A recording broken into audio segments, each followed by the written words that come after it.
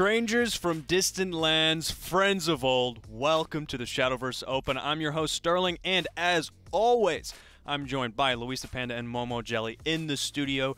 You guys, this is the last Shadowverse Open of the year. We have finally made it to the Shadowverse postseason. Been wanting to say that all day long. It's been a good, long year, and a lot has changed since the Contenders Cup. What's going on? What's up? Well, there's been nerfs, there's been last week's cup. I think people have had different ideas about the meta kind of like shaping up as we come in to today. So it's nice to see like what people have brought and how it's different from last week and how it's way different from last month. Well, Stormhaven's still on top, so it's not that different. I miss being here at Caston. I really enjoy doing this with you guys, so it's nice to be back. In the world of Shadowverse, Dragon is now being like one of the top decks. As a Dragon player, I really enjoy that, so I'm looking forward to seeing the Dragon, you know, how it's going to perform today. Oh, you said you really like being here with me. Aw. I do, I enjoy it. Touches my heart. All right, well, the November Cups, the two November Cups are the first two tournaments that we've done that are all region inclusive for Pan America, Europe, and SVO. And time zones are a thing, so hats, a big thank you to our SVO players. I believe many of them are playing. The tournaments for them is starting at midnight or 1 a.m., give or take a few hours. So they're the real troopers here, man. Yeah, it's rough for them to play at that time zone, but it's also cool that we get to see the players that normally don't get to play each other interact and have face-off exciting battles, so it's pretty cool. Yeah, of course. And let's take a look at the bracket to see exactly which players from all three regions have made it to the top 8. We have Essia, a familiar face, joining us once again. Shinked, Glow, Jafet, Din, Ultra Sutera, Dolan, and ARZ21. A lot of familiar faces from across all of the regions are all represented here. I love this. Yeah, I'm looking forward to the Den Ultra Terra match. They're two players that I really enjoy. They're personally, like, I consider them friends and great people, so it's going to be an exciting battle. Yeah, Ultra Sutera coming second, I believe, in the SVO Contenders Cup. He showed and popularized a Feather Rush for we can talk about that a lot more later on, Yeah, so that'll be a fun thing to hit on later. Yeah, pretty crazy stuff. And of course, the normal cash prizing for an SVO tournament is available up for grabs today, but there is a special additional prize. We have this beautiful monogrammed poster, I suppose, that's been signed by the Japanese voice actress of Mono. And the winner will be taking this bad boy home. I'll just leave that right there. It's much more fragile than I thought it was going to be. It's beautiful. Yeah. Absolutely one of a kind. Very beautiful. And I'm just gonna leave that right there for the players. Do we know what that message says? There's like a whole like message. I don't know what it says. Oh. I don't know what it says. That's a mystery that has yet to be solved. Maybe it's the Mono voice line. Like what she says. Oh yeah. Could be. That'd be pretty fun. Anyway, let's take a look at a video that the Jor dude put together detailing the bios of the 7 World Grand Prix competitors that have qualified throughout the year of 2019. Hey guys, the Jordan here, and today I'm going to be introducing the World Grand Prix players that qualified through the Shadowverse Open. These players will be competing against 17 other qualified players in Tokyo, Japan from December 25th to December 27th for that $1 million grand prize. Let's start off with the SEAO region. First off, we have Yahiko from Team Twilight Knights. He was the #1 point earner in the region, racking up 65 points, which gave him a direct invite to the World Grand Prix. Gaining him 65 points, Yahiko got 3 top 8s in the Shadowverse Open Cups, including a 2nd place in April and a 1st place in July. Whenever Yahiko was not top 8ing, he was consistently getting 5 or 6 points every month. I think there's a really strong argument to say that Yahiko is the best player in Southeast Asia Oceania. Next up, we have Bene from Team Dawnbreakers. He was the #5 point earner at 51 points. Bene got 1 top 8, which was his 1st place finish in February. With his 51 points, Bene was qualified for the SEAO Contenders Cup. At the Contenders Cup, Bene took down a series of very strong opponents, which gave him the ticket to the World Grand Prix. And that means that after all that, Bene has won the SEAO Shadowverse Open Contenders Cup. Moving on to the Pan Americas region, we have Noir from Team Temple Storm. He was the #1 point earners in the region at 67 points. Unlike Yahiko, who won a Contenders Cup, Noir did not get a first place finish. However, he got 5 top 8s, and more notably, he got a second place in February and a second place in July. The couple months that Noir did not get a top 8 finish, he still got 5 or 6 points, racking him up to the first place point earner. Qualifying to World Grand Prix, I see that as just part of my journey. Now I just have to do well against the best players in the world. Next up, we have Vetu from Team Disastra. He was the second point earner in the region at 66 points, 1 point under Noir. It is to note that the PAM region was the only region that was given an extra seat to the second highest point earner in the season. Vetu was actually tied with Lumi in points, but due to tiebreakers, Vetu was determined to be the one that gets to be second place. Vetu boasts 3 top 8s, gaining a first place in April and a first place in June. Every other month that he did not top 8, he got 5 points. Vetu's consistency throughout the season rewarded him with his seat to the World Grand Prix. That was I am pretty exciting. completely speechless. Yeah. Wrapping up the PAM Americas, we got Azure Cloud. He was the 8th points earner in the region at 47 points. Azure Cloud got 3 top 8s and consistently did well throughout the season, getting him into the Contenders Cup, which he eventually took home. Although Azure Cloud hasn't had any flashy performances like Noir or Vetu, definitely keep your eye on him because he could definitely be the dark horse of the PAM region. Excellent display of skill from Azure Cloud. He is your champion. There it Going is. to Worlds to represent Pan America. Finally, moving on to the Euro region, we have Himarli from Team Disastra. Himarli is the #1 point earner in the region with 69 points, most points out of all the regions actually, and this earned him his spot at the World Grand Prix. Himarli boasts 6 top 8s, 3 of them being first place finishes, 1 in June, 1 in August, and 1 in September. Himarli is an absolute monster in the European region, so definitely keep a lookout for him in the World Grand Prix. Mari, you're a god, my friend. That was absolutely bonkers. Last but not least, we have Payne. Payne was the #8 point earner in the Euro region at 44 points. He got those points by consistently grinding out every month, and he also had 2 top 8 finishes. Payne ended up taking home the Contenders Cup after defeating some very prominent European players. Will Payne be the one that takes home that $1 million grand prize at the World Grand Prix? Payne, excellent work all the way through. So there you have it, the 7 players from the Shadowverse Open that will be competing in the World Grand Prix. Who will you be rooting for to win it all this year? There is so much talent that our 3 regions have cultivated over the years. I think this is the best chance that we've had yet to take the first place at the World Grand Prix. Yeah, I really hope we do. Very excited. I like seeing the story of the players. The entire year they fought for that chance, and now they can play for the $1 million. Can they go all the way in the World Championship later on this year?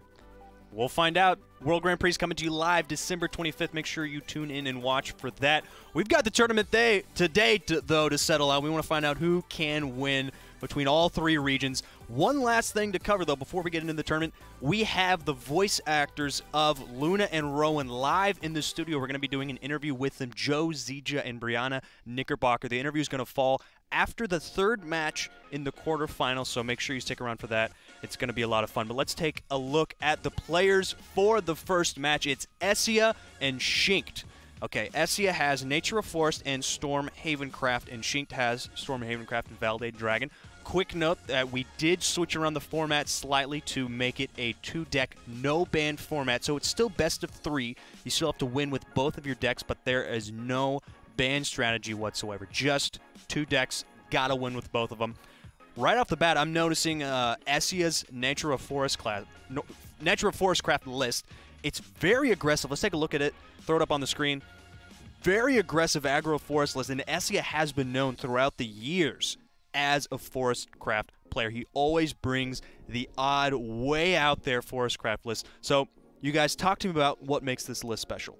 Well, I think one thing to note is there's the aggressive options in Lilia and Lena and Lena, and I think another thing to point out is the format. So yesterday was closed list, and so you might know at the beginning of the set, if you like follow SEO on Twitter, he was a really big Roach player. He was talking about Roach a lot, so you might like go into him in yesterday's bracket and be like, he's definitely playing Roach, and start like having the mindset of playing against Roach, which is a very different mindset than playing against Natura Forest. And then once you realize that it's Natura Forest, you see a May, you see Whispering Elf or Blossom Spirit, and then you start like getting into the, okay, I need to play a different game plan against Natura Forest, and then all of a sudden it's more aggressive, and you have to switch that that line again. Yeah, even from the Natura Forest, it's a different build. He's not playing things like Latica, which is like a staple Natura Forest, playing like the Lily, Lina Lena. Yeah. So a more aggressive approach. I'd like to see if it pays off for him. Yeah. I mean, it got him here so far, right? It got him 7-0 in day one, and that's a really good point you brought up, Momo, about people probably expecting him to bring Roach, but actually kind of flipping the curveball and bringing something that people didn't really expect, bringing his own flavor in an aggro Nature of Forest Craft list. Yeah. But let's talk about Valdane Dragon from Shink. Valdane Dragon is a deck that in the Contenders Cup, a couple people brought it, but it didn't have an insane showing. It won maybe 1 or 2 games, but it didn't really outperform some of the other decks that we saw, namely Shadowcraft. And today, nobody has brought Shadowcraft into the top 8. So why are so many players deciding to bring Dragoncraft now? I think it's a direct effect of the format we have with only 2 decks. And, you know, the Stormhaven was nerfed, but it's still super strong. So the Roach didn't take over like people expected. And now Dragon has a chance to shine. And we see the new build, you know, similar to the Contenders Cup build, but a bit different. And Dragon is just really, really strong right now. Yeah, I think the list has also become more refined since last month. I think the focus at the beginning of the set was all on Stormhaven, on Roach, maybe on Shadow last month. And now that we've had more time with Dragon, the list is kind of further refined. There's Dragon Chef, there's Ian, there's these different options that we didn't see at the Contenders Cup. It's interesting. And also Haven, yeah, like you said, Havencraft took a bit of a nerf, took a bit of an adjustment down. And now, obviously, Stormhavencraft is still really strong, but it was City of Gold that got hit, not some of the other cards. But it was just one more mechanic, one more tool that Havencraft lost to deal with these decks, and Valdane Dragon has risen to the surface. Yeah. Yeah, Valdane Dragon has tools, defensive tools to, you know, maintain the life against the Stormhaven. You have the Dragon Chef, which is really good. You have the Ian, which is played a lot for the Drain. Yeah. There's the Respites. Like, you can sustain your life and always have that consistent Valdane damage, which is just consistent, right? Like, it's always going to be there. You eventually get 20 damage. Yeah.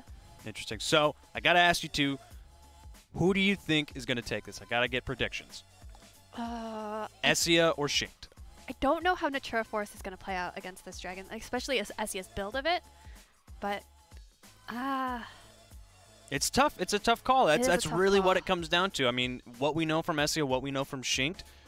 I mean, Essia, they've both been around for a very long time. And they play together, like, both in Disastra, kind of. So that's true. I will say, like Momo was saying, Essia, he's known for being the Roach player. So if the Roach player chooses to not play Roach and play Natura Forest, he must have a very good reason to do so. And I'd like to see him do well with it. I'm kind of leaning that way as well. I think Essia probably has the edge. He's proven himself time and time again to be an expert Forestcraft player.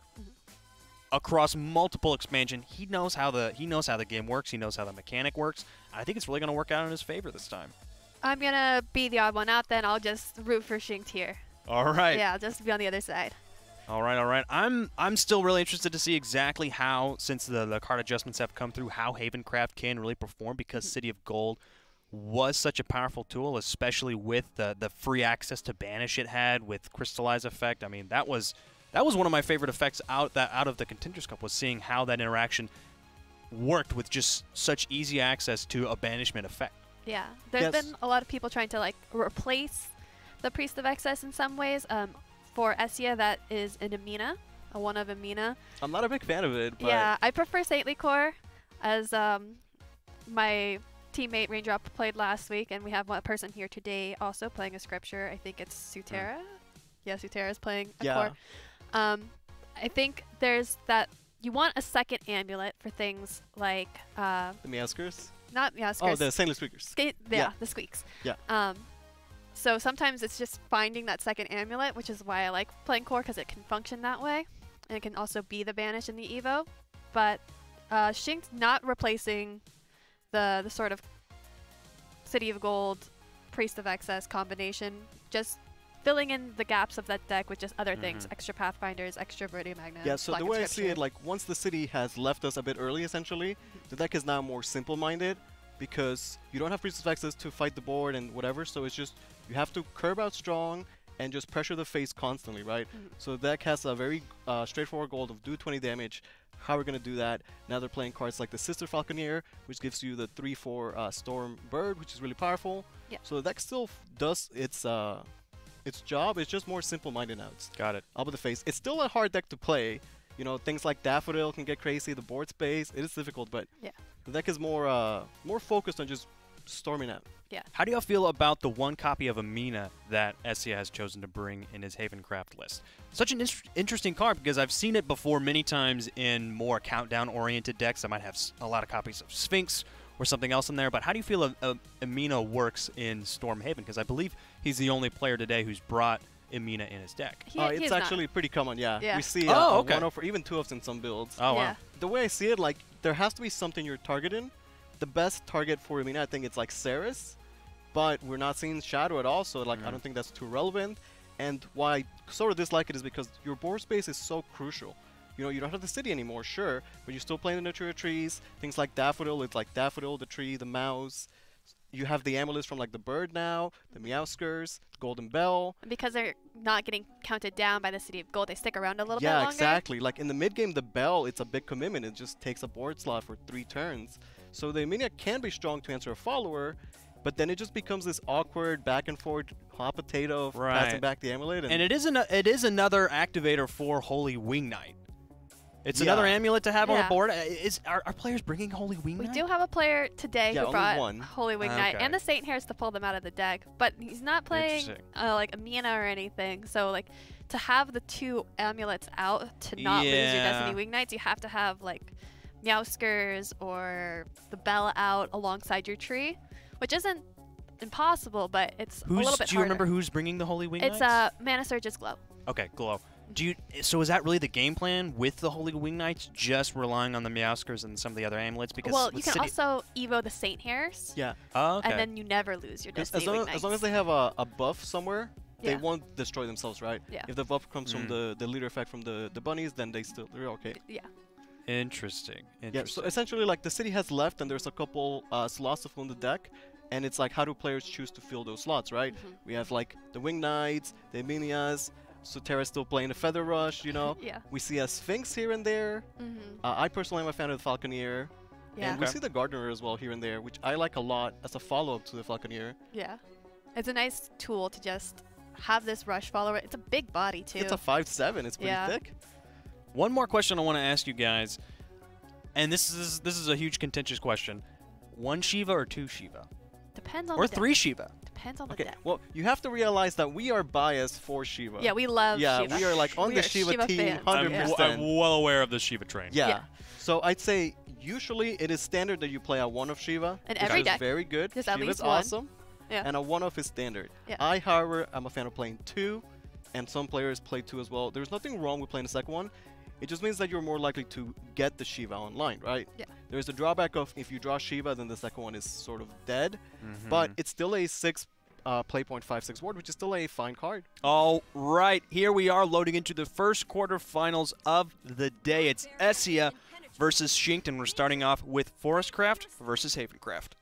Yeah, so Shinked has essentially what is the standard lineup that we'll see, right? The Stormhaven and the Baldane Dragon. Our 2 most popular decks of the day. So you could say they're the strongest decks, more or less, right? And Essia has the more board-based, more aggressive Natura Forest. We'll see how that pays off. I like to see his tech choices, like the Little Lena we see here. You know, I'd like to see him full mullet, though. Like, I don't think that's your starting hand. Right, like the Lina Lena has to just be a tool to close the game out, right? Unless you play May on 1. Do you play May on 1? I don't think so, right? Yeah. Maybe if you're going first and you want to be aggressive, because, I don't know, yeah, full mull. There it is. Like, in my experience playing Natura Forest, May is a fantastic card, but once you have drawn a May, you lose that invocation, right? Yeah. Like, the idea is that in the mid-game, you should be able to invocate the May, and it becomes a free resource you gain. By having it in hand early, you kind of lose that, right? Yeah. Which is also why I'm not a fan of triple May, and we believe we see most players play 2, which I think is the correct number. Aren't they playing triple May today? I think the normal is 2, right? I'm not I could certain. be, I mean, yeah. I think they're playing triple Maze today. Okay, maybe they're playing triple May, yeah. And our 2 Natura Forest decks, but... Okay, so the early game's going to be, you know, he wants to get on the board. Like, Respite is not strong tempo play, going with the Treant instead. Remember, he doesn't have things like Laudica, right? So... Yeah. Now that Stormhaven does not invoke City of Gold on turn 2, we see the 2/2s on 2 back again. Yeah, even though in the Contenders Cup, we often saw players choose to play a 2 instead of getting the city, right? Yeah. It depended on like what your turn 3 was looking like, whether or not you played it. Yeah, sometimes you could like wait and then get like city value with the Punisher, for example. But like you were saying, now there is no city, so you have to play a card in turn 2. And the Squeakers loses a lot of value since he's not going to have Storm as often anymore, as we were talking about. Yeah. So I think when you have the option of like, hey, I can play 2 2-drops, it could be the Punisher or the Squeaker. You know, the Punisher is easy to get its value later on. So I like Shank going with the Squeakers here. Yeah, for sure. And also putting that tree into hand, just having... Yeah, like having the tree in hand is great. Daffodil will be an option on turn 4. Players generally want to save Daffodil for turn 7, but a lot of times, you know... I like a turn 4 Daffodil. Turn 4 Daffodil could put in so much work, yeah. Yeah, it's still an annoying card to deal with that 1/1 ward. Yeah, I'm also get to your interested to see how we'll see the Bell usage, because as we were talking about, without the city, the Bell is still fantastic. It's just really, really slow, right? Yeah. You don't want to like clog up too much board space with it. You need to know when to use it. Yeah, so Ashley has a lot of options here. He could play Confectioneer to get the card draw, but that would be a low tempo play. So he chooses to take the Forest Beauty to get a 2/3 and get the early face damage with the 2/2. And I think this is consistent with his strategy of being more aggressive, right? Like a valid play would have been to trade the 2/2 and then play Confectioneer, but that would just be slow, right? So I like him taking the aggression. He's going first anyway. Get that chip damage in there. And then, you know, he has the tools in the late game with the Omnis, the Lena, Miracle of Love. Like, the deck has the Storm options. How important is it to remove this beauty right now? Do you commit your second Squeaks and like trade both in? That feels bad, but at least you get rid of it. Or do you like roll a 50-50 on the Featherfoot Punisher? Yeah, so like I'm a fan of playing the Bell early, because the earlier you play the Bell, the earlier it'll be gone, right? Yeah. That said, though, you know, having the Bell can give him like a better Kel later on. There's the famous Kel Bell combo. And, you know, trading 2 2-drops against the 2/3 doesn't feel great. So I like the idea of taking the 50-50. Yeah, we'll see if he gets it. And he does not. So he just holds the trade. Yeah, that hurts him a lot because he takes an extra whole, you know, 2 damage next turn. Although, you know, the Punisher is a priority target that you generally want to answer. Yeah. So I wouldn't be surprised to see Yasha trade against it, right? Yeah. I wouldn't be surprised if we see like double value trade here. But with the Beauty trading in to either of these 2/2s, at least Daffodil can clean up next turn. Right. So it's going to go with the Confectioneer, which, you know, is still a low tempo play here. But that's because the Irene is just so much powerful in the mid game when you commit an Evo to it, right? Irene is just one of the best cards for Nature Forest. It's amazing because you can get a free one in the late game, but in the mid game, you commit the Evo point and it clears 2 followers and survives a 4/4 ward, right? Yeah. And also has the play leftover to at least establish the tree. Yeah. And keep in mind, there's no Latica, right? So, I mean, he still has cards like Blossoms and the Avatar that won the tree on the board, though. So Shinkt here with the turn 4, he hits the Evo. The Daffodil actually not being able to clean up here because you don't have that extra play point to get out the Muse Knight before making the trades. It's a bit awkward because the Daffodil gives you a play point back on you Evo Strike. Yeah. So, is it still the play? Because what is the alternative? You could Featherfolk Punisher roll a 50-50 again. Again? I mean, he already lost one, so... But maybe... Maybe he's due to, you know, win this one, right? Yeah. He did pick up an Agnes, which is good for him to start discounting. Agnes is how the Haven deck gets its, like, surprise burst. He has the Agnes and the Cravens already, so... As a Haven deck, I always like to think that you're thinking of the damage. Like, okay, my opponent's a 19, how do I do 19, right? Yeah. But obviously, right now, he has to answer the board. And, you know, not having, like, a Kel here for an easy cleanup is gonna force them to make some sort of awkward play. Yeah. Whether it's rolling the dice on the 50-50 and then evoing over the 1/2, it's not gonna be... Yeah, I mean, I still kind of like the Daffodil play. Like, yeah, the Mouse Knight does not get a favorable trade. So that means he can just go face for 1. Yeah. And Daffodil survives, and it's a follower that must be answered, right? True enough. It's gonna go with the Bell. Saving Daffodil for later. He gets Storm on the Squeakers this time. So he can take the trade and, I guess, cycle the tree. Save the tree. Oh, cycling the tree. I like cycling it because he has the play point available, and he has the Aether in hand anyway, right? Yeah. I think if you don't have the extra tree, then you can hold it. But because he had it, it's better to not waste the play point, right? Yeah, it makes sense. Right, so he doesn't fully clear, but he gets to draw some cards and gets to establish the Bell, which means he will proc sooner. he didn't have a Kel in hand anyway to save the Bell Force, so I do like that play. I'd like to see a Blossom Spirit probably. Blossom Spirit is really, really good. He's I a think good as card. Esha, do you make the read that like, hey, my board was wide and I didn't get Kelled, right? So maybe he's like, hey, my opponent doesn't have Kel. I can now commit the Blossom, get a wide board, and use that to push the face damage. But maybe SD is like, what if he was holding Kel? What if, like, as Shin, you know that that the Force wants to go wide. This isn't the most Kel value. Maybe he was making these awkward plays to hold Kel. I think based on the play, you can make a read that Kel, because like his play was awkward and Kel would have been so clean, right? But you can always save Kel for a better Bigger clear, right? Yeah. So it's one of the most interesting things when you play against a card as powerful as Kel, how much players choose to respect it, right? Because if your deck naturally wants to go wide anyway, you can't just sit in fear of Kel and never go wide because your deck wants to do that anyway, right? But you don't want to put yourself in a situation where you go wide and then you get Kel and you lose the game, right? Yeah. So it's up to the player to find that balance. He's going to play the Blossom, Evo the Princess to get a Fairy and a Wisp, and he generates a 2/2 Fairy at the end of the turn. So he does go pretty wide there. And even if Kel was the answer here, he would have to have like a second Bell or something to get the full clean clear. Right. Otherwise, he'd have to choose between trading into the 4/4 or the 1/3. But there's no Kel, so this And is he already all had me. seen 2 bells, Yeah. so I like Esha going for that play then, right? Yeah. Now, he didn't Evo the face to get the extra damage right away. By even the Princess, he instead gets more resources for later. And with the Wisp in hand, he can very easily either try and proc the Irene or invocate the May. So it opens up his hand for a lot more possibilities, right? Fairy Wisps are so useful and so nice. Yeah. I like them a lot. I mean, they're really, really good, right? Yeah.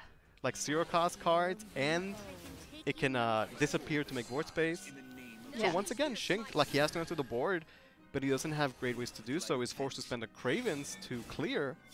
And like, you know, Cravens can be used to push damage and clear the board, which is why it's so strong. And yet when you play against Natura Haven, I think you're always happy to see their Cravens go on your followers, because that means it's not going to go on your face. Yeah.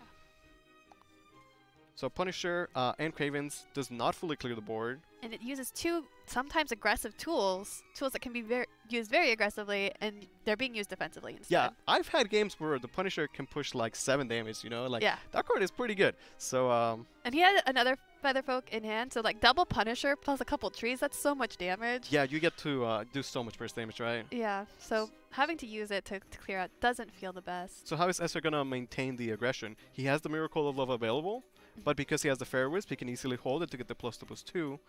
As early as turn 7, we could see like a Fairy Wisp, Fairy Miracle. With an Evo, the Beast can push 7 face damage. That's so much, right? Yeah. He's going to commit the Fairy Wisp right now to Guidance it. Okay, All right.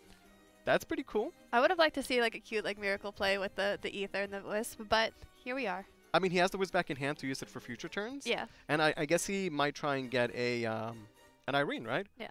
Because he gets to Respite, play the tree, then Irene is procced. And Irene clears the board and survives, and it's a follow that has to get answered, because if you ever let the Irene survive, she can go face for 8 damage. Yeah. Not going with Okay, Irene. not going with the Irene. Is going to use the May to clear. I think as just holding on to his resource, knowing that Irene can clear better things Yeah. than just a single follower. And at this point, it is clear that there is no kill for Shinked. You know, the previous turn we were like, oh, maybe he's making the read or not. At this point, he's like, yeah, there is no kill, right? Yeah. So he's going to continue to go wide, because there just has not been great answers for his board. And even though he's not getting explosive damage right now, he's getting little chip damage. Like I said, he has a miracle for that 7 burst in the future if he so chooses. Is this a Shiva turn, or is this another Featherfolk? It's kind of awkward, right? Yeah. Because do you play the Featherfolk to try and get a snipe on the 3-1? Because he already lost the 50-50, right? So You can make it a 1 out of 3. you can by trading first, right? Yeah. The concern about Shiva is that Shiva is good now, but it is not clearing the board. But if you don't play Shiva this turn, is he going to survive to ever get the heal again, right? Yeah. So I think Shiva's a really powerful card, but it does have its drawbacks, right? Needing to play it on specific turns to get the effect that you want. Yeah, like sometimes you can just play Shiva on turn 8 and get the 4 phase damage, and it's amazing. But sometimes you need that heal, and you need to answer the board on turn 6, like we see for Shinked here. It becomes a bit problematic. Yeah. His Bell is going to proc next turn to give him a lot more options. So maybe he can finally get the Kel there. Is going to choose to use the Shiva. That's going to give him a big ward and put him back to 17 life, which is pretty solid. I'm not sure if Shiva was the choice because he decided that was the best option. Or because he was running out of time, yeah, right? he's like, I'm out of time. If I'm going to do the Featherfolk, I don't have time to see what I draw and play after that, so. Yeah, I think we've all been there before where like you have a play and you're thinking of like, okay, I'm going to, you know, carry the one over here, multiply, and then you're like, oh, the circle, no, I have to just do the simple play, right? Yeah. Okay, so, you know, Shiva is a 7/6, well-statted follower. It has to be answered. Is this the Irene? I think he wants to hold the Evo for the Miracle, right? Like, SVO also has to think in terms of damage. How is he doing the 17 damage? Because he's had really good board, but, you know, that hasn't transitioned into a lot of damage. Granted, because of the Shiva heal, right? But in the bells. Yeah, I think I want it to be the Irene. I think I want him to use these double respites and then just hold the trees. Oh, no, he's drawing. Well, he could cycle the... oh, picks up a Lily. Does that change anything? Because Lily, when you have 3 followers on the board... Oh, you need 4 cards played for Irene. That's yeah. Right. I was making her Miracle of Love. Like, he could sacrifice the Wisp to try and get more cards played the turn. But it becomes kind of awkward, right? Ooh, Lily for damage? I kind of like the Lily, yeah. There was a nice board for it.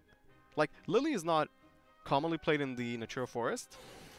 But it's just making it work right now. He's getting +1/+1 on all the followers. By evoing the Lily, she gets the stats, and then another follower gets +2/+2, I believe, right? Yeah. Now, he still has to deal enough damage to the Shiva, though. Perhaps we'll see a Mei again. Yeah? Gets another Mei out of the deck. He's run out of time, though. Is he going to miss 10 damage? No way. No way. Okay, face. He misses 4 damage. That's a big deal. Yeah, that's a lot to miss. I think he had the correct play. You can see he's not happy with it. At least he got the 6, right? Because if he missed 10, that would have been terrible. But Invocation animation taking so long. You know, that's the thing with Shadowverse is that you have to keep in mind the animations, right? As an experienced player, like, you know, when you invocate, like, it takes a certain amount of time. The Evo takes time, so... He needed to play that Lily just a hair faster, make that Evo trade just a little bit faster. Yeah, I feel like we've seen this so much recently, especially in the Contenders Cup. Players just, like, you know, they get nervous. They're thinking of the absolute best play, but you only have so much time for every single turn in Shadowverse, right? So, is it Daffodil? Of course it's Daffodil. Yeah, I mean, it is turn 7. He did not pick up the Kel from the bell, like I was saying. And he does lose a tree. Yeah, see, that's part of what makes Daffodil a hard card to play, is that you're going to burn cards. Okay, Daffodil not trading into the 6/3. I thought that might have been a situation where it might have been, but no, just going with Featherfolk. Okay, he's going for another snipe. Okay, he gets it this time. Works out for him. I think he needs a snipe on the Avatar of Fruition so he can make the trade. Yeah, because you want the that Avatar out of the board. That's you cannot risk taking 6 damage to the face, right? So that wasn't quite the snipe he needed. He needed a snipe on this Avatar. On the Avatar? Yeah. Okay, playing another tree. Let's see where it goes. Misses. Does not hit the Avatar. And it stays around. Okay, that is super scary for Shinkt. Missing all of his Punisher. Yeah, snipes. But you know, Esha missed 4 damage last turn, right? Imagine if Shinkt was at 7 life. Okay. The game would be over. Is the game over anyway? There is the Miracle available, but he has to clear the Miasma Knight is still it's a 3/2 ward. It actually, the Shiva buff is very relevant because, you know, it means that Avatar can't just trade and survive.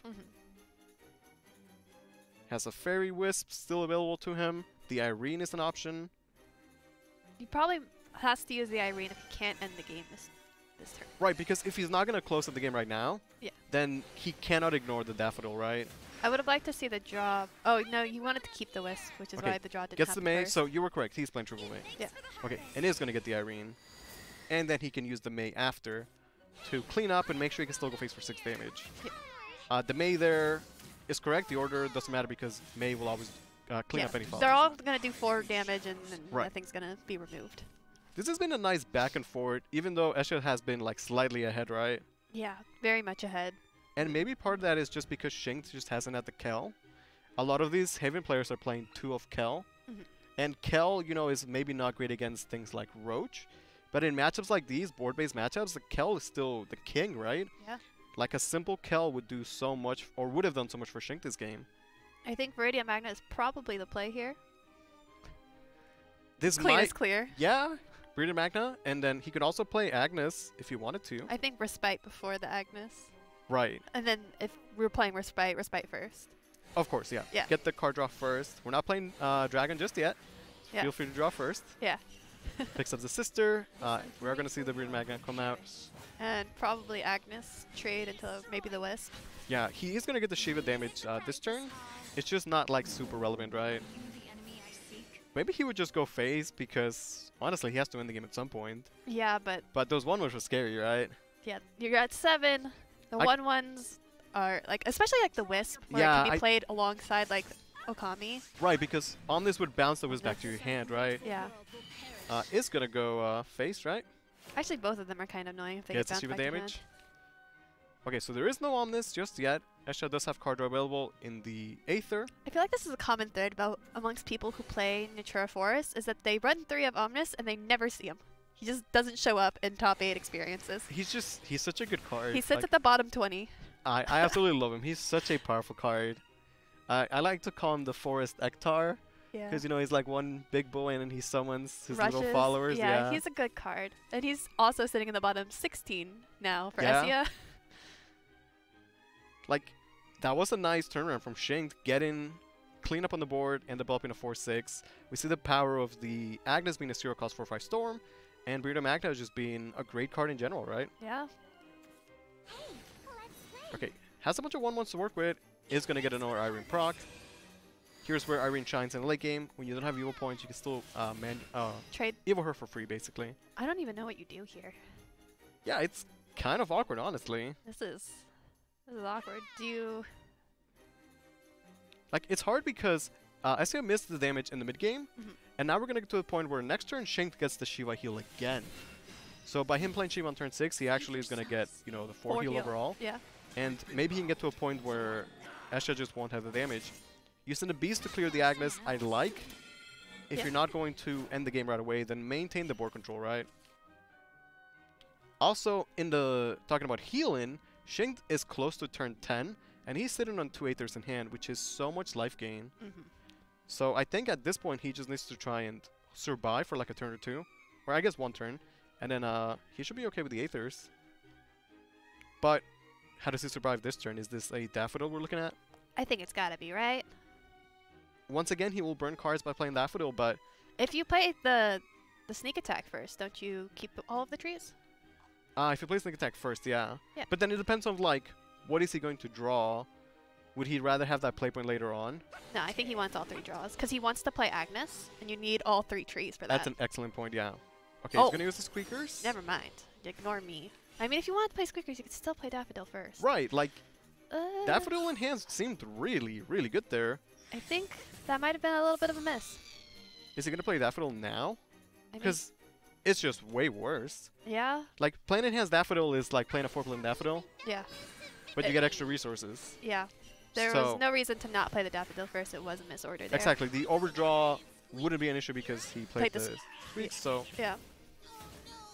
he gets a less playpoints to work with, essentially. And that's a huge difference because... It's the difference between his Agnes coming out. Right. That's another follow that could have been cleared. He does get the Shiva heal, goes to 7. Does Esha have lethal? He has card draw and Aether. He has Miracle for 5 burst damage. Okay, gonna see if he can draw lethal somehow. Okami. Okami pushes 4, not quite. Not quite there. But it's still pretty good. Gonna It's go with the Miracle Miracle. instead. Miracle is lethal, so. Oh yeah, he does. He just needed the board space for the Miracle, right? Yeah. Finds enough damage. Esha takes game number 1. That was a nice back and forth, but I still think the tell of that game was Shing not having the Kel. Without having the Kel to stabilize against the early aggression, he was always playing from behind, always trying to just catch up and stay alive. And Esha got to dictate the pace of the game. So, did Natura Forest pretty well. Yeah. I don't want to reminisce on that, like, turn, that enhanced Daffodil too much, but with the 3 trees all being played, you could have gotten the Agnes out, could have traded on one of the 1-1s Even clearing an with the extra 1-1 would make a difference, right? And you'd have a ward. If you did, like, triple tree, you have your 3-3 ward, and then you play Agnes, Agnes trade. And if he survives that turn, then the following turn, he gets to play double Aether for the heals, and maybe just take over the game, right? Yeah. We also saw Esha have that turn, though, where he missed, like, 4 damage, so... Yeah. You know, it's still maybe with a nerfs on both sides. I think great play overall. A couple mistakes that can be easily fixed though. And into a mirror. Yeah. So, you know, we saw this a lot in the Contenders Cup, right? Yeah. Haven was the strongest deck, and maybe Haven is still the strongest deck, honestly. It is quite powerful. And Yeah. it's a lot of fun to play, I think. I like, yeah, I've been playing it a bit. I It's like pretty hitting fun. face, so I mean, you would like it, it's yeah. up my alley. It's just really powerful, you know? Yeah. I think it's a deck that also is a bit complicated. If you guys have only played against it and you're like, oh man, Stormhaven is just storming me down, when you try for yourself, there's a lot of intricate and complicated plays, like we already saw in the last game. We see SVO with the turn 1 Bell, which is huge. It comes at no cost to him because he didn't have to decide between a Miascus or a Bell. And it just means he's going to have, you know, more cards available in the mid-game. Repent. See, Punisher. But Punisher just being a 2/2 here, just... Yeah, like the Punisher is not getting any value and he just went face. But And sometimes that means, all I you mean, need's a fighter. right, yeah. Sometimes you just need a 2-11 2-2, right? Yep. SVO takes the trade. It's not going to take the free trade over the 1-2. Getting the squeaks value, though, with the turn 1 belt. Okay, so it's going to take the trade here. Yeah, the thing about the Bell is that Bell enables the Squeakers, right? Without the city, the Squeakers is just not as... It doesn't get stormed as often, right? So it's nice that it can sometimes. We see Sister come out on turn 4 for Shanked. I absolutely love the Sister Falconeer. It's like... The Bird Amulet is worth about 3 play points, right? So you get a 2/2, which is worth 2, and then you get a 3-play amulet, right? Yeah. So it's just great. Yeah. And the amulet is one that you don't have access to normally anyway, and it gives you a Storm Follower, which you deck once, and one that can be evoed to survive a Cravens. Yeah. So just a great card in general. And as you mentioned, I think earlier, it works great with the one of Featherfolk Gardeners that Yeah, typically it's play. really, really good with Featherfolk. Gardener. Yeah, I don't believe that Shink is playing the Gardener, but even in the builds without Gardener, the Sister's still great. We see Daffodil, you know, great on turn 7, but sometimes just really good on turn 4 anyway. I think in this matchup specifically, the player with the most Agnes will have access to more burst damage, and both players are trying to like just race each other, right? We see Escha's hands, he has 2 Agnes. I'd like to see if the Emina can put in work this game or not, because Yeah. I don't know if she's going to have any great targets, honestly. We'll see. Maybe if Viridia Magna comes down Yeah, that might be On- the best, right? on 3 trees. Or maybe like a really big Shiva or something.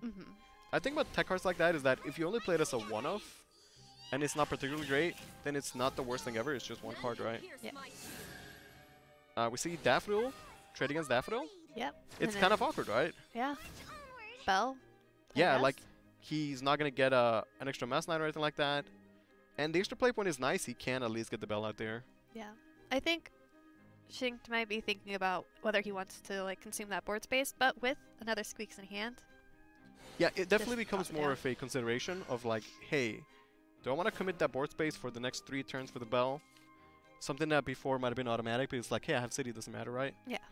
One less turn. Yeah, it is going to enable the Squeakers like you were saying, and he does get the 3/4 Storm next turn. Ashley has a chance. He could play his own Sister if he wanted to. Maybe a bit awkward since he has 5 play points. Yeah, he might like play a tree first, see what he gets. Yeah, I like the idea of drawing cards and discounting the Agnes. Yeah. Because eventually you get to a point where the Agnes just costs 0 play points, and when you draw cards, you're going to eventually draw to the Cravens. He has 2 Evos, so we could be looking at like a double Agnes, Cravens Evo, and that's like 14 damage, right? Yeah. Agnes with Cravings is so much. Yeah, she's super powerful. For Like, sure. That's why the deck functions, right? Because you have that Storm to close the game out. Access to just 8 damage burst. Yeah, and it's kind of like the Rune factor, where it's like when you play against a Stormhaven, sometimes they run out of play points, and you're like, oh, that's it?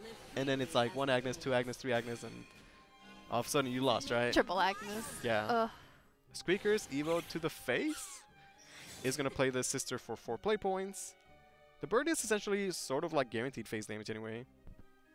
Has the extra play point, is going to hold it, not going to spend it on the tree. Although he doesn't have a like a Daffodil in hand or anything.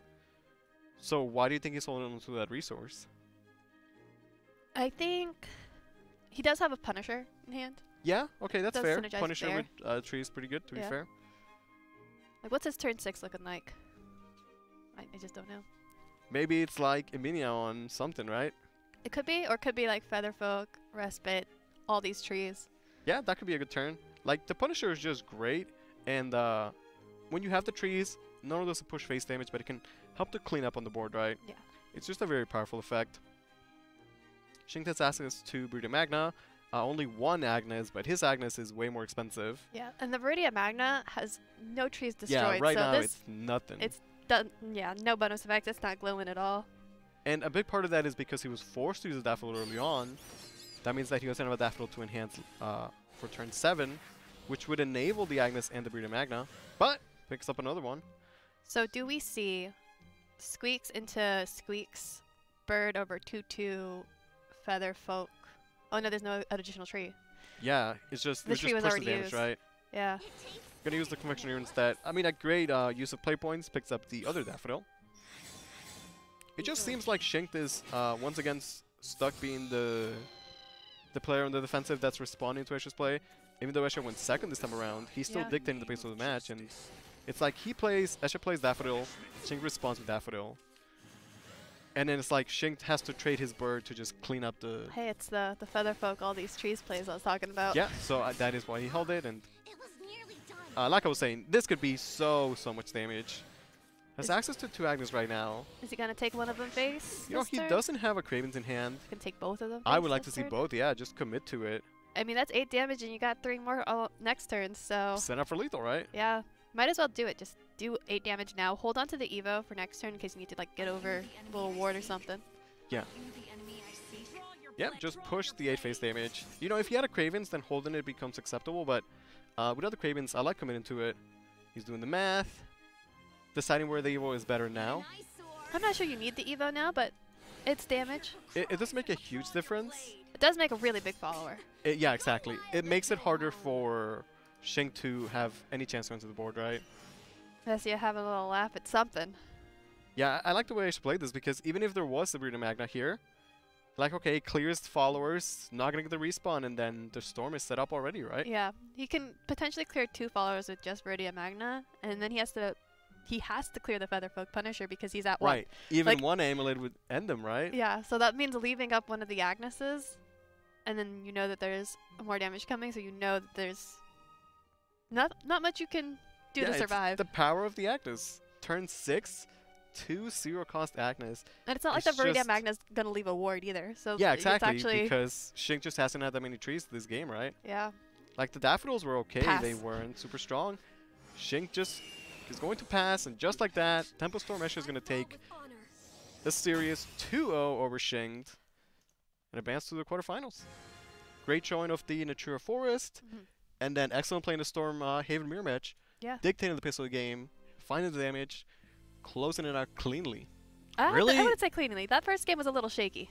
It felt a little shaky, but it was very convincing for me to see Essia play that forest deck because of how commanding the victory was. He was making solid tempo plays, had a little trouble finding the Okame, but eventually it did come through. Didn't even need it. But he even kind of second-guessed himself on some turns in the forest matchup and missed out on 4 damage on one turn and still came away with the win. The deck was all about putting on the pressure, creating tempo, and he did it really well.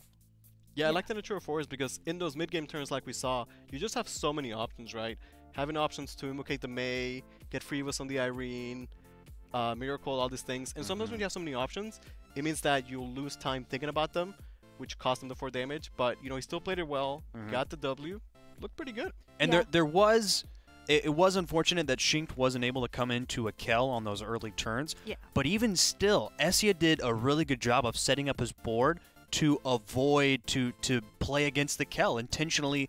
There were some turns where he went around the Kel, Right. but there were some where the Kel would have wiped out the whole Yes. thing. Yes, Yeah, yes, I think yes. it started with like, he might have the Kel or he might not. And once he realized that there was no Kel, he's like, okay, I'm going all in. There is Here's no this Kel, board. and Yeah. the board's just not getting answered. All right. Well, that's Essia moving on to the semifinals. Shink, thank you so much for showing up and playing. It was a pleasure having you on the show. Let's take a look at the players for our next match. It is Mana Surge's Glow and Jafet, who both have Stormhaven Craft and Valdane Dragon. We did not get to see Valdane Dragon in the last match. I'm really excited to see how the players pilot the decks. Of course, Stormhaven being so dominant. What stands out to you about this match, about these players' deck lists? So I like the Dragon Chef, and it doesn't stand out as like a wacky pick because it's pretty standard. Yeah. I just love the Dragon Chef. He's like a dragon and he's a chef, and he's cooking and he's healing. He's just a great card. He's a cute little guy, yeah. Yeah, like it's cool that Dragon is getting all these dinosaurs. And then a chef. Well, he's a dinosaur and a chef, right? He's a dragon and a chef. Yeah. What He's not a do you dinosaur. think? What do you think he cooks? We were talking about yeah. this. Like, Momo what is- has a good answer. Carrot and friends. The extreme carrot and all his friends. He cooks them? Yeah, for sure. This is getting NSFW here, man. This is wow. Let's take a look at some deck lists. Cooking Carrot and his friends. Oh my gosh. All right, here we are. Storm Havencraft list. We saw how this deck can perform so incredibly well and why it's so consistent in our last match. Glow's only choosing to bring 1 copy of Shiva, 2 copies of Viridia Magna. What makes this list unique aside from that? The Destiny Wing Knights. Yeah. He's got triple Destiny Wing Knights and a Saint Hairs, and he's got to either evo that Saint Hairs or like luck out with 2 amulets on board for these Destiny Wing Knights to stick around. But sometimes Destiny Wing Knight just as like an evoed follower can be super useful. Just like a 1 play point like 4/4 rush. Sometimes it's very useful. Yeah, it's It gonna let can, him. it can also get buffed with Shiva as well. Yeah, it can. It can. Like If you have Shiva active and you play the Saint Hairs, like Turn- what yeah. is it? Turn 7? Yeah, turn 7. Yeah. Turn 7 Destiny Wing Knights. Yeah, like Nice.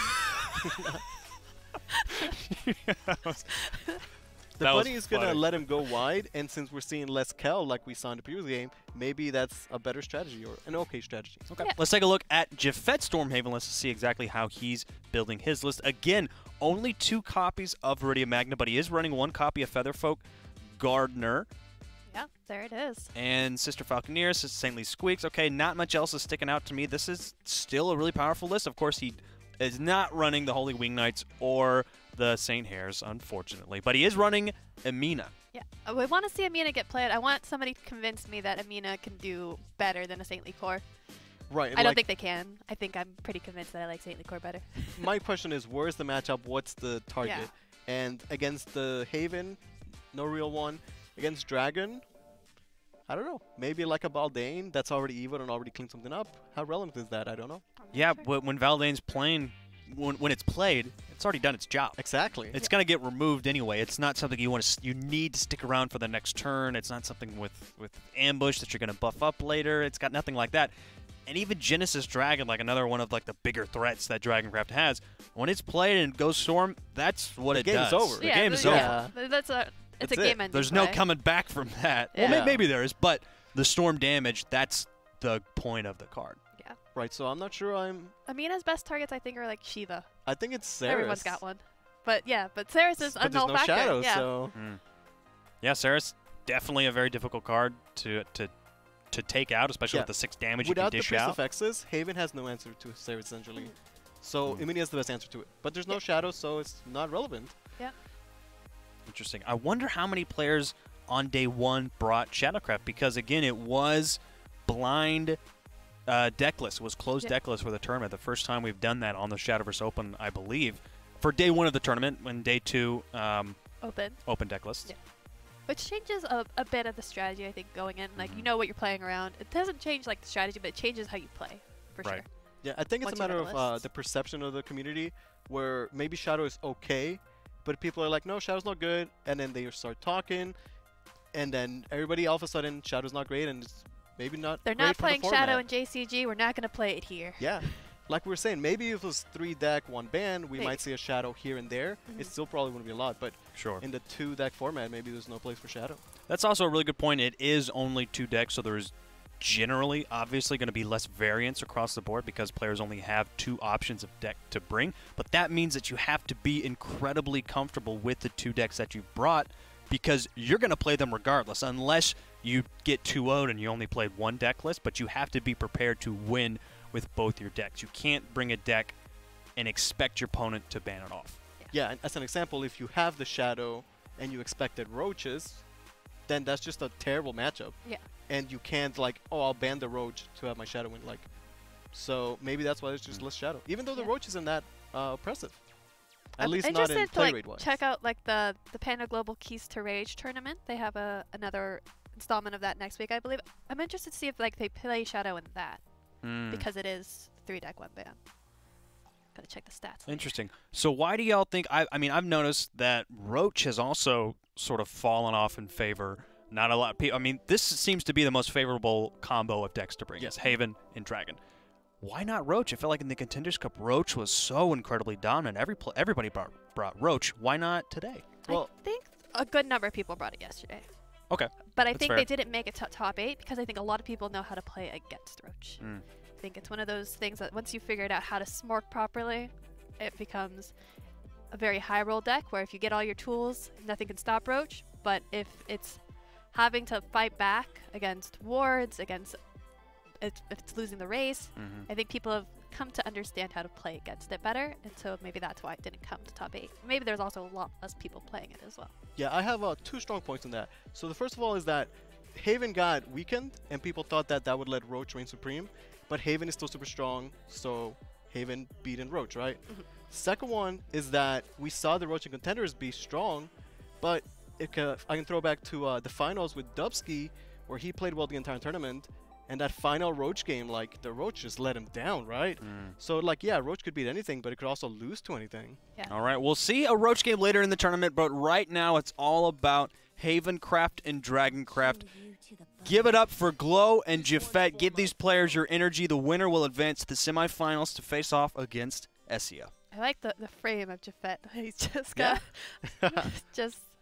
I like the Glow. He has the Manisters jersey. I know they came up with those recently. They were showing them off, so pretty cool. They like give them out on Twitter and at their tournaments, so check those out as well. Yeah, it's pretty cool. They had like a discussion thing going on Twitch. A lot of cool stuff that Manisters is doing, you know. Yeah. Okay, so we have Dragon Mirror match. You saw there the Ayla briefly from Glow. It is not standard, right? But it's one of not those cards that's super frustrating if you're playing Roach. Yeah, you play Roach against Dragon, and they just ramp, and then Ayla into Ayla. I'm not talking from experience or anything, but it sounds super annoying. Maybe for you've sure. lost to it once or twice. Maybe. Yeah, Ayla's just like she's a good card. It's just like doesn't make the cut in a lot of the list. Both players have turn 1 Ether. Jephthah's having the turn 2 Oracle. Maybe he'll draw into Pterodon. Yeah, so for Dragon, I think the dream opener is Pathfinder into Petrodon. No, I think this is the dream opener. Ether, Oracle, and then turn 3 Tree, and then the Pteranodon. The Petrodon? Oh okay, my there's god! The Petrodon. I mean, that's pretty good. Oh my god. That's really, really good. That's He's going to the have dream so much opener. ramp. Yeah, the Petrodon is just amazing. I absolutely love him. He's such a powerful card. Like, the fact that he's a 3-play-1-2-2, which is, you know, fine. And, and he's he got a gives Valday you too. the ramp Double and the tree card draw and generates another tree. It's just such a powerful card. This is too much ramp for me. I I can't. mean, I can't Can you deal ever with ramp this. too much as Dragon? Yes. Is there such a thing? Yes. If you're on 10 and it's turn 5, I'm not That's feeling too good. much. Is it possible to turn 5, turn 6 at least? Yeah. If So the possible. difference there, Glow without the Petrodon, he also has a 2/2, and he also generated a tree, but he doesn't get that extra play point. Yeah. So, with 2 Baldains, you can play one before Oh my god, Evo turn. another Oracle? This is too much ramp. This is what I mean. Do you think he might, you know, hold the Oracles because if he waits 1 turn, he gets to draw for them? No, I think he's probably going to play 1 this turn. Like 1 in Valdane. Right. I think the Baldain is pretty much guaranteed, right? Yeah. The question is where he would hold the Oracle or just play 1, because he also has the second one.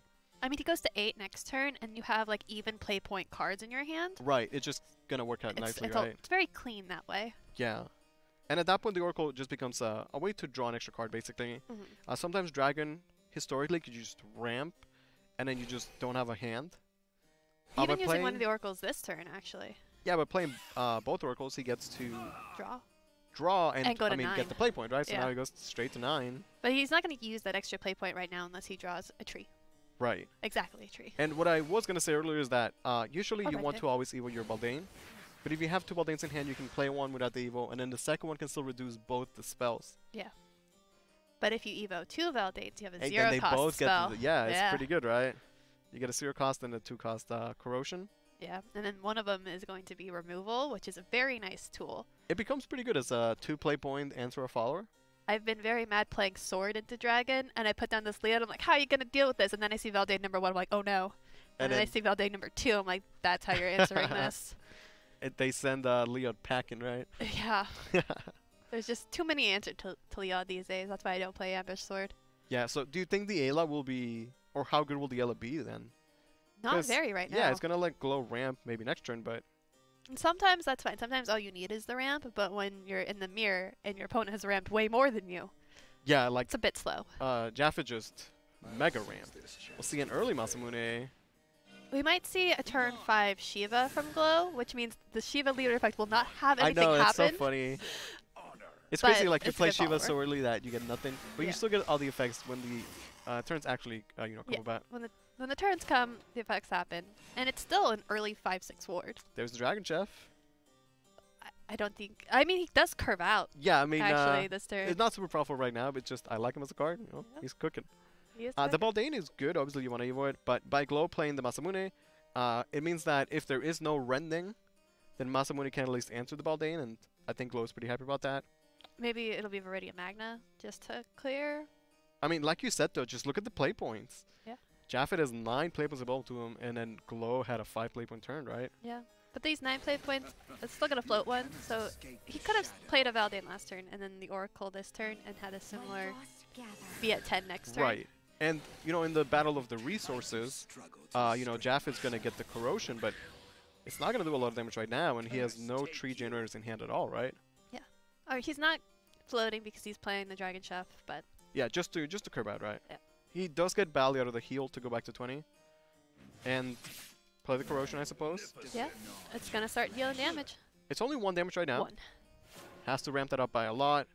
You know, if he draws a single Velociraptor, then all of a sudden he will be more than okay. Yeah, he really needs a Velociraptor or something though. He's Yeah, he needs cards. card draw. Yeah. And maybe part of that is, you know, not holding both the Oracles for the extra draw. We'll see how that plays out though. Ayla comes out as a 6 play point for 4. Gives you 3 play points back and the ramp. Not gonna see Mr. Dragon today. maybe later. He does have another Ayla, I believe. Yeah, I think Ayla, like, you rarely see the Mr. Dragon. It's cool that he's there. I've seen You've seen him? You've lost her. yeah. He's Another annoying. Masamune from Glow. Oh. But, okay, there is. There's a Velociraptor Jeff. This. I said Very he happy just for needed that. 1 But- Velociraptor. Yeah. There it is. Velociraptor is amazing because not only does it ramp up the Baldane damage by 2, but it also draws him 2 cards, which is pretty good. Yep. Drawing some cards. Here we go. Yeah, now Jaffet has his own Masamunes, but he has a 10 play points, so those are actually activated. Picks up a Respite, which is more card draw. Are we gonna see Valdane and Masamune? Like Evil Baldane, Masamune seems to be good, right? Yeah. I guess technically it doesn't even need to Evo. Yeah. It would discount the Corrosion, but You don't need to Yeah. discount the corrosion. maybe it's better that he, like, He's got so many play points. He can use the extra ones for. yeah, he could chill. Yeah. He could just Evo the phase later on or something. And you saw the difference in the Baldane, the last turn doing 1 damage, this turn doing, was it 3 or 4, right? Yes. I know with the play points ramping up, we don't know quite what turn it is. It's turn 6 right now. Yeah. Just- Doesn't look like it, but it is. It is. Glow picks up the Pathfinder, has a Neptune available to him. I mean, probably wants to just clear the board. Viridian Magna then. Yeah, does just fully clear. Pathfinder is not great now. It can be really, really good in the early game. It can be great in the mid game when you're trying to evo a small follower and get an extra tree out of it. In the late game right now, it's just not going to be that great. Yeah. He I mean, does even if Viridian Magna is the answer here to fully clear, it doesn't feel great. right, because he would just end up having an awkward turn. So gonna use the Neptune And then Evo Neptune over Valdane, and push 2 damage. probably. That is going to be Glow's final evo though. Dragon doesn't really have a way to cheat out evos in the late game. He does have Masamune, but Glow already played 2, so he's gonna be missing that for his late game. Yeah. Okay, I like to see Respite. He's gonna draw first as Dragon player. Weird. This is yeah, wild. a little weird. And another Velociraptor. Wow, it's gonna be so much damage. Yeah, Velociraptor. He has Minoru Masamune. This is looking really, really good for Jaffet. Picks up an Eon. Yeah, just play all the trees. Yeah. And he can Path. just choose how he wants to clear. Yeah. Probably Pathfinder Masamune. Yeah, I like the idea of saving the EN because he has an Evo, and he could just be, 5 extra life. Yeah. But the way the game is going, like, he doesn't even need that. I think Jaffet would rather just be aggressive, and Glow taps out. Glow's just not feeling this mirror yeah, anymore. that was not looking good for him. Like, Jaffet had the early ramp, like Mega Ramp, and then he found 2 Velociraptors, which is like premium draws after. Yeah. Early ramp into Valdane, into trees, just perfect curve. He even had the Dragon Chef in there. Yeah, just to show him off. Yeah, just to show it off. Not animated though, so. Yeah. Yeah, but that was like the dragon you don't want to queue against the ladder, right? Yeah, that's the dragon. everything. Like that's what I play against every time I play against dragon. It's that. Like early ramp, Then had the Baldane, has the card draw, has the 2 Masamunes at the end. Like he had everything, right? Yeah, that's what my opponents have, and then when I play dragon, I have none of that. Not in that order, at least. I have all that stuff in the reverse order. Okay, so now we'll see the Haven. Haven, Stormhaven, Mirror. Oh, Destiny Wing Knight. Is that Phylene? Oh, yeah, that's... I was confused by it because I was like, wait a second. Yeah. Did he queue Haven by mistake? I just queued the wrong leader, I guess, into the Interesting. client. I mean, Phylene is pretty cool, She's fine. Yeah, that's... Yeah, so it's we have Haven against Dragon. Mm-hmm. No, we have the Haven mirror. against... It's a Haven mirror on the cards. Right. Confused by the leaders. leaders. It's Haven because Jaffet won with Dragon, so he has to win with Haven now. Yeah, looks like Glow also... And Glow is free to pick whatever deck he wants, right? Yeah, so we see the Destiny Wing Knight. Is it a card that's going to keep early on? Because without the city, it's not something you can play super early, right? Whoa, Goblin. He's got Goblin? Did I miss Goblin when we were looking at deck lists? Right, Goblin would be like the super aggressive. Just... They both got... I'm not sure what's happening. Okay, yeah, there might be some sort of... Some sort of yeah, spectator? It's a Goblin party. Alright. Oh. Yeah, Bearwood is 1 second. Yeah, they don't run Goblin. Hey, that's the first time that's happened. Yeah, that was interesting. I knew something was up when I saw Havencraft cards and Phylene leader. I was like, that was I don't think those go together. Queue. And then everybody drew Goblins. I think they realized, oh, okay, this is... Yeah. So yeah, we'll get that. We'll get that situated. We'll have the players remake the lobby and make sure that we load up into a stable lobby, I suppose. But I mean, how about that first game though? It's just a dream dragon hand, honestly. It makes me feel uneasy. I don't. I know. We've seen it before though, where a dragon player ramps too much. Yeah. Because we see, oh, he's got Dragon Oracle. Oh, he's got 2 more Dragon Oracle. Oh, he's got this other thing. But there's nothing else to actually use it with. Because when you have cards in your hand that ramp, and you like in the early turns when you have 4 cards, 5 cards in your hand, if 3 or 4 of those cards are ramp, there's nothing else to really use it. So if you have 7 play points on turn 5 or turn 4, right, in like 2 cards, what are you gonna use it with? But with Natura, all your cards are the Natura package. The Valdane, you play that down. He had that. That was nice.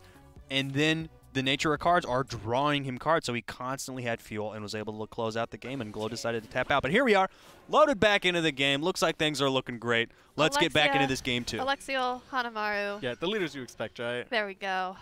Okay, so we see an interesting line of play here where we see the Miascos on one side and the Bell on the other, right? All right, looks like it's the same cards that they had as well, so same game. Yeah. So, as the Haven player, do you prefer to play Miascos or Bell? Like, what would you consider a better opener? I like Bell better, just because Meowskers you can use later, reduce it later with a tree on the board. But the Bell, you just want that card draw as soon as possible. Exactly, right? Because you want to get the Bell out of there as soon as possible.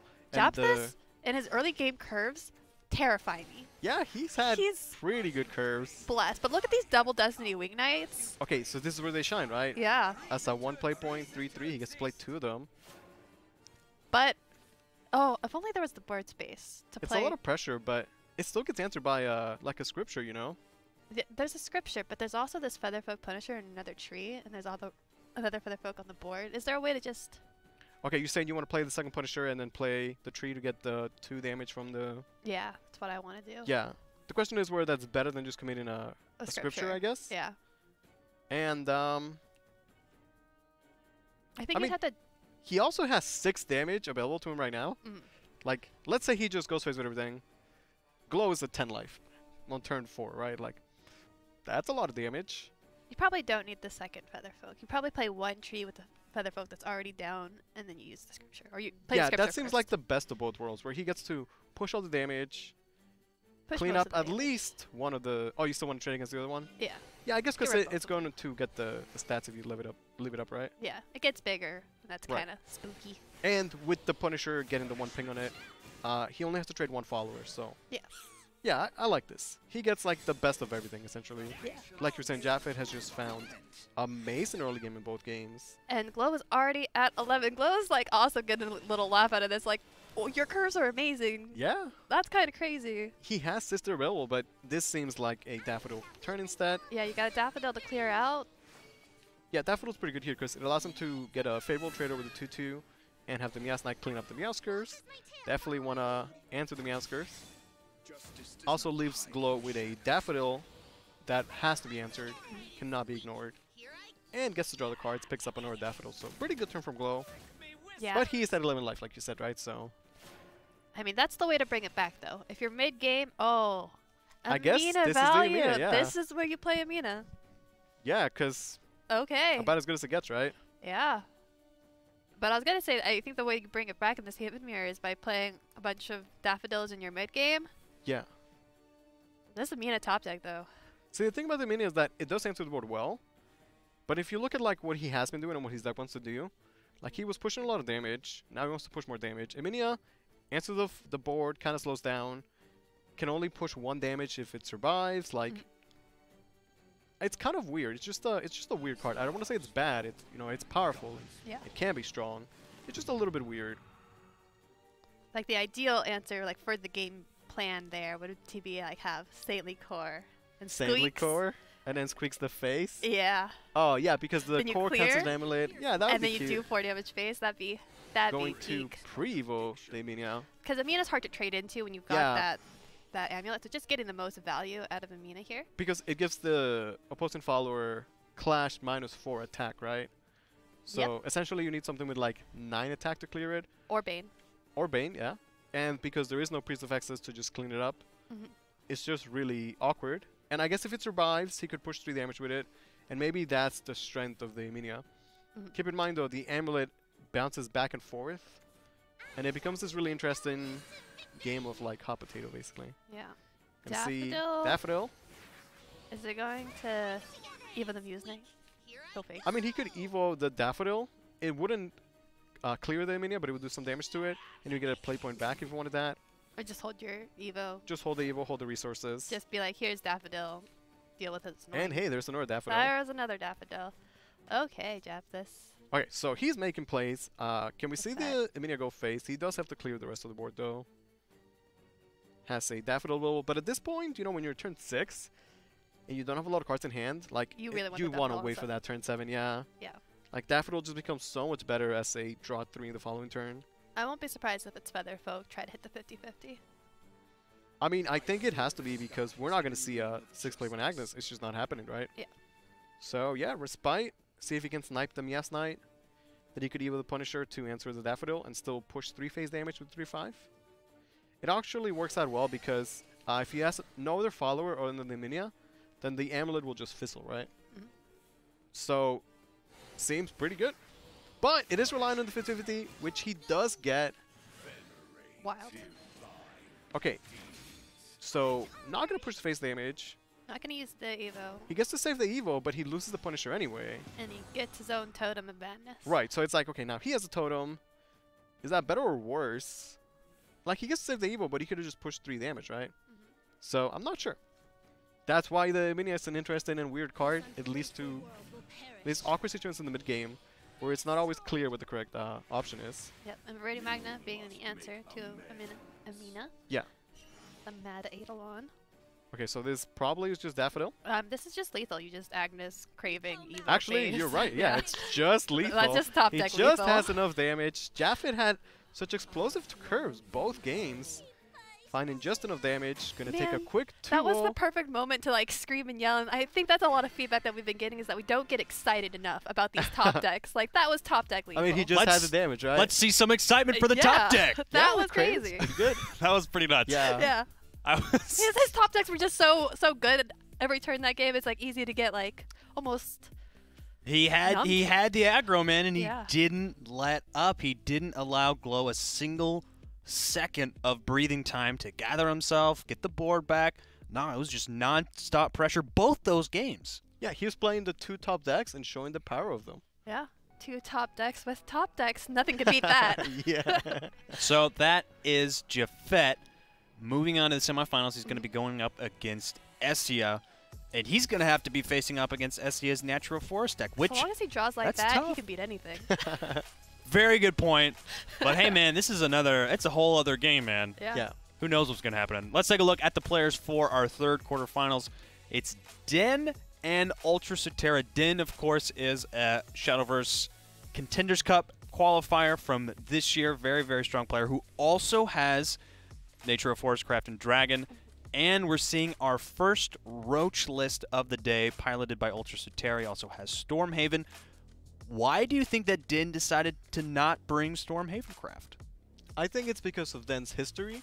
Ever since the SVO back in March, when we first cast it, Yeah. Den won with Dragon. He's been a Dragon player all this time. He had Dragon in Contenders. He likes it. But he's also been playing on the Natural Forest. And in Contenders, he chose to play Roach. If you remember, he had that game where his Roach got sniped.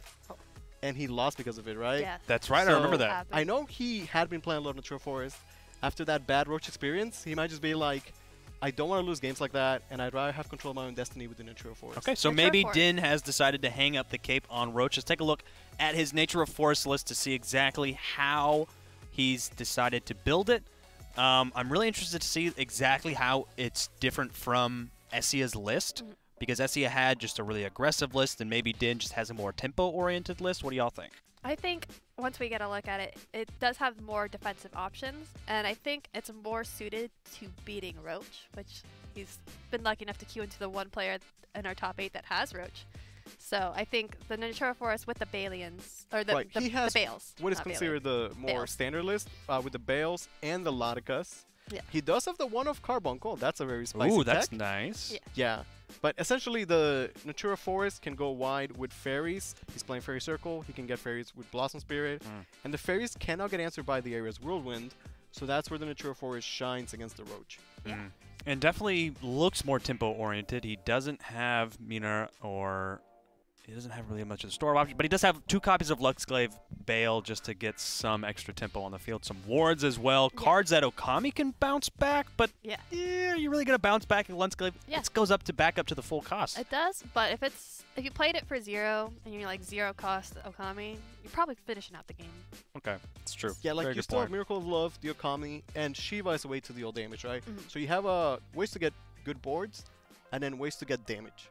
And I think we definitely want that. Den definitely wants to see his Shivas because he's got 2 of them. I'm a fan of the Shivas, yeah. Yeah. Okay, so we know how Nature of Forestcraft can stack up against Roach. It can be a very favorable matchup because of the way that Arya's Whirlwind works. How do y'all feel that Nature of Forestcraft stacks up against Stormhaven Craft? We did see a little bit of that last week Right. in the November Cup #1. I think it's a rough one. It's like a 50-50-ish. Yeah, I think maybe Stormhaven might be favored slightly. Yeah. Just because in the grand scheme of things, it might be like the stronger deck. But I don't think it's a matchup that is heavily one side or the other. So, Okay. like, Stormhaven could do it, Natura Forest could do it. Yeah. All right, let's take a look at Ultra Sotera's Roach Forestcraft list. I like the 2 copies of Ward of Unkilling. That's a card that initially when Roach was introduced into the format, nobody was really playing Ward of Unkilling, but over time people started adopting it. I think it's a really, really solid mix, especially in the mirror matchup when you just need to survive for 1 more turn and drawing cards in the early game. It can really help with that as well. Yeah. Yeah, so it might be great in the mirror match, but Sotera is the only Roach player today. Yeah. So is that going to be relevant? I can also say from a little bit of like if Valdane Has done like 7 too damage? much. Yeah. Yeah, but by then you're probably losing anyway, right? Probably, So- but if they don't have, like, if he's playing against these players who don't have that many Neptunes or who don't have that many Genesis and don't have the other ways of finishing out the game, it can buy him a few more turns, and one turn might be all Roach needs to end the game. Yeah, and although we're looking at his Roach list because he's the only Roach player, Sutera Storm Haven is really interesting. Oh, yeah. He's the player playing Feather Rush, which we saw in the Contenders Cup. He could use it to give things like Ephemera Storm, Yeah, he does have which is Ephemera. crazy. That's it's really nuts. cool, right? There's also Sphinx in there, so you can give Sphinx Storm. Yeah, by playing the Feather Rush, he plays targets that can benefit with it, like the Sphinx. And his Haven still has City of Gold.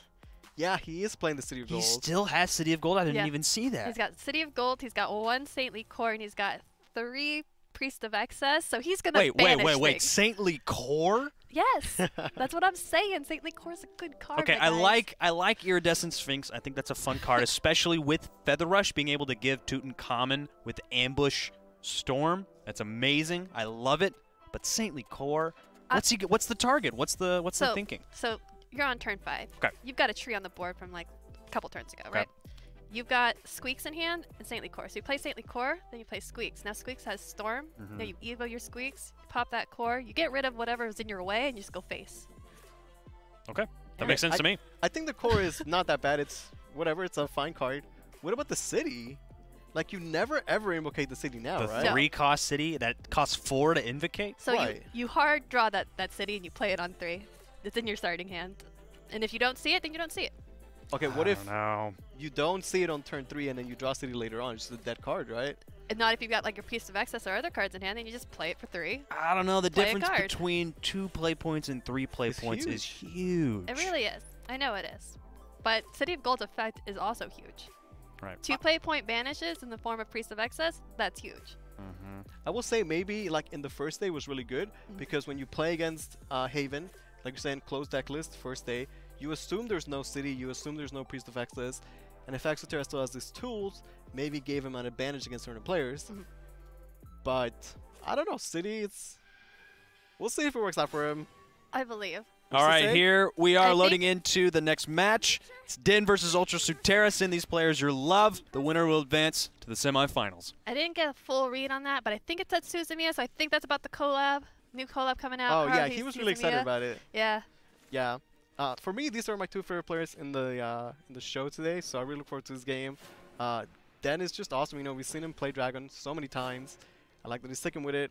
And Sutera is he's a character. He is And a I say that character. in a good way. Like, he's just a great personality for the Shadowverse community. We did point out when looking at his roach list, but he does have this one of Steadfast Angel, and this is apparently not the turn you play it. Right. Correct me if I'm wrong, but that's tech against the Roach, right? Yeah. To get an extra ward, because even a 1-health ward makes a difference. Yeah. So in the past, we saw Japheth with the amazing Dragon start. But like I was saying, I consider this to be maybe not the optimal, but a really good start of the Pathfinder into the Petrodon. However, because the Pathfinder was not answered, then could not curve into Petrodon and had to play Dragon Chef instead. And that could be why Sutera didn't answer the Pathfinder, just Right, knowing because the he would ideal risk Dragon curve. the Pathfinder rampant, right? So instead of then having this amazing curve, he just has A like an curve. okay curve, right? Do Genesis just for ramp, right here, right now? I would. It's a good question because he could Oracle and Respite, and then just hold a tree in hand that costs 0 for future turns. But he wants to draw later, I think. Right. I mean, Genesis can still be used to Storm, right? That's the thing. It can be. Against Roach, like, you have to end the game as soon as you can. But you also need to ramp to the storm. Right, but he still ramped that turn, so... Yeah. And even though the Petron wasn't played on turn 3, it will eventually be played, and you'll eventually give him ramp, right? Like right on turn 6. Right. On this following turn. I also think that, you know, Den has not seen the Baldane. And Baldane is where you get your damage from, right? So it's like, you haven't seen Baldane, where's the damage going to come from? Like, Genesis could do it, right? So, holding on to it, picks up another Pathfinder. Like to see Petron come out this time. Is going to Evo Pathfinder and maybe draw first. Wow. Yeah, I This is know. wild. It is wild. So, I mean, Den's still making pretty strong plays. Yeah. Making the best of his hand. Going all the way up to 7 play points. Going to be at 8 next turn. Den's He's- Neptune Genesis split is 2 Neptune, 1 Genesis. Yeah. He needs the Baldane, though. Like, he definitely needs the Baldane for the damage. Yeah. Because, like, you know, 2-2 and 4-4. It's just not that many stats. That's a feels bad. But, you know, we've been focusing so much on Den's hand. Ultra Sutera's Where's the sucks. Roach? Yeah. Where is the Roach? He's got all of these bounces. If he finds the one Roach, then he's in there. Yeah. But he needs to find it. And that's the problem, right? Like, if you don't draw the Roach, you haven't found the Lisa, like, the deck just doesn't function, right? You just have one thing your deck does, and if you can't do that one thing, And can't do anything. And this might be why Roach falls out of popularity, is because this feels awful. Right. There's nothing you can do about this. You can't play your way out of this. Like, a bad hand with the other decks, you can still come up with, like, things to do, have boards. Like, Dragon can win without Baldane. It might be rough, but it's doable. Yeah. The Roach deck cannot win without Roach. You just cannot. Yeah. Gonna see the Ian clear and push face damage. Ian has become really popular. People are realizing how strong he is. He has, you know, so much flexibility, being able to do damage, give you life, clear the board. It's just a great card. Praying a little bit. If it's Roach, Okay, there's the Lisa. He's found the Roach. I think Lisa's good enough. You can Lisa Airbound, then Ian Whirlwind, clear out this board. Yeah, like he desperately needed a way to get started that turn, or else it was like out.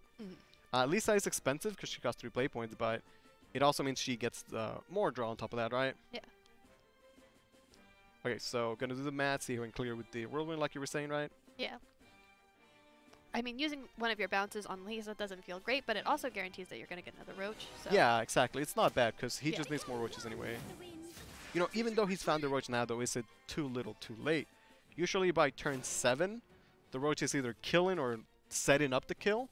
He hasn't played a single Roach on his, when it's about to be turn 7. Yeah, he has taken some damage, but again, Baldane not active, Genesis only being 7 damage, which is half of it. That's not like, that's a lot. And like we saw in the previous game where the Dragon player ramped and then found the card draw, then found ramp, and now he has no hand. He then needs to find that Velociraptor, otherwise he might not have enough, you know, resources, enough followers. Like you said, the Genesis enough is not gonna end the game.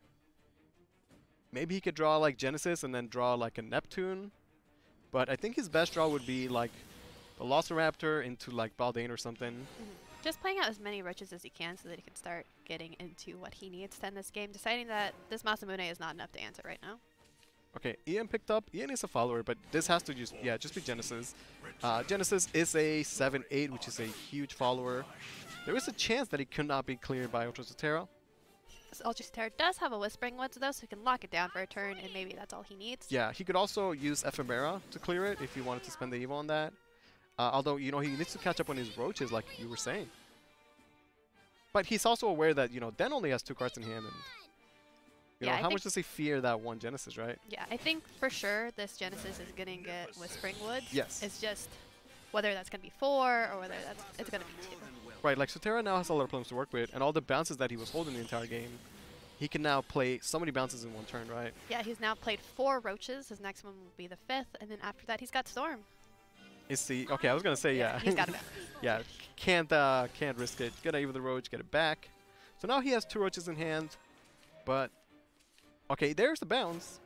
Looking pretty good for Sotera now then. Baldane is picked up. Baldane. Okay, how much damage is Baldane doing actually? It's not doing 5. No, but it's probably doing 3 or 4, right? I think there's at least been 3 trees destroyed. Okay, so keep in mind that Ian has ward, right? Yeah. But the Baldane spell is going to cost 4 because there is no Evo. Maybe it's a 2. So, you know, Den can play Baldane, play Corrosion and Rending the 2-2, or he could choose to set up a ward in Ian if he values that. Because if the Genesis survives, like he just wins of Genesis next turn, right? Yeah. So is it better to just play double 4-drop, Rending the 2-2, and just hope to win through the board rather than through the Corrosion? He's having a hard time making that It choice. is a tough decision, yeah. Yeah. Like, even though Sotera only played the first Roach on turn 7, I believe, he already has so many bounces, has a lot of cards in hands, then knows there's a Lisa to fetch another Roach on top of that. And right now, maybe that ward makes all the difference, right? Yeah, going with that ward. Yeah. Even going to Rending the Genesis to keep the ward as healthy as possible. Yeah, and to make these followers as awkward as possible, because 3 is easier to answer than 4, but 6 and 7 are about are the same answers. And like, even if the Genesis was cleared and the other 2 were not, then would still have lethal there, right? Okay, or even if one survives, then follower plus Corrosion would be it. Oh, he's got it. There's triple Roach and a bounce and enough to play. I mean, yeah, he just so many Roaches, finds the bounce. Even with the ward, it's just not gonna be enough to save Den because Sotera still had the Evo. So yeah, 2 Roaches attack, 1 is bounced, replayed. That was a back and forth game where like it looked like Sotera was out of it, but that Lisa top deck on turn 6 changed everything. And Den had a decent start, but he didn't have the Dream start, he didn't have the Baldane early enough, and he didn't have enough damage to close the game out. Yeah, and there's Roach beating Dragon. Yeah, Sotera takes game number 1. So now it's up to Sotera's... Haven.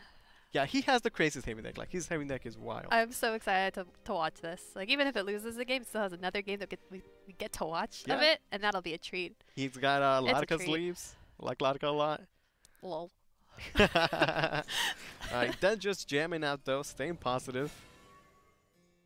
Oh Going man. The Zoe. And also using the Ephemera emblem. He knows what he's about. Yeah, of course, right? The Ephemera, it's like... Maybe that's why he plays Roach, because you play Ephemera and Roach. Maybe he just really likes that card, right? Yeah. We used to have somebody before that, like, they played it in other decks, if you remember. Yeah, I don't remember who that was. Yeah, I don't remember who it was. Yeah, that was... Someone did that. Yeah, so Ephemera, you know, the combo is you Evo her where there's no followers on the board. She gets 7 attack for 2 play points, and you can Feather Rush. But even outside of that wacky combo, she's just a good card in general, right? Yeah, she's a 2 play point 3-1. Yeah. That's aggressive. I like aggressive. Yeah, she's a very aggressive card. And when Den's turn 2 is Oracle, he's not playing a follower, so there's nothing to contest the Ephemera on board, at least. Yeah, so sometimes the issue with the ramp is that you ramp, and then you don't have cards in hand. Sometimes the issue with the ramp is that you ramp, and by ramping you don't develop a board, which leads the Dragon player to take a lot of damage in the early game, right? And Sotera has a deck that can take advantage of that by, you know, getting the chip damage and finding the Storm with the Feather Rush or just the regular Storm Haven cards. Yeah. Dan has a choice here. He could ramp again if he wanted to. Might that be a little bit too greedy, though? He's got to do something. He's got to try to take whatever advantage he can here, because he is going to be taking 3 damage to the face, at least. Right, like that's 6. happening. So yeah. I think you want to hold the Respite. Is going to play the Dragon Oracle and the Respite then. I mean, playing the Oracle, it makes sense to play Respite, I suppose. Yeah. There was also the consideration of playing Confectioner there, just to have something that could trade against the Right, and it Ephemera. also draw cards, which means it'd be a high chance that Den finds the Baldane for the mid-game. You know, Sotera doesn't have that great of pressure after, though. He didn't have, like, more followers to play. Like, yeah, he gets to open another bell. I mean, this instead of a tree. Ephemera is pressure. There's It's a still lot of pressure, yeah. no answer to it in Den's hand. Oh, he's got Birdie Magna. Okay, finds the answer. What? Yeah, Sotera is one of the more animated players. He loves to use the emotes, Yeah. get into the head of the opponent. I mean, Ilya's got The some good mind ones games. too. Yeah. There's the Feather Rush. There's the Sphinx. Oh my God, he's a play point off from being able to do the Ephemera Feather Rush. Okay, do you think he would pass for the city? Never, right? Oh, you could, because you got the Sphinx. He could. He could. Is it a consideration, or? I mean, this Viridian Magnet isn't attacking twice, right? It's not. No, it's not. Yeah. Yeah. So you're not worried about the Like, double he attack. could ignore it. I mean, he could clear that with Ephemera, No. or just set up the Sphinx. I like it. So in the past, we saw a Sphinx combo with City, where you got the tune uncommon right away. If we see Ephemera Feather Rush next turn. You think he's gonna do it? Oh man. Okay, there is Valdane picked up. And if he's playing the Valdane, is he evoing Valdane? I think so, yeah. Yeah. Like, not only do you get this reduction on the spell, which is so worth it, but Valdane becomes a 6/6, which is pretty difficult to answer, right? Yeah, that's a board, and then probably a board where you don't want to just Ephemera. No Feather way. You Rush. can't just ignore the board like that. You can hope. You Like- can dream. Yeah, so Terra had a good start, and the Ephemera put in work, but I don't know if he had enough pressure, you know, in the turns after that. We'll see how much the Sphinx can do, or I guess the tune uncommon can do, once it is procced. I mean, there's still damage. Like, if he uses, like, Craving Splendor Feather Rush on the Sphinx, that's damage. You can also Craven's the Ephemera, yeah. Yeah. And, I mean, that's 8 play points, right? But He's getting there. that's 11 damage. Yeah, it's only a matter of time, technically, right? Now, Den does find the Velociraptors. He has 2 of them. Yeah, if Den presents these boards that can be ignored, then Sutera can go face. And Right, if like, Sutera Den still goes has to face, answer the board. he's going real face. I mean, we're getting to a point where Den can just use Masamune to clear, while still pushing the damage with Baldane. He's going to Evo the Green Magnet to get the 4 damage. I think that's correct. I like it because not only is it 4 damage he's pushing, which is more than regular Evo, But it also transforms her from a follower that Ster could ignore into a 4/3 with ward, right? Viridian Magna of Sutera's own. Is that it? It could clear 2 followers, and then maybe just let Miaskers go face. We see the Priest of X is picked up, and without the city, kind of a super awkward card, right? Yeah. He also has an Agnes in hand, but it's the full 8 cost. No discount just yet. Shiva available as well.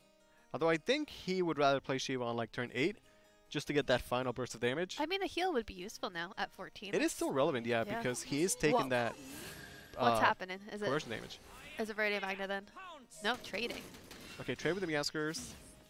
Save And yourself. Feather Feather Rush. Rush. Alright, he's just going Just for going it. for it.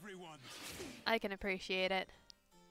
Priest of Excess seems kind of bad against all these little followers, right? Yeah. Like, he turns the Feather Rush into 6 damage, which is a lot of burst, right?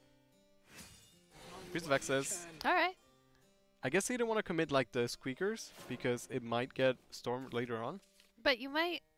Priest of Excess is a good way to like get that storm off of Squeakers. Right, and access to enter like a 2/2 or a 1/1 is just pretty whatever, honestly. I mean, what else are you gonna answer? Like the biggest followers are Genesis and like. Right, and without the city, like it's just you can't guarantee what you want to hit anyway, right? Yeah. Okay, so then it's just destroying more trees, up in the Baldane damage.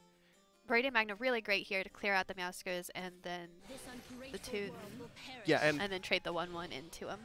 and he wants to get the ward out of the Viridian Magna more than anything else, I think, right? This works too, so that you don't have to trade your 1/1. Okay, yeah. And he gets to just push as much damage as possible. Yes. Yeah, by having more followers on the board, there's a higher chance that the Priest of Excess does not hit the Viridian Magna ward, right? Yeah. So maximizing his chances, playing it safe essentially, while still being fairly aggressive. He's set up for a Genesis lethal next turn. Priest goes on the Raptor. Not where Sutera wanted it to go. Right, so can Sutera end the game right now? He can't, right? He cannot. He has an Evo, he has the Ephemera, but not a second Feather Rush, and there is a ward in the way. He could play defensive with the Viridian Magna. Sometimes you get into this mid-games where like the Natura players, they just trade off the Viridian Magnas, right? She was going to be played, but does not have heal this turn, just the +1 attack. It does let him clear the Viridian Magna and guarantees 4 damage next turn for Sutera. So he's thinking of like, okay, next turn I Save yourself. win the game with Miaskers, Agnes, Shiva damage, right?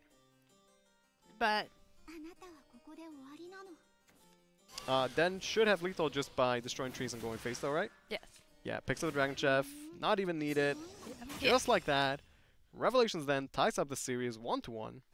And that means we get to see another game of this very fun Stormhaven deck. Yeah, like, his deck was interesting. You saw the Feather Rush put in work as the, given the turn common Storm. And the Ephemera was great in the early game.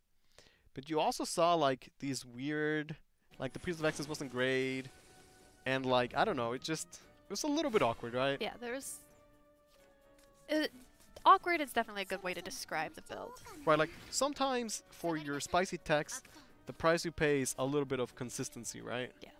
And there's some players in card games, like Shadowverse, where you just favor the consistency. You just want to be as consistent as possible, right? Some players like the spicy text, and I respect that. Yeah. I respect it too. I Yeah. favor that. Of course, right? Yeah. Like, I mean, that's how I like to play, right? Like, I play the wacky stuff, so. I mean, on ladder I play the wacky stuff. When it comes to tournament, I might play the more consistent Yeah. stuff. I Maybe mean, that it's this makes me tournament. boring. There's a lot of money on the line, right? Yeah. We might not have the league points anymore because the worst players are decided, but we have the money. There's a special signature signed I'll mono. be real. When I played in the first November Cup last week, which I did do that, I wasn't playing for money or the prizes. I was playing to flex on them. Okay. Like if I won, it's just a good flex. Just the flex, Yeah. yeah.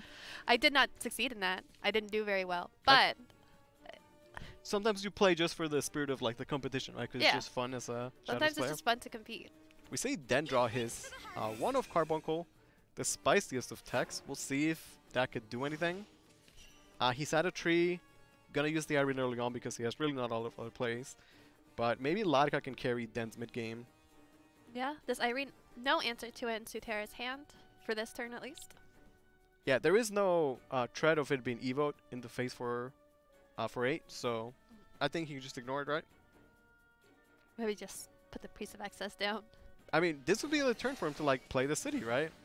Awawa. Yeah, likes the Carbuncle. Here comes the Awawa then. Yeah. Okay, There so it is. Carbuncle, we haven't seen in a long time. So 4 flip and 2/2. You get 4 sparks in the deck. The spark is a 1 play point spell that gives you 1 life and 1 evil point back, right? And draws to a card. And a draw. Yeah. It's good. Well, it can be good. Yeah. Like, you could play Carbuncle and then never draw a spark. And then he was not great. Or you could play Carbuncle and then draw a bunch of sparks, and I it's mean, fantastic, if right? you never draw the sparks, then he was just a 2/2.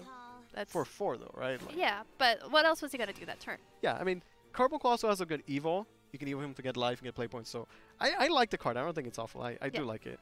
We'll see if the sparks become relevant in this game. Kel used to clean up the board by Sotera.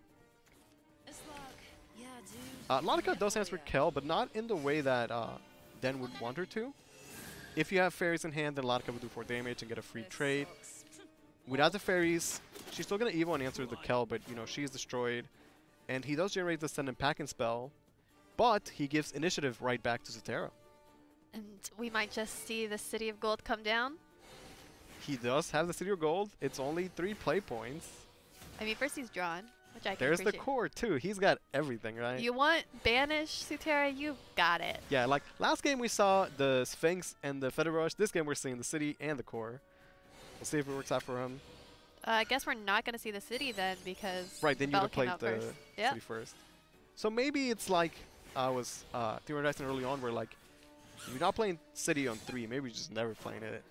I think we might still see it. It's still possible that if he wants to use these Priest of Excesses, he's going to play the city and then the Priest of Excess. Yeah, and like- now the sneak attack. He does have 2 Priest of Excess. We might still see it. Okay, Miracle of Love coming out. Let's then clear and push face damage. You know, pretty solid play, just nothing super crazy. He draws the Bell a bit late, and he didn't have like those early game followers anyway, so it might be a bit hard for the Bell to get discounted, but Ephemera picked up, could be used as a good removal. Or maybe held for a potential Feather Rush combo in the future. Yeah, always a possibility, right? Yeah. If we see Ephemera Evo spending... Is this the city turn? Yeah, it is the city turn. It's happening.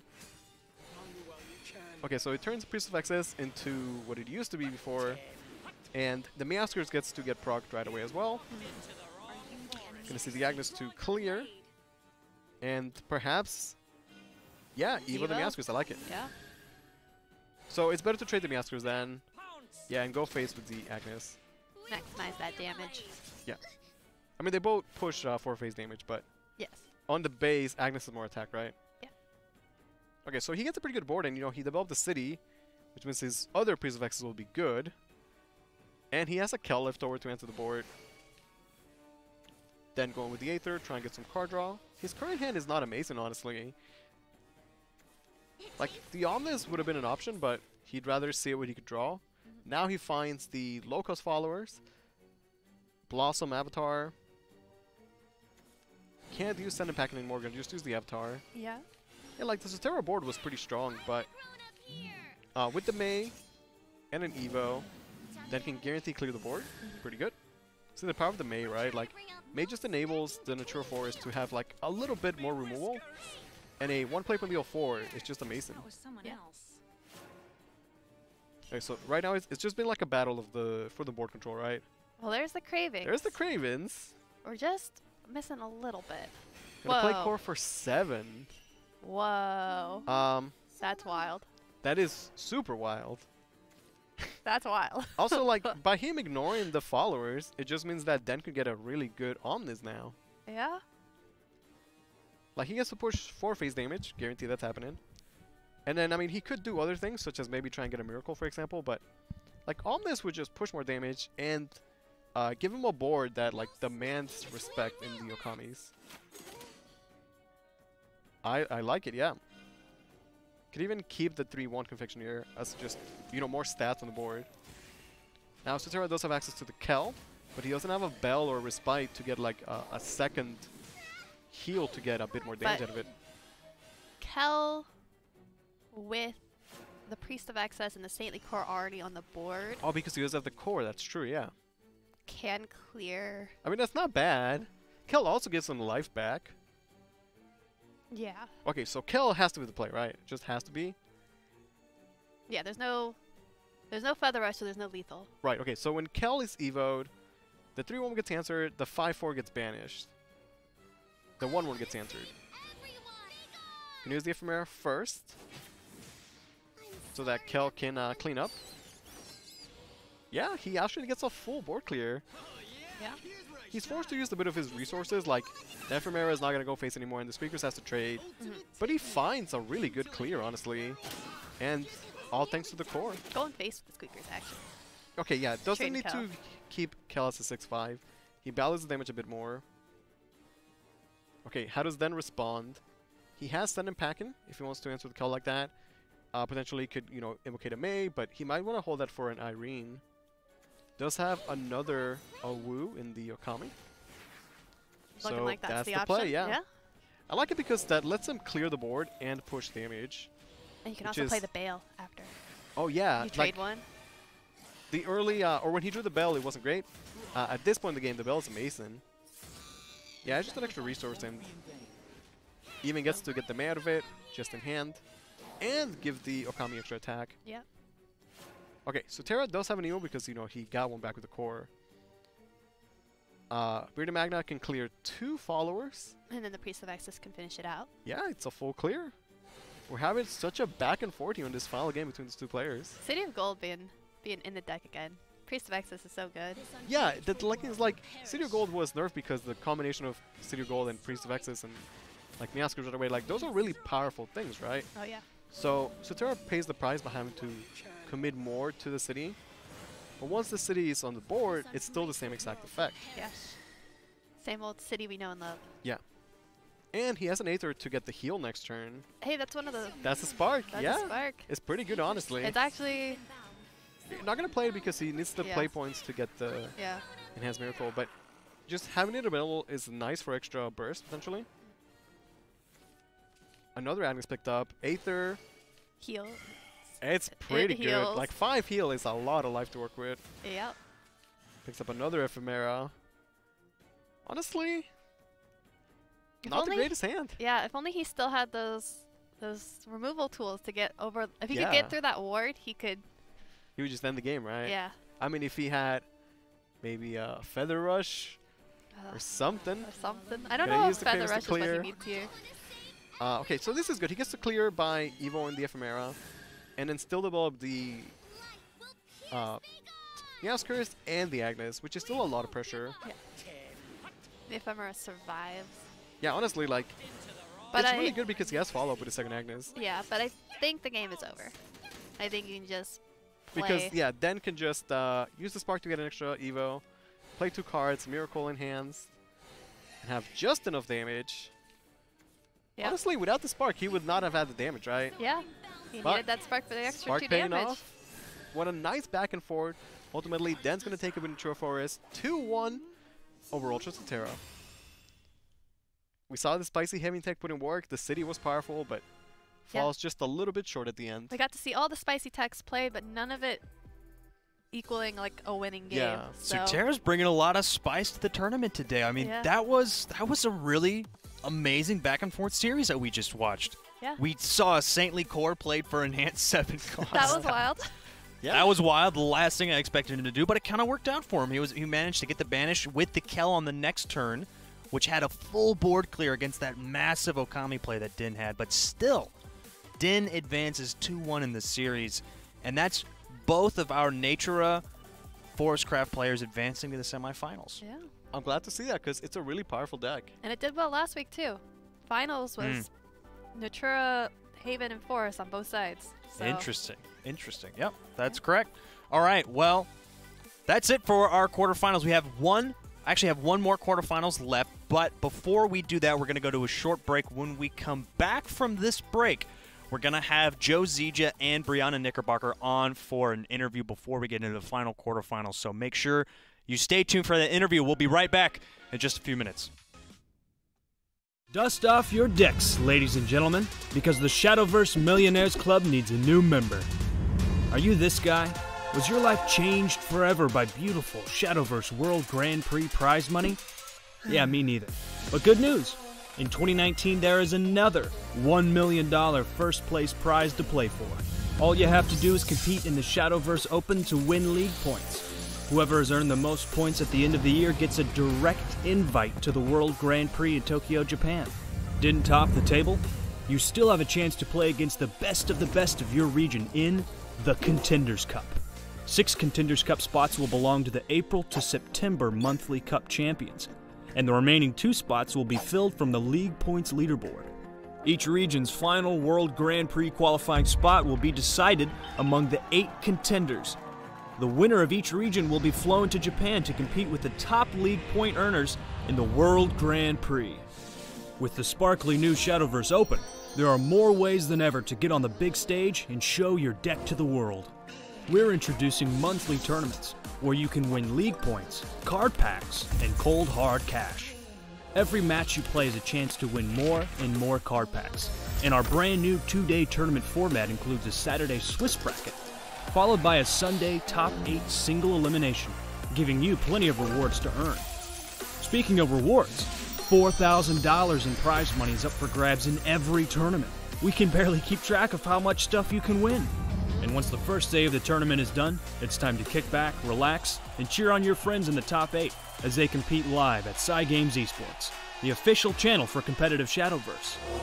Head over to shadowverseopen.com for dates and information on how to register. And don't forget to join our Discord to meet players, teams, and become a part of the evolving memes game. So roll right up to the Shadowverse Millionaires Club, because in this community, everyone's a winner.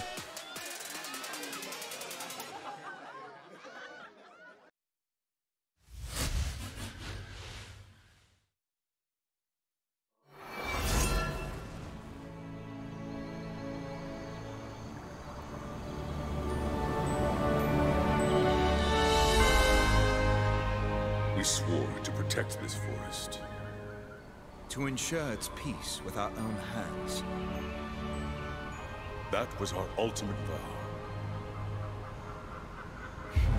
A shame, then, isn't it? That oath was cast aside for hubris. Cast aside? No. This has always been our wish.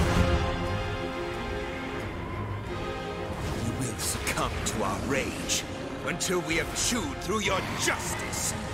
Guardians of the Deep Wood, our enemy draws near. We rise to stand against evil. I'll tear you apart. Let's see you try. You've breathed your last. Words of a coward. Come.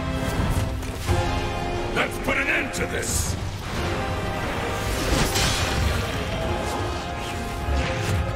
The verdant soul of conflict springs forth.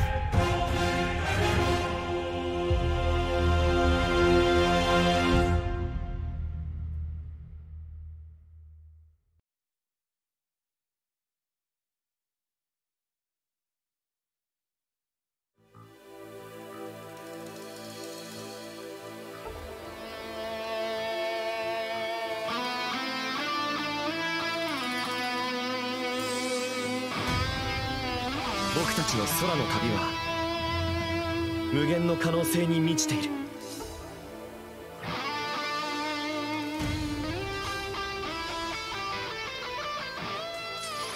さて、いつもの剣の稽古とはわけが違うぞ、グラ。ルリア、下がってて。はい、気をつけてください。姉さん相手でもやれるぜ。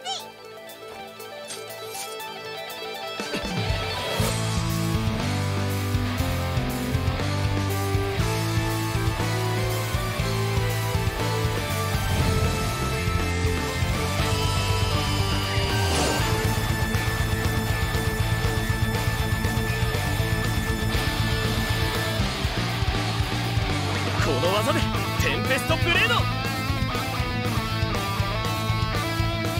王妃、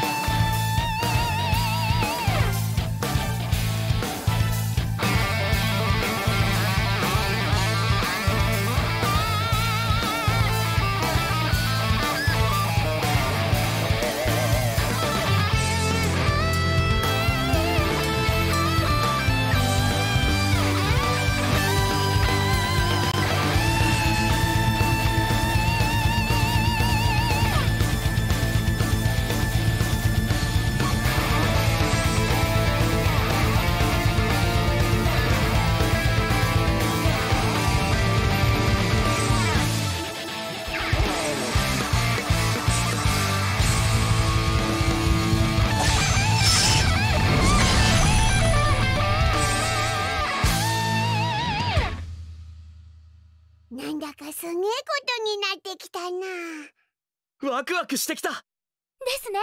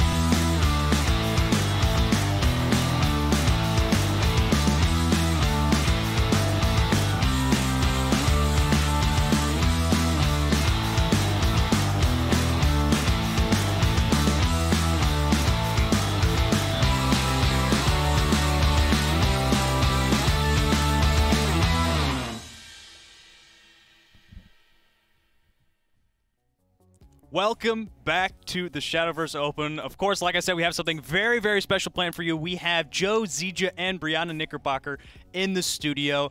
Guys, what's up? How's it going?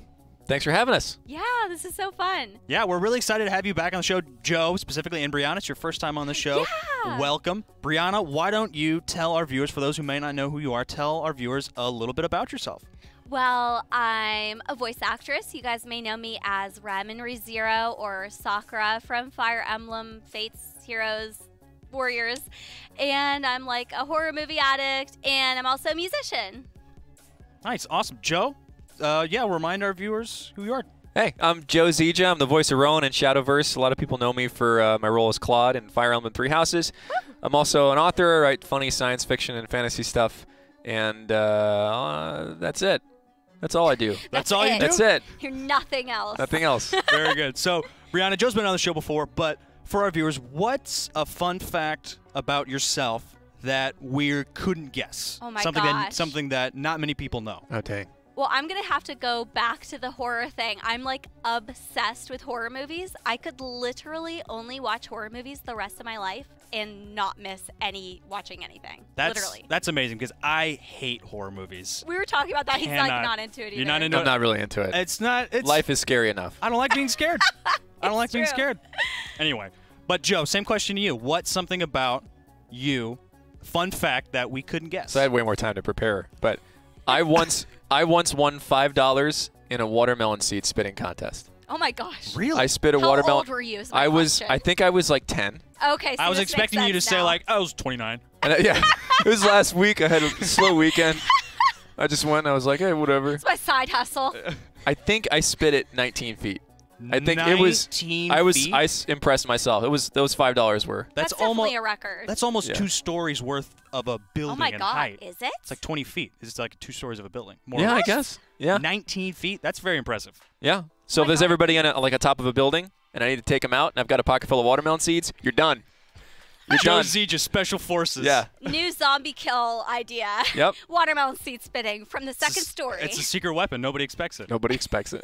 All right, so we've got a game that we're going to play. It's called This or That. All right, so the way that this game works is it's a word association game. So I'm going to give the two of you an option between 2 random things, or seemingly random things. And based off first impressions alone, you have to tell me which you prefer. And I would like the 2 of you to try to decide, to try to convince each other about why you chose your answer, just based on first impressions alone. Because we're trying to convince you. We got to be team players here. Like, you got to we try to want one agree. answer. And if you can't agree, that's also fine. We'll move on from that. But let's just see what happens. Okay, it's going to start off. The options are going to start off nice and easy, very simple, and then we'll slowly ramp up the difficulty. Oh my gosh. Okay. Now we both just agree we hate horror movies, right? So this isn't like the beginning of a horror movie. I don't know, man. Okay. All right. Spooky things have happened. Okay. All right, here's the first option: squares or circles. Squares are cool because they have angles. It's fun. Keeping it spicy. You know those. Wait, hold on a second. Like the definition. Like if you call somebody a square, That's not what I thought. Okay. Well, That's not exciting. Yeah, but like circles are it's just gonna be boring. How would you like a carousel that was shaped like a square? You'd Okay, have like a jolt every 10 feet. I like carousels. So you sold me. Circles. Circles. All right. Very good. Next question: bats or cats? Ooh, bats are cool. I got to go with bats on this one. That's an Okay. easy one. That was a pretty easy one. Spooky things, bats. Yeah. Bats Yeah. are pretty cool. Bats are surprisingly cute. They're adorable. They're like little bird dogs. Yeah. Bird dogs. Yeah, they're like. Have you seen like bats like cuddle with people? They It's- want to snuggle you. But I want to. They're very like furry, like big bats. They're very cuddly. They're very cuddly. Anyway, okay, next one: North Pole or South Pole? North Pole, I love this now. Which one has penguins? Oh, I don't know. That's a good question. I love think it's penguins. I think it's the South one. Well, either one has snow, so I'm open. Okay, so you'll come with me to the South Pole? I'll 'Cause come with you to I'm- the South Pole on I'm this fairly one. positive that the penguins are at the South Pole. South Pole. Final answer. Nobody brought up Santa Claus. I was so surprised that nobody brought up Santa Claus. That's fair. I like though that your first reason was which one has snow. Yeah. that was funny. Okay, next one: lion tamers or archaeologists? Ooh. Archaeologists, because lion tamers abuse animals. I'm not going to argue with that on camera. Like, what do I... I put him in a corner. He literally can't disagree. Yeah, now. like, oh, let me just commit social suicide right now. No, I like lion tamers because, I mean, you wouldn't be saying that if you're being attacked by lions. But we'll say whatever wasn't lion tamer. I forgot. Archaeologists. I remembered. Archaeologists abuse bricks. Oh. It's true. He's got the arguments here. All right, next one: a cute gecko or a cute capybara? What's a capybara? It's another kind of lizard. Yeah. It's a capybara. No, it's a marsupial. It's a. Yeah. It's a large, furry, wombat-looking thing. Okay, that sounds cuter. Yeah, I gotta. I've seen some pretty cute geckos. A cute gecko, like the Geico gecko. He's like not I really. was thinking more of like the meme But where we can it's. pet the other one more. That's true. Okay, capybara. Do you love my reasoning for They're good. I'm like It's good. stretching. Okay, all right, next one: a shiny dime or a friendly spider? Spider.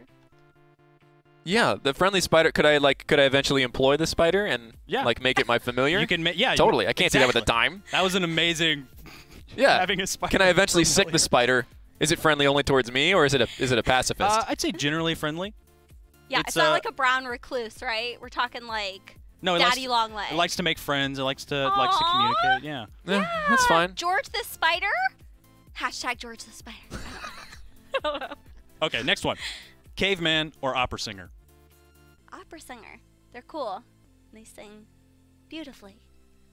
Yeah, I'd probably have to go with that opera. Opera singer? Yeah. Okay. Yeah. Is this based on singing ability? Like, what's the? What's the criteria? There's no criteria Yeah, I guess whatsoever. It depends on the Wild circumstances. West. If you'd survive in the wild, caveman. Yeah. It's true. And all other circumstances, though, opera Yeah. singer. Okay, next one: spaceship or Achilles? Achilles? Like the person? Like the person. This is very confusing. See, I feel like this is a trap because I played first of all because I played Achilles in That's right. Fate Apocrypha. Oh. So like I have to pick Achilles. I'm down to come with you on Thanks. that one. Yeah. We'll do that. I We'll do got that. you. Okay. All right. Next one: Shakespeare or inclement weather? What's inclement weather? I'm the blonde over here. What's this? What's that? Inclement. It's like bad weather. It's like rainy or. I love it's, bad weather. Yes, bad weather. Over Shakespeare? Yeah. Rain. What do you think inspired Shakespeare, Joe? No. Okay. I'm with you. So in order to provide for future generations of Shakespeare's inclement weather. That's a really interesting point. Which came first, the Thank inclement you. weather See, or I the was, like, Shakespeare? Yeah, and because creatively it thinking rains that all one. the time in England. So Yeah. yeah. Guys didn't even think that's about He probably that. didn't write Romeo and Juliet while it was sunny outside. That's what I'm saying. No, yeah. he did not. Okay. All right. Next one. Okay. Jazz hands or spirit fingers? Wait, which one's How do they Spirit differ? Fingers again? This is jazz hands. This is jazz Yes. hands, and this is spirit Spirit fingers. Spirit fingers. I don't know. I don't really care. Yeah. No preference? I'm equally I'm ready for the apathetic. big gun choices here. Okay. All right. That's fair. That's fair. Spirit, Okay. I'll go with spirit fingers. Spirit fingers. Sure. Yeah. Spirit fingers. You could like ring a lot of bells at the same time. I'm always thinking about utility, right? I thought you were gonna say I'm always thinking about bells. Well, sure. Very good point. Okay. Next one: Joe Zija or Zoe Gija? I thought we were gonna play dirty and Was we were I- gonna be like Joe versus Bree. Was I briefed? Oh. Was I briefed not to swear on this show because? Please don't. Okay. I can go beep while you swear. Yeah. Beep. I don't know. Joe Zija or Zoe Gija? Zojija is kind of fun. Sure. Zojija. Bizarro Joe. Yeah. All right, Brianna, I think you know what's coming next. No, don't say it. Brianna Knickerbocker or Nikiana Breebacher? Oh, I thought you were going to go with Knicker Breebacher. Breebacher. I love that. Knicker Breebacher is cool. That needs to be like a cartoon on Nickelodeon or something. That does sound like a Nicktoon sort of thing. Like first Rugrats, then Doug, then Knicker Breebacher. Yeah, I love that. I don't know. I liked your weird way of saying it. Nikiana Breebacher. Yeah, why be normal? That's so fun. Bizarro Bree. All right. This next one is very Luna and Rowan focused. Dragons or zombies? Zombies. Zombies are crazy cool and like scary and now not to play center field here, but I think Game of Thrones taught us that zombie dragons are probably on the zombie dragons. Can we combine our forces? Zombie dragons? Zombie dragons. Zombie dragons. Yeah. It's amazing. Yep.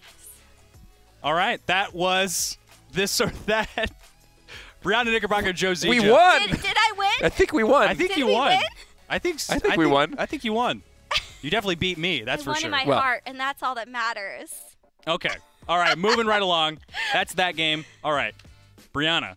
Yes. If you would be so kind. Yes. We have some lines from Luna from the game. Yes. If you wouldn't mind for our viewers. Yes. Regaling us with some of Luna's lines whenever you're ready.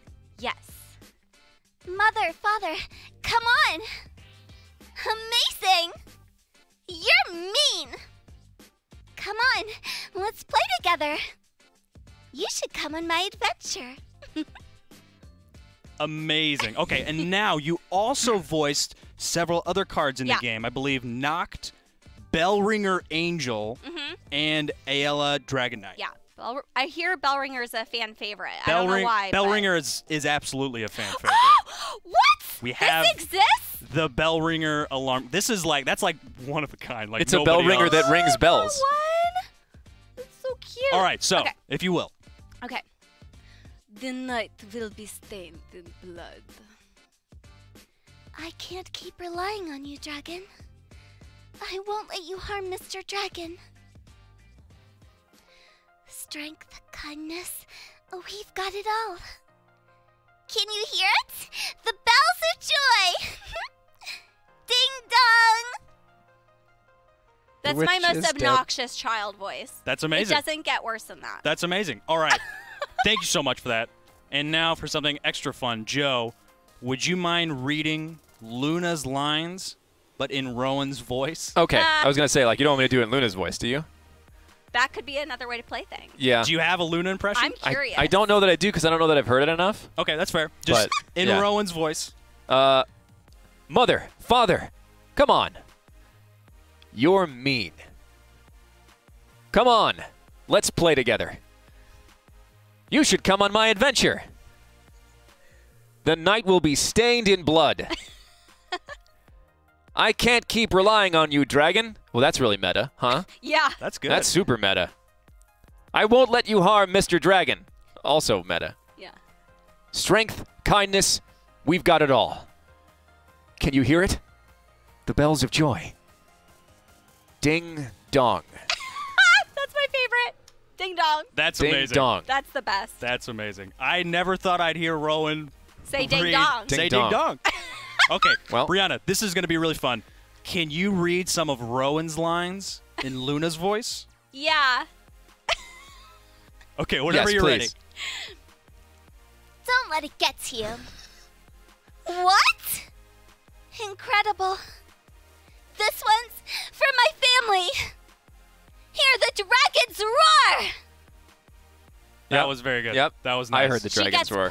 She gets into some like dark places. Yeah. So I think I I brought heard that in there for that. I think I heard the dragons roar. I heard the dragon roar. Yeah. Okay, that does it for that. But we have one more thing to ask of you two. I have a scene from the game of Shadowverse between Luna and Rowan. It's a very heart-wrenching scene. So if y'all wouldn't mind reenacting the scene, this is Joe Zija and Brianna Knickerbocker performing Shadowverse Stage 6, Revelation's Claw. Whenever you're ready. Am I allowed to detach one from my ear? Please, please. Can I use it? I want 3. Mega No, this is supposed to be serious, right? So okay. serious. I said I left my family to avoid hurting them. But that wasn't true. I was just too scared to show them what I'd become. I said that I left the army to take responsibility for killing Kyle, but that wasn't true either. I was just too ashamed to look anyone in the eye. I'm so pathetic. Why am I like this? I'm sorry. I'm so sorry. Hey, don't cry. I'm gonna hug you. Why are you... I don't know, but you're sad. When Isabel hugged me like mother and father, I felt better. It's like the person with white clothes said. She said, the world is full of sorrow. There's lots of sad stuff and lots of bad stuff and people crying. She wants it to all go away. I get that. But it's my fault. It's my fault I'm always crying. No, it's okay. You're okay now. Don't blame yourself anymore. Oh, is that a shade? No, it's... It's different from anything we've seen yet. Sorry, Isabel, but I need your help. We've got to slice through this thing. Now you, little girl. I'm fine. I can fight too. I've got mother and father with me. All right, you and me. We'll take down the big one. Charge! Amazing. So wonderful. I was pretty quick there to turn over and be like, fine, 4-year-old, come fight with me. Almost no argument. Like no argument. Oh, well, all right. Hey, maybe 12-year-old, maybe don't fight this giant monster thing. Not a problem, child. Come to battle with me. Don't underestimate my zombie horde. Really questioning this guy's ethics in war as a captain. Stand in front of me. Oh my god. Human shield. Okay, one last thing. Read the same scene. Maybe have a little more fun with it this time. But Joe, if you could read Luna's lines as Rowan. Okay. Switch roles. Mm-hmm. And Brianna read Rowan's lines as Luna. Brain games. All right, whenever you're ready. I said I left my family to avoid hurting them, but that wasn't true. I was just too scared to show them what I'd become. I said that I left the army to take responsibility for killing Kyle, but that wasn't true either. I was just too ashamed to look anyone in the eye. I'm so pathetic. Why am I like this? I'm sorry. I'm so sorry. Hey, don't cry. I'm going to hug you. Why are you? I don't know, but you're sad. When Isabel hugged me like mother and father, I felt better. It's like the person with white clothes said. She said the world is full of sorrow. There's lots of sad stuff and lots of bad stuff. And people crying. She wants it to all go away, and I get that. But it's my fault. It's my fault I'm always crying. No, it's okay. You're okay now. Don't blame yourself anymore. Is that a shade? No, it's... It's different from anything we've seen yet. Sorry, Isabel, but I need your help. We've got to slice through this thing. Now you, little girl. I'm fine. I can fight too. I've got mother and father with me. All right. You and me, we'll take down the big one. Charge! Amazing. Little Amazing. girl. Little girl. How's it feel, Rowan? I felt pretty empowered, honestly. That's good. That's great. Do anything. I could do anything. It makes sense now. Well, thank you guys so much. I Thank hope you for having guys, us. I hope you had fun. So I had a much lot of fun. fun. This was amazing. I love getting the Shadowverse voice actors in the studio talking about the game. It's very fun. Is there anything that the two of you would like to promote? Any streams coming up? Anything else? Anything? Ladies first. You've got the floor. Well, if you want to follow me on Twitter, I'm at Brianna Noel K. And then on Instagram, it's my full name, Brianna Knickerbocker. And if you're a fan of electronic pop, please follow my music Insta, which is at Starless Music. You can find me pretty much everywhere as Joe Zija. I almost said Zojija, you Oh, jerk. I wish you did. That would have been so great. Pretty much anywhere, Twitter and Facebook and Instagram and all that. I also have a Twitch show. Right now, I've been streaming games that I'm in. We were streaming Fire Emblem Three Houses. Next week, due to popular demand, we're going to switch over to Pokemon Sword for a little bit. So you can find me there. And then on the Twitch channel, you can also find links to my books and stuff if you like reading or like me reading to you, since I do the audiobooks as well.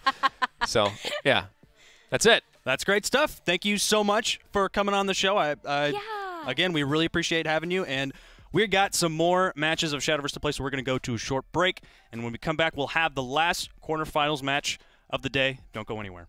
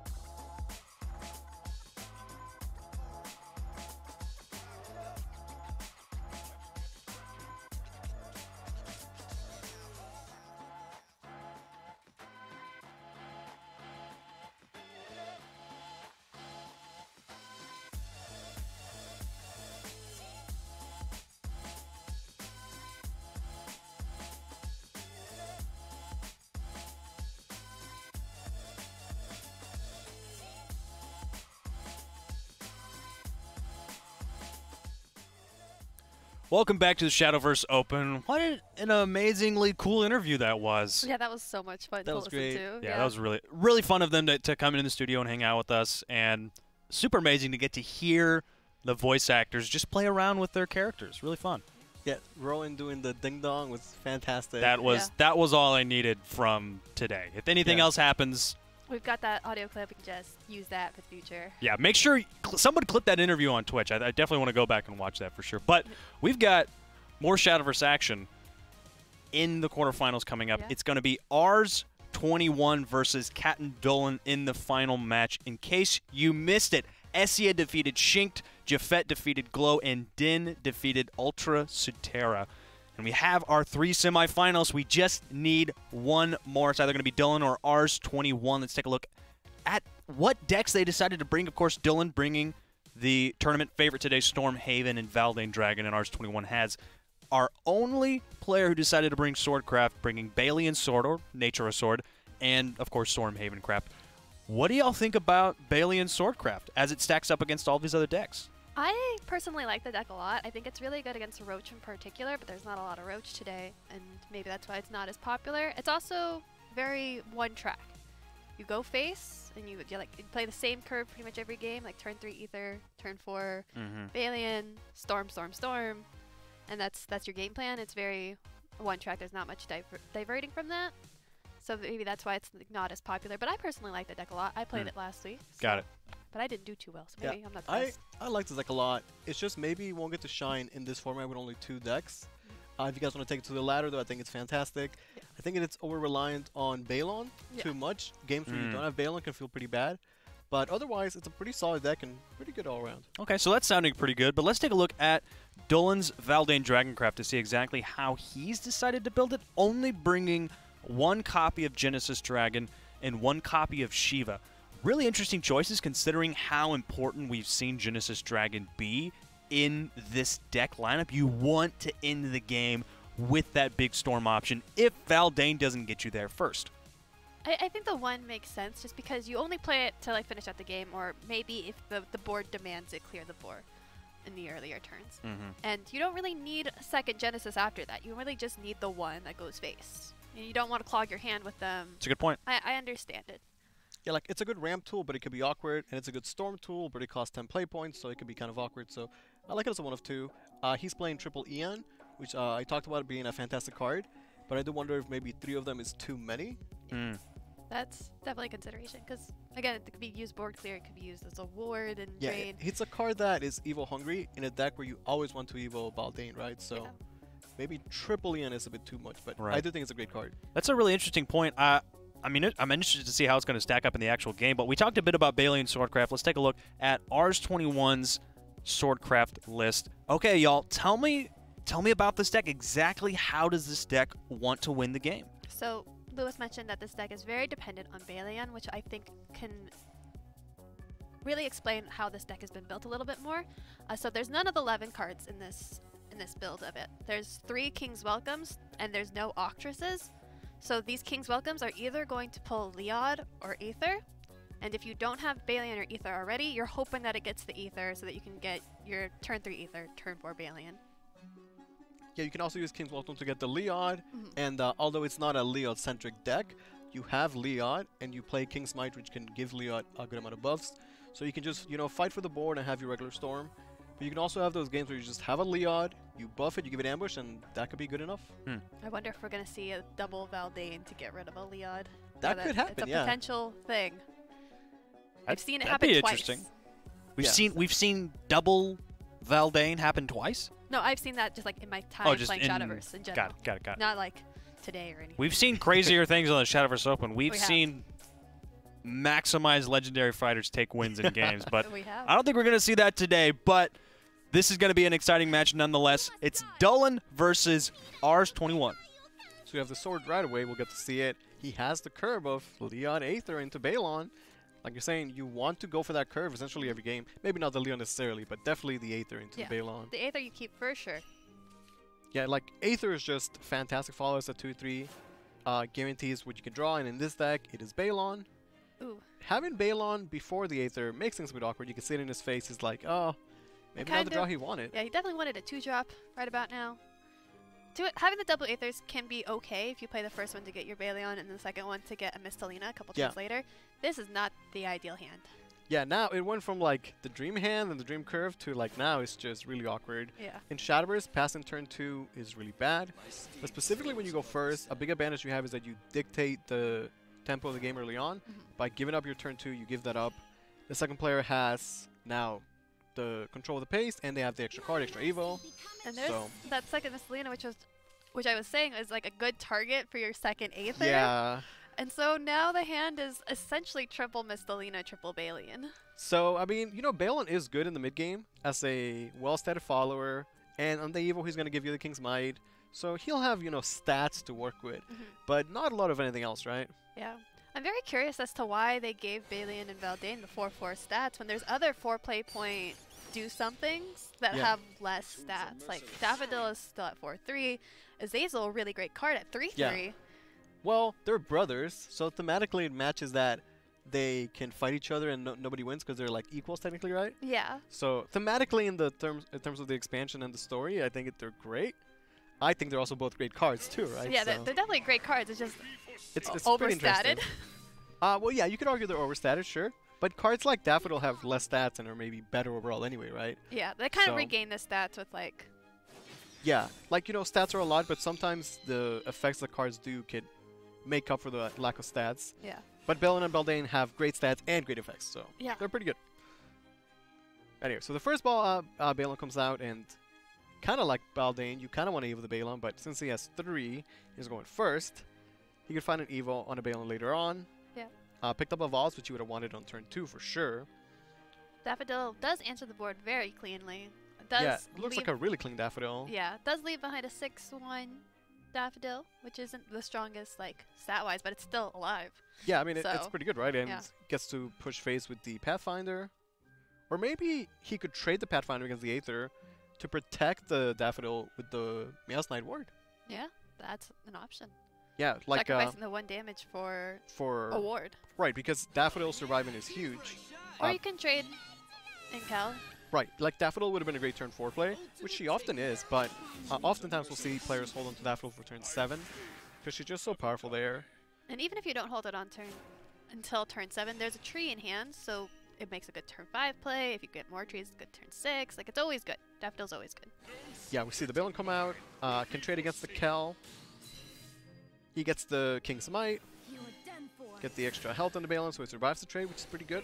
Yeah, unfortunately there's no trees either. Oh yeah, you're right, there is no trees, so that's part of the problem of him having a bad, or not a great start, is that he doesn't have a tree in board, so even though he has the Balons without the Natura tree, the King's Might is not as good. Finds the clear with the Every Source Sands though, so you know, also, making the best of his hand. It's important to know like which cards in the Natura Sword deck need the tree to get the bonus effects. Like Swift Tigress, Mistalina only does 3 damage instead of 5 damage, and it's very easy to forget those little differences when you don't have the tree. Yeah, it's a big difference. And like you set up a play assuming that you have the tree, and then you don't. Yeah, sometimes you just get used to the little things, right? Like playing the effects without getting the tree, not getting the maximum value. Yeah. And he still has not done a tree generator, so. Yeah, and Ether doesn't fetch any of them either, so he just needs to hard draw into one. Yeah, it's kind of rough because, you know, the sword has the draw where you draw specific cards. You don't have, like, the general card draw. I don't believe he's playing Confectioneer or anything like that, right? So. And now we see the Aether pulling that last Mistalina, as previously mentioned. Going to Axel the Misty, interesting. Just to have it. Yeah, I guess with 3 of them in hand, he figures that, hey, probably won't need all 3 of them, right? So at least not float the play point and get the Princess Strike. Yeah. But I like that. Yeah, like, it's a cool play. I feel like if the game is going slow like it is now, it's naturally going to favor Dullen with the more aggressive and more explosive Stormhaven, right? Yeah. But if ours can manage to survive the tools, which that'll be a hard-fought task. Yeah. But if he can, then he doesn't run out of storms. I mean, he finally found a tree generator. The Axeman was a fantastic top deck. Definitely needed to get started. On the other hand, you know, Shiva played on turn 6 means that the one's going to get every single effect from Shiva, and if the game goes really long, then that's a lot of Shiva effects. Yeah. Okay, gonna Evo or Balon just to get the stats, and it does generate the King's Might. Have you ever seen a game where you've seen every single turn of Shiva? I'm pretty sure, yeah. Sometimes games just go really... Like, if both players have Shiva, then both players get the heal, and both players get the damage. Like, it could, can go. Yeah. Okay, gonna use the buff on the Aether to push 4 phase damage, and now ours finds himself with a pretty good board. Yeah. Dolan has a lot of cards in hand, though, and he does have another Kel to work with. But without, like, a Bell or a Respite... I mean, taking the trade isn't too bad, because Kel does survive the trade it's good enough, right? Yeah. So it could be Kel, and then he would have 3 play points available. We might see, like, a Meowskers, and then Squeakers. Yeah. Yeah, that's just good, right? Then you could trade the Squeaks if you wanted to keep Kel healthy. Yeah, like, I talk about, you know, Stormhaven doing so much damage. So, you know, he has a lot of tools in the hand to do damage. Double Agnes, Cravens, Squeakers, Meowskers. It's about doing the math of, like, okay, how can I best get the damage, right? He also has a Shiva effect for next turn. So he should be thinking about, like, hey, can I end the game next turn? I think you should rather trade the Kel rather than trading Squeaks if it is the Squeaks play, just because Mistalina. Right, because you'd rather have the... only one follower to deny the... Yeah. The extra effect from Mistalina, right? It means that he would get 2 less damage, but maybe a way better board, right? Yeah. Okay, looks like he's going to shoot with the Kel, and I do like the Meowskers into the Squeakers. So he pushes 2 damage this turn. Ours, okay, he's debating not playing it. Yeah. Ultimately, he's going to, though. It's worth considering for sure, right? Like sometimes the play might seem obvious, but it's good to take the time and like be like, hey, is this really better than what else I could do? Gets the Shiva buff to get the +1 attack. Here's Miss Selena. Yeah, she's awesome. She's such a good card. Go face. Princess Strike and then go face. Yeah. There's no other place, right? I mean, the thing about the sword deck is that you can just sit on all this King's Might, and then eventually you find a Storm, which you have a lot of. And then it's just like, if you have 3 King's Might, that's 6 damage. Like, you can just do so much damage out of nowhere. Yeah. There is like the consideration of making the trade, leaving up your ward, going face later, but there's also the consideration of just taking 8s to the face. Right, and because of the way the Haven plays now, in the past, an 8/8 is an easy target for a Priest of X's, but now it's not available, and like that 8/8 has to be dealt with somehow. Well, Doolin does run to Amina, so the answer is in his deck, it's just not in his Right, hand. yeah, that would be one of the cases where Amina would have an excellent target, right? Yeah. Picks up a Daffodil. Daffodil seems really, really good. But we get to the point where it's like, okay, if you play Daffodil, you're going to overdraw and burn a couple trees. And then the board space is an issue. And how are you getting rid of the 8/8? Right, and maybe Daffodil's still the best play, but it's a bit awkward for sure. Daffodil, maybe Featherfolk? Maybe? Get some pings on it? Yeah, maybe it's a combination of using some of his damage as a way to answer the 8/8. Like maybe committing 1 Cravens or an Agnes or something like that. He does have 4 damage on the board technically, so if he just like trades his board, like Agnes or Cravens would clear the 8/8. Burns 1 tree, but has a lot of resources to work with. The Daffodil turns can be turns where you just don't have enough time. So I like him just, whatever the play is going to be, just figure it out as you go, because if you just wait too much, you just won't have the time. Yeah.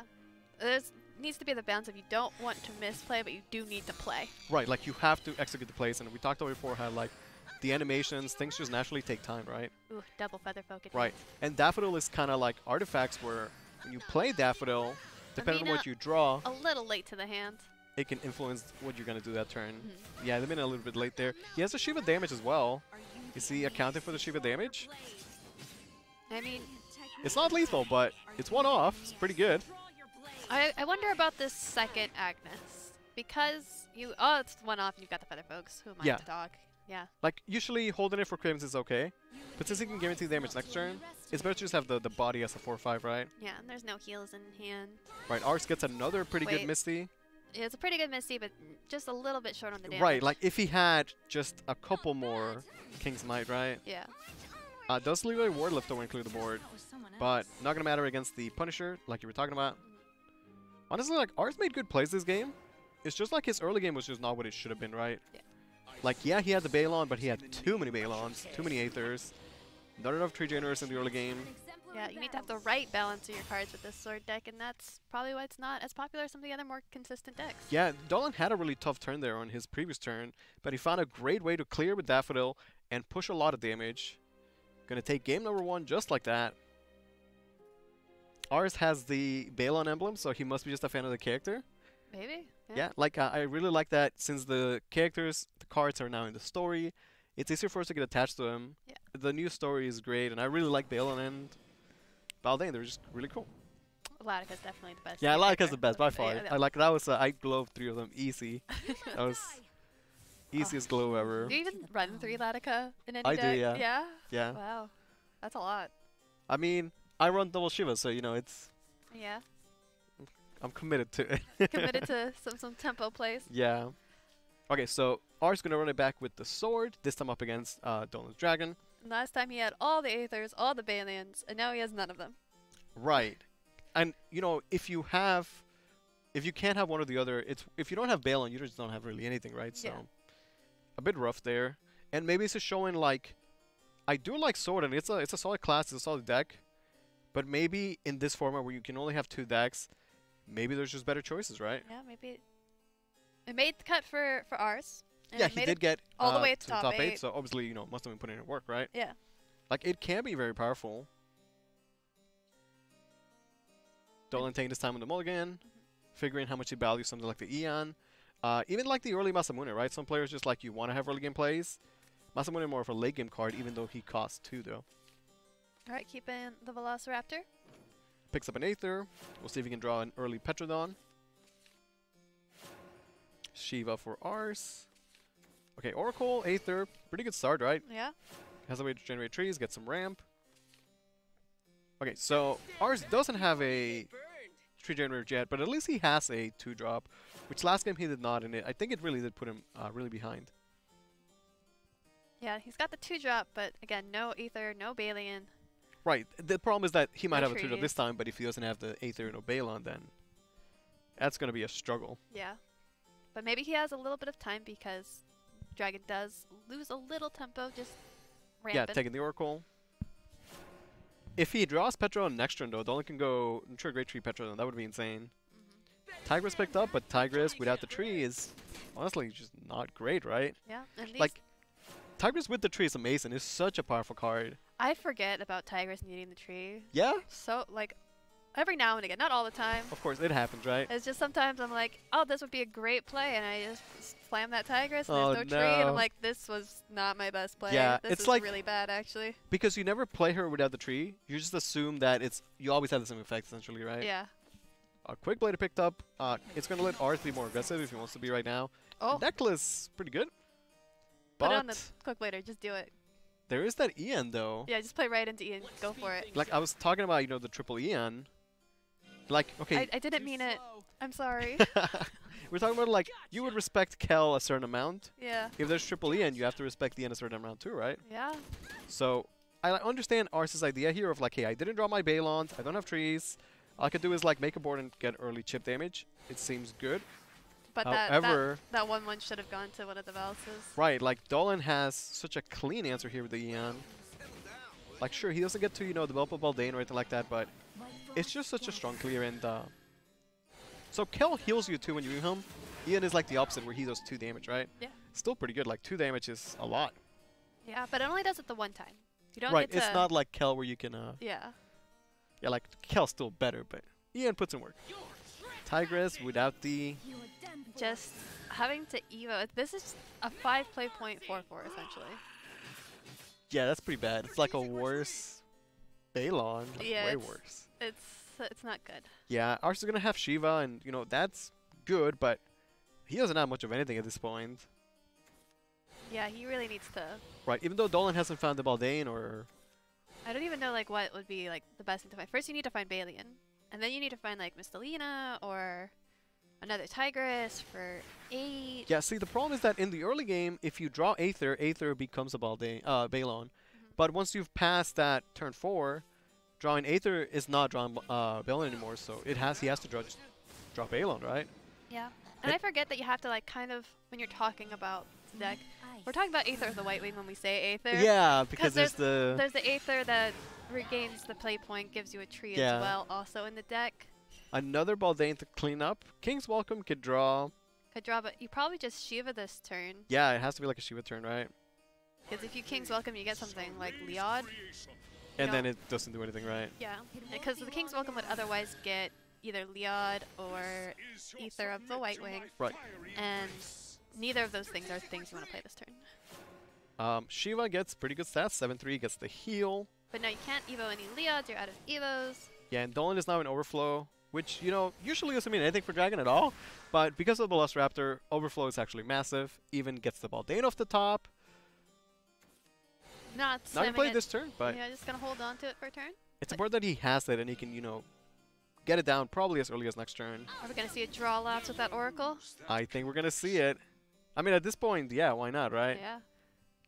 It's gonna give him a better turn next turn. He's still drawing cards.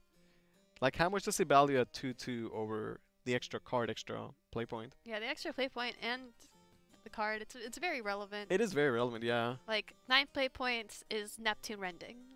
Yeah. 9 play points is Valdane Evo something. Although I feel like he wants to get the Baldane as soon as possible, right? Yeah. Like, you could play this tree next turn. I don't understand why Oracle. Picks up a Petron a bit late. Yeah. Honestly, though, Dolan is just really, really ahead. Like, he's so ahead. And Ars just, I feel like he didn't have the resources to, Yeah, this is his turn to find Aether, but Aether pulls at this point Mistalina. Yeah, it's just forever pull Mistalina, right? Yeah, until you're out of Mistalinas, then it gets Tigress. Right. Okay, gets the Misty, gets the Shiva buff, so at least they're, 3/2, 3/3. Yeah. There's the Baldane. Rendon's still available for Dolan. So it should be a turn where he gets the Corrosion online and just clears the board, right? Pretty simple. Pretty easy clear. Pretty easy Yeah. turn. At this point, Corrosion is doing, how much do you think? Like 4 or 5? 4 or 5, yeah, that sounds about right. Yeah. I mean, it's a bit late into the game to play Corrosion, but if the first Corrosion you play is doing a good chunk of damage, then like it's fine, right? Yeah, especially when your opponent isn't racing you or anything. When you're not under pressure. Yeah, like he's under no pressure whatsoever. And even picks up a Masamune. And it's 6 damage. That's a lot of damage. That is so much damage. That's just 2 more turns. Ours is on a clock, and he has nothing to really fight back with. He can play this Mistalina. Yeah, Mistalina at least clears the... And goes face. Doesn't get the... But it doesn't get King's the Might or anything like that. Might, Just yeah. a 4-6. Does get Shiva damage, so, you know, he's putting in... Yeah, the race at least is some still pressure, on. right? Yeah. It's just still heavily in Dawn's favor. But think about like how, quote-unquote, close this in terms of life. Like, ours is not so far away from ending the game and doing 8 damage. Yeah. But it's a game where he didn't have Balon. If he had a Balon, that Tigress could maybe be used for Storm or fights the board better. He gets better board. Like, as I was saying early on, the sword deck without the Balon is just not nearly as good as the sword deck with the Balon. And when your deck just relies on one card and you don't draw it, it can feel really bad. So Dylan seems to be considering playing the Pteranodon, but has gone for the better Yeah, play. Neptune Masamune. Neptune Masamune. It's just too good. Not quite beside him, but you know, sometimes can be better because you can go face. Maybe it's not Neptune Masamune. I don't... Where is this? What is the benefit of not playing the Masamune? Holding it for the next Mistalina. This plays around a second Mistalina. Right, but he has enough damage from Baldain's spell anyway, right? Like it's always doing 6 and then 6. Oh yeah, but that means he didn't need to take the Orca space. So he can continue to play around Mistalina and still have his lethal next turn. Okay, yeah, you're right. To not enable the Mistalina extra play points. Yes. Yes, his play is correct, for sure. Okay, another Wraither. Gonna pick up another Mistalina. Doesn't get the effect because he played around it. Even if he had gotten it, he wouldn't have the damage anyway, but... Oh, he does heal. Right, the Shiva heal gets him out of range of dying too. But now Masamune lets Neptune go face. And just like that, Dolan's gonna clean up the series. 2-0 over Acer. You know, he had a good showing with the sword, but ultimately, without the Balon, it was not happening. Yeah. We saw two sides of sword being bad. When you only have Balian and when you don't have Balian at all. Yeah, I think the two of you said it before the match even started. Great call there. The deck seemed incredibly reliant on Balian. Go figure. It's the namesake of the deck. When you don't have it, what other options do you have to close out the game? Yeah, like all the cards that generate you a King's Might just become so much better when you have an added +2/1, +2/+1 to it, you know. Yeah. Without that, you're just doing like okay plays instead of like this really explosive plays. Like, even if you're not using those King's Mights right away, if you just have a handful of King's Might, you get like a Quick Blader. That Quick Blader suddenly becomes like a 5/4. Yeah. And yeah, so Swordcraft obviously worked out really well for ours in day 1 of the tournament and in the top 16. That's another note about the tournament this week, is that we structured it a little bit differently overall, and we've been talking about it a little bit. But there was the open round of Swiss that we normally have, and then that led into a top 16 bracket as opposed to just a top 8. Played through the top 16 yesterday along with day 1, and then we were left with our top 8 like we normally are for today. So a little bit different than normally, but like I was saying, the Swordcraft obviously worked out really well for me. Made it to the top 8 out of a lot of competitors. It's just in the top 8 against the skill level and the decks that the other players are bringing, it wasn't enough, and Swordcraft was looking weak. Yeah, it was not. It didn't look like a top-tier tournament deck, you know? At least not in those games. He needs to learn how to draw perfectly. Like Yeah, I mean, I guess, like right? Jafet. He's got to learn how to draw like a Dragoncraft player. Like That's what he's got to do. Yeah. And there he is, Jafet, in our next semifinal match. Yeah, that's right. We've got the semifinals that we've been waiting for. At least for me, I want to see how Essia really. I was really impressed with how Essia piloted Natural Force in the first match. He took what looked like a no-win scenario or like a very negative-looking scenario, and he got a win out of it in this series, and I thought that was really good. And I'm really looking forward to see how Essia plays. Of course, Jafet played incredibly well as well, piloting the 2 strongest decks right now, at least the most popular decks. I'll say that. Yeah. Storm and Valdane Dragon. How's this match looking for you guys? If Jafet can draw like he did in that first quarter, his top decks were the most insane. Like, I can't get it his off my games were mind. just... Like, that was a perfect curves from both decks. Like, exactly what you want to see on every turn. It was fun to see, because like that's how you want to see your decks perform. Is that at the best? I want to see Ensure Force continue to put in work, show that it is a top-tier deck and it can compete with all these other powerhouses. Yeah. It's just a really fun and exciting deck to watch. Yeah, with Duelim winning that last quarter, I think our bracket has actually worked out where this side of the bracket is SCAO and the other side of the bracket's EU. Is it now? Yeah. That's really Din and Dolan and Essia and Jafet's. That's really interesting. So we're absolutely gonna have Euro and SCAO in the finals. That's gonna be that'll be fun. A fun little way it's worked out with our global tournament. Nice. How did what were the regions in the finals of last week's tournament? Do y'all remember? Pam. Really? Yeah. The finals of last week was V2 versus Raindrop. Oh, that's amazing. Okay, that's pretty cool. Yeah. I remember that. Yeah. It was, and yet today we didn't have any Pan American representation in the top 8. Nope. It's pretty amazing. Yeah. It's pretty amazing how that works out. Thing is, like, if you allow all the regions to play, all the like top tier players are playing, and it can make it really difficult to get to that top 8, right? Yeah. Like, you know, in this whole year we had a lot of really consistent players, but maybe it'd be way harder to do that if you're up against the top players from every single region, right? Yeah, really consistent players, but in smaller regions. Suddenly the talent pool has just exploded 3 times the size. And continuing with that, it's very difficult, as it turns out, shockingly. Yeah. Yeah.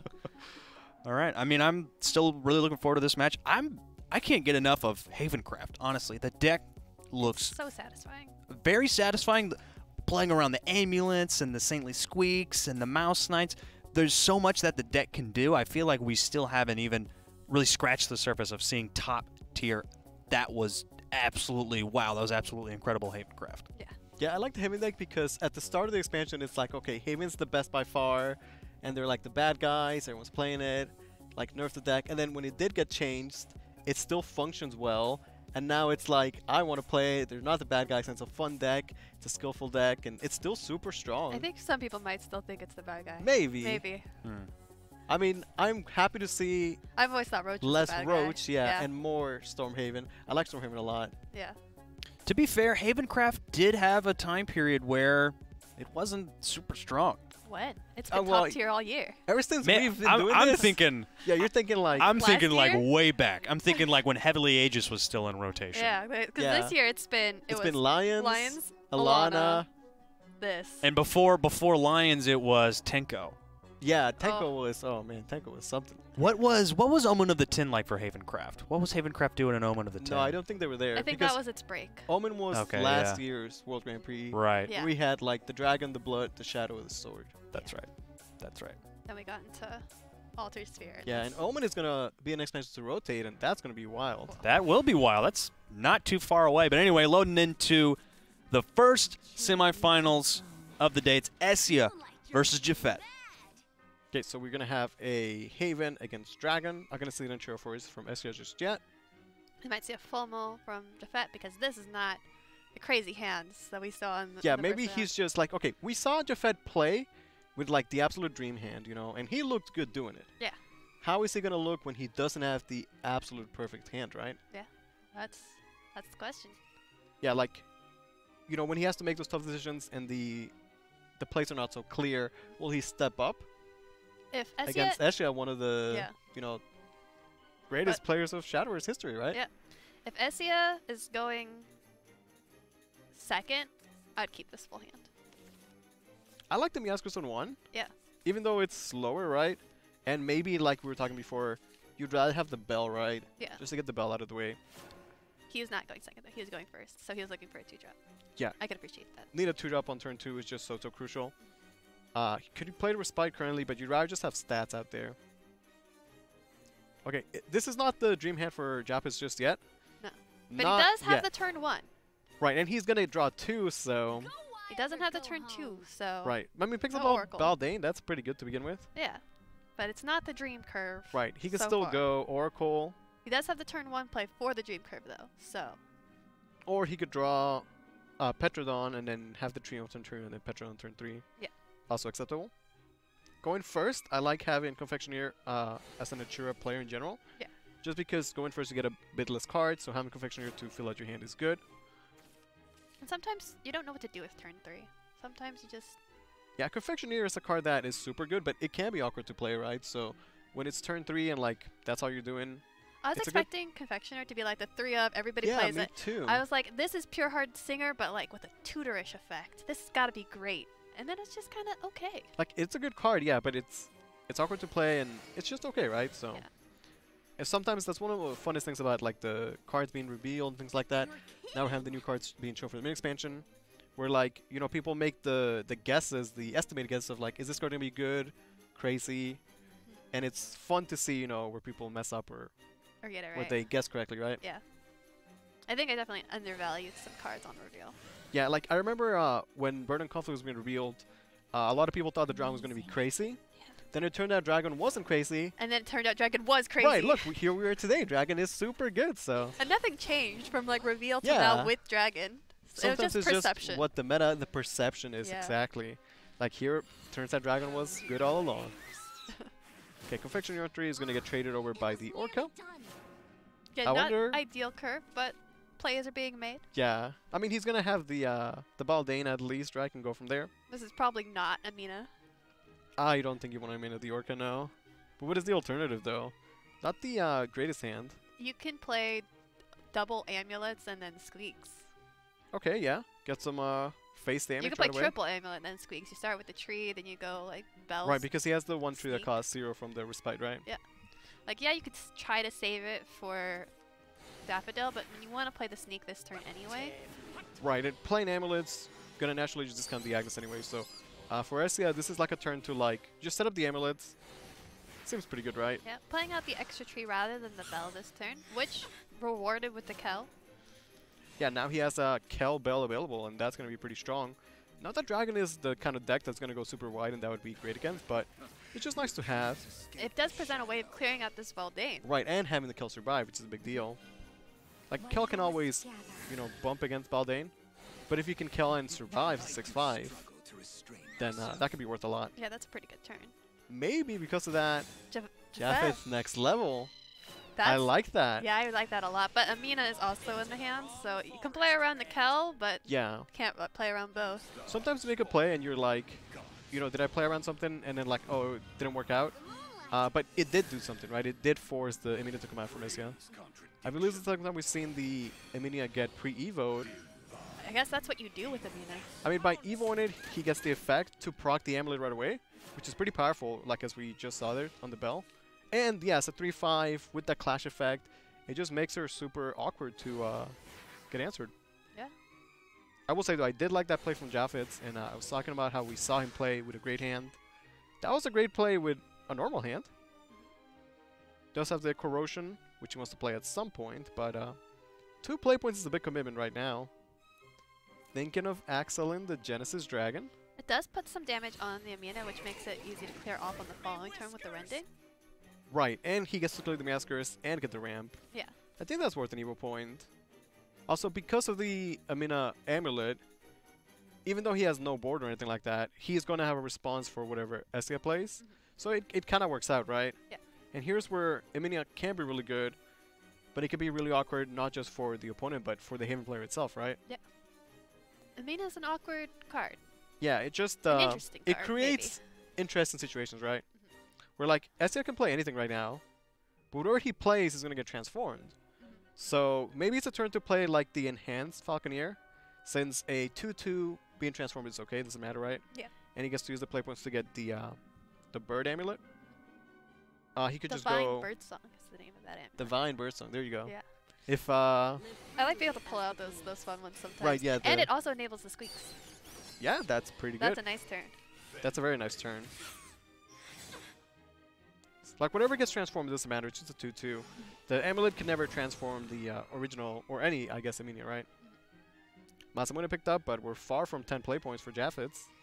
But, there is some heal in the form of the Dragon Chef and the Respite, which is pretty nice. Right, and with the Rending, can always clear the Eminia easy without having to worry about the clash effect or anything like that. Yeah. Might see some draw first action going on here. Kind of a weird day for Dragon players, huh? Yeah. We saw Rowan say ding dong. Dragon players draw first. What's happening? Yeah, it's a wild day for Dragon. Yeah, Ian picked up. When your opponent's board is full, you can play the Ian and they won't get anything. And that could be a cute play sometimes. But I don't think it's the play here. I thinking back on that interview just a little bit more, it was really fun to hear that like Luna's voice actress was really into horror. Like it fits like Luna, you know, yeah, with the zombies. That's cool. And Yeah. It's also cool that she did like Knocked. Like I never would have guessed that was the same voice actress. Yeah. So you could see like her range is really good, right? Yeah. Yeah. It's really cool to be able to meet like the very talented people like that, right? For sure. Is it just Dragon Chef this? Dragon Chef Rending, right? Or is it Draw First, Pathfinder Rending? Okay, and hold the Dragon Chef. Yeah. Or no, gotta get the Corrosion online. All right. Well, he leaves SEA board locked. Yeah, so limited to the 7 damage that's on the board. Right. I mean, it's interesting. He takes some damage, sets the Corrosion, knows that there won't be an explosive play from SEA this turn because, you know, board locked. And like I was saying before, part of the immediate drawback is not just the follower getting transformed, it's the board space. When you have the tree, an amulet, the mini amulet, all of a sudden, you just don't have the board space to work with. As you're really considering if he wants to Evo the Falconer for that extra 2 damage this turn. I wonder if he would, just because if he doesn't, it would just feel like he didn't do anything that turn, right? I mean, he's if not you doing Evo, it's like, well, I pressed the button, right? Yeah, I did something this turn. Yeah. But I don't think you use it. There's just better cards for it in the hand. Right, like, by Evoing the Falconeer, he gets 2 damage right now. But he can always Evo the Bird next turn if he just needs damage. By holding the Evo, he has the option to play Kel, get the Daffodil extra play points, so I think it's better to hold it. When your Evo is only representing 2 damage and you know that the 4/4 is going to be answered and it's only ever going to be that 2 damage. Yeah. Not sure it's worth it. Okay, Dragon Chef and Ian can both give Japet some life. Because he's at 8 life, there's a bird coming out, there's an Evo available, and he has to be thinking of like, okay, what if there's Agnes, what if there's Cravens, right? Like, at this point for the Dragon player, it's pretty scary. Yeah, he definitely wants that heal, but there's also the Amina like ticking down. He's gonna get something transformed. Right, like doing something like playing Breeding Magna, all of a sudden maybe just not great. Your 4/6 just gets answered for free, right? So we see the Amulet be awkward for SEA and also do so much for him, right? So yeah. The Oracle being the first card played means that yeah, continue to draw first, right? Yeah, continue to draw first, and Dragon Chef and Ian will not be played together this turn. It's gonna be one or the other, and it's looking like it's going to be Ian. I mean, I like Ian for the life gain, because since he has the Evo right now, he can Evo it and get a 5 life back right away, and that's a lot of life to work with, especially because, like I was saying, we're getting to a point where the Haven could just make such explosive plays. He has to commit a Rending to clear the Imina though, right? Yeah. And then, like you said, he only has 1 follower, it gets transformed, and then like he's still super behind on the board, even though he has a bit of life to work with. But he does have Corrosion doing 4 damage, so he just needs to survive a little bit. But can he? I mean, another Agnes was picked up off the top for SCSO. All of a sudden... This is looking pretty spooky. Yeah, so usually for Haven, you sort of count in 4s, where Cravens does 4, Agnes does 4, Evil Miascus does 4. He has the bird doing 3, so he needs to find 10 damage somewhere. Oh, he got it. Just the 1 tree and a double Agnes. Yeah, that's that it. will do it. That's it. So, like I said, explosive plays. Agnes just comes out for almost no play points. Evos for 6 damage to the face. SEA takes game number 1 over Javits, who I think had great plays this game. I like the idea of pre-evoing. I like the idea of keeping SEA board locked. Like, he was making solid plays. It just seemed like SEA was 1 step ahead. Yeah. I think there came a point where he maybe could have healed like a little bit more there with the Dragon Chef. There could have been like a removal of the board instead of board locking him. But he played the best. Maybe not the best to. He made good plays. He made good plays. It's hard against Haven because, like, yeah, you want to heal and keep your life total high, but like, it's hard to gauge how much damage the Haven player is gonna have because the Agnes can come for as low as 0 play points, right? Yeah. You never know when to expect. Right, and you never know if like, do I play around 1 Agnes or 3 Agnes and 2 Cravens, right? Like, it's such a, it's hard. Okay, we'll now see the Natura Force come out from SEA. Now, SEA is a Roach player, and he uses Lisa. In your opinion, what is the, like, when I see Lisa, I'm like, okay, that's a Roach player. At least in ladder. I make no assumptions until I see. No assumptions? Yeah. Okay, well. I assume everyone's a Roach player until proven otherwise. On ladder. That's fair. That's fair. I just like, I feel like every time I see Lisa, they're always Roach players. That's like the go-to. But yeah, it's better to just not assume, right? It's like if you queue up and you see somebody with Jerry sleeves, do you assume they're playing Jerry or are they trying to debate you, right? Like, because that's the ultimate troll. Depends on who you are. Like, if you are a Revelations mint, then you assume everything's Jerry, I guess. Okay. Or you hope everything's not. Yeah, sadly Jerry's going to rotate out soon, but he had a good run. Yeah. Some people are celebrating that one. I guess so. Okay, so we see no roaches, just Natura Forest. Has good early game in the tree end. Having an early 2-drop and a tree generator is great for Ezia. Picks up the Okami, which will be crucial later on. Not hanging out in the bottom 20 this time for him. Yeah, not this time. Okay, for Japids, you know, the Dream Hand? Not quite, right? I mean, well, I think this is pretty close. Yeah, it's not bad, actually. Yeah, he's got a Think about it Kel now. against Natura Forest, which was what Shinx was lacking, yeah. Yeah, what he was missing. So... And like, you know, 2 Agnes early on can be clunky, but he already has 2 trees. And Confectioner is certainly going to draw more tree generators, so yeah, those Agnes could very quickly become 0 cost. Do you take the trade because you don't want to take the damage, or do you leave it there and be like, hey, I definitely have Kel in hand? Right, if you go face right now, you tell your opponent, I 100% have Kel, right? Yeah, the Kel is in my hand right now. What are you going to do about it? I mean, he's Stormhaven. Yeah. Go face. Go face. Thinking about it. You know, sometimes it's the little decisions that are so hard, right? And it's sometimes it gets like the speed at which people make these decisions. It tells a lot about the player. For sure, yeah. Like if he was just like instant face, you're like, that guy plays aggro. the fact that he stopped and thought about it. Yeah. Nice to see. Gives a little bit of character to like what's going on here. Right. So we're talking about the first time we saw Ezia play. You know, making the read of like, hey, there is no Kel. Now the read is there is definitely a Kel. Yeah. So if you know there is a Kel, what is the play, right? Because you don't play the Wellspring off, probably, because you just lose it. Just want to hold it for the Evo. So maybe it's something like play the Aether, you double just trade, draw, and then double trade. Probably. Could Guidance the tree end or the tree? Okay. All right. Not much plays to be made here with this hand. Right. Like, because it's not turn 5, the Aether is not going to kind of search a card. So there's not a way to like get a May out of it or anything like that. You can hold the 0-cost tree for sure, and then you just double trade because you don't want to go face and reward this Kel.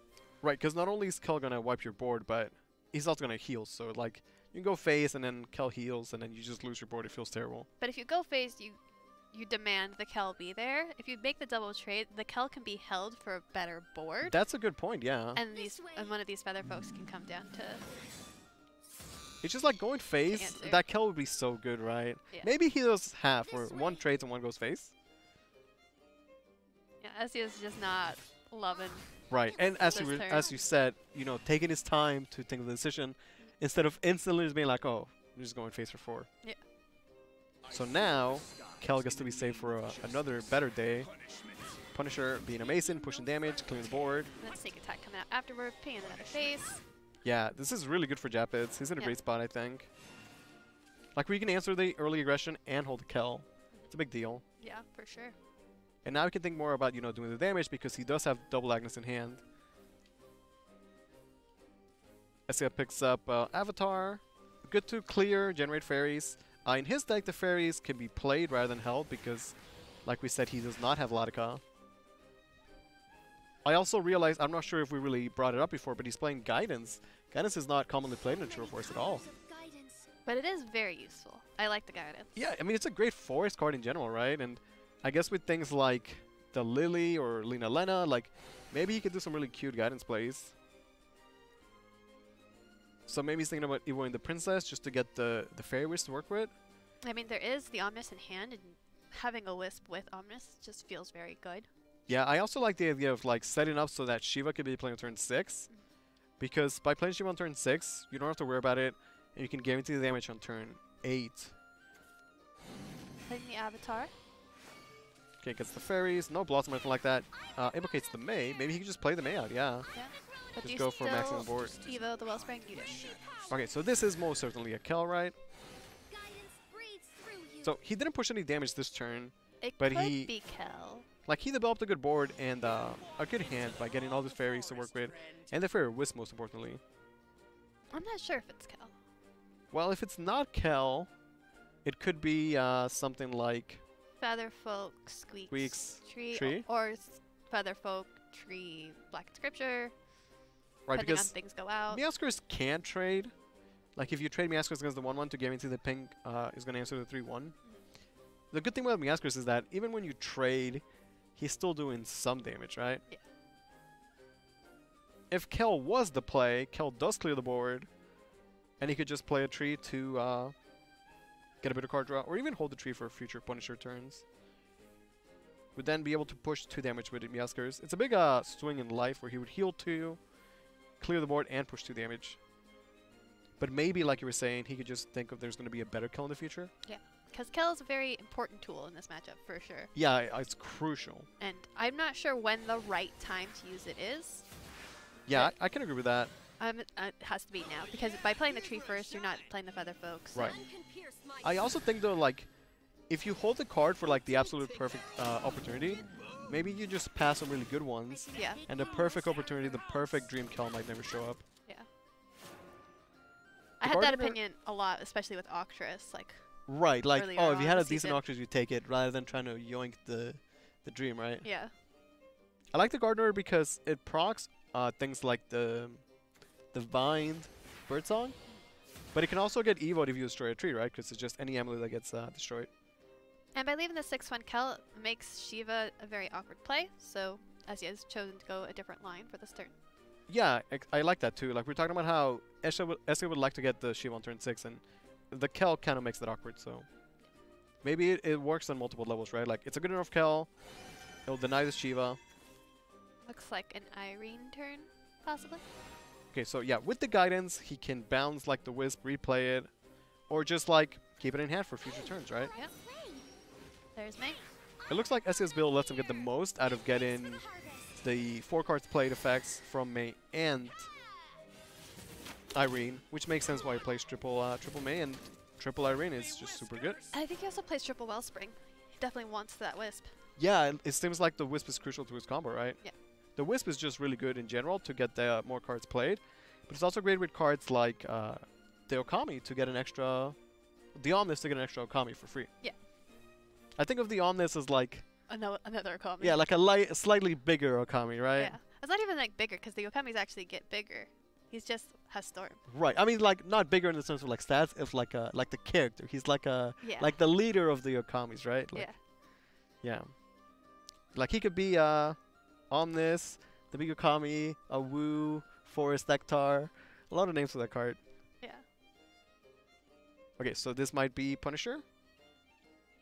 Might be Viridia. Those Agnes are still way too expensive, but eventually it's going to get to a point where they are playable. But, you know, the only other amulet generator he has is Squeakers in hand right now. Yeah. Squeakers being the only other tree generator makes this Featherfolk not great. Yeah, not great at the moment. Gonna go with the Punisher.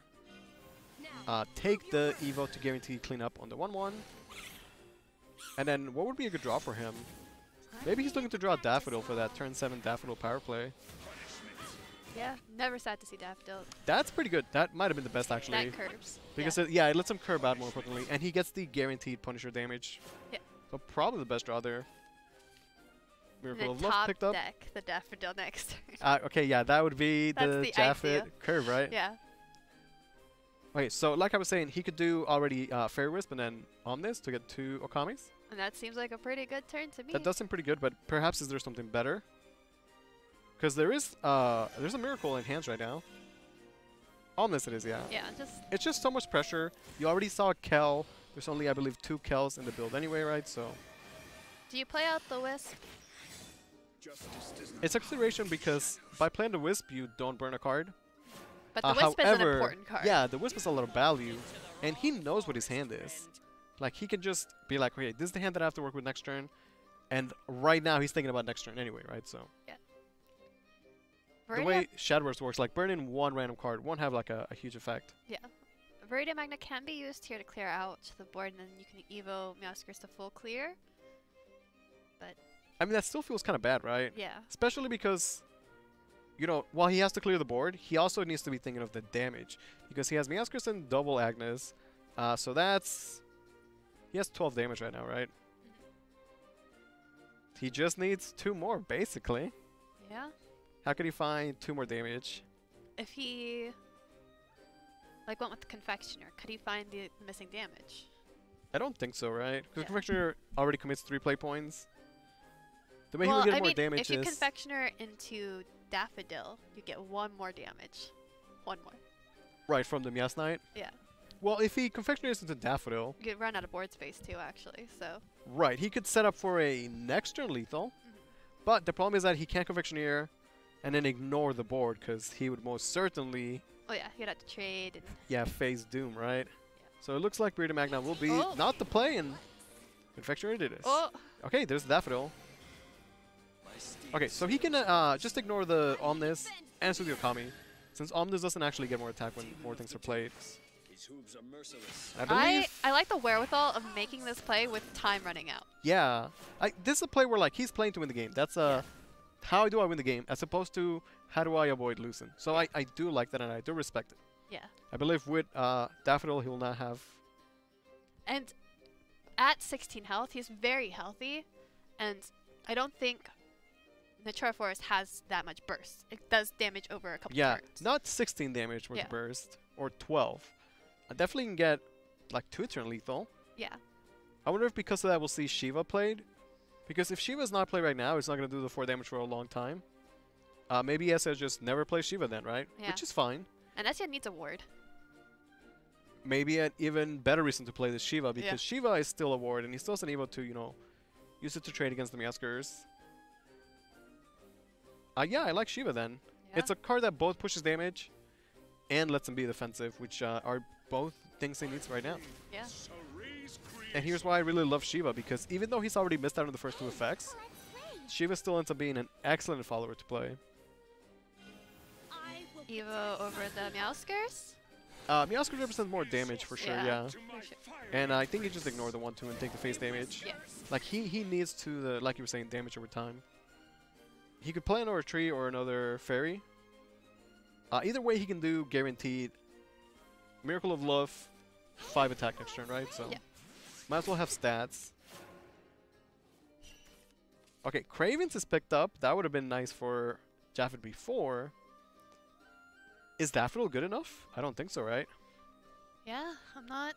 The thing about Daffodil is that, like, Daffodil is great at giving you cards, giving you Storm, and discounting Agnes, but when you're facing a lot of stats, Daffodil doesn't answer big stats. It answers, like, you know, 2 2s or 5 1s, like, because the Meows only have 1 attack, or you can get 2 attacks with them, right? Yeah.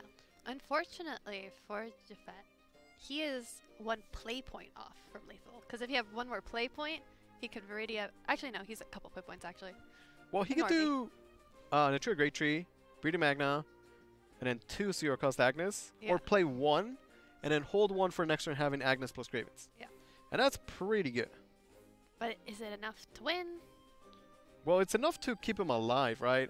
The problem is that Breeder Magna usually clears 2 followers, but because the Shiva has ward, she can only trade against the Shiva, not against both the Shiva and the Omnis. Yeah. So in this case, it makes her a lot worse. But he can use the Agnes to trade against the Omnis if he wanted to. I think he's going And I think he is... Yeah, he's sort of forced to, right? But if he uses Agnes to trade, then he now only has 8 damage in hand. Well, he does have the Daffodil as well. Right, okay, yeah, Daffodil can push more damage, that's fair. Okay, it does end with a 4-1 Agnes and the 4-6 Breeder Magna. Essia gets Shiva healed this turn as well, actually, so it's probably going to be really hard for Jaffet to find enough damage. Are we looking at another Omnis?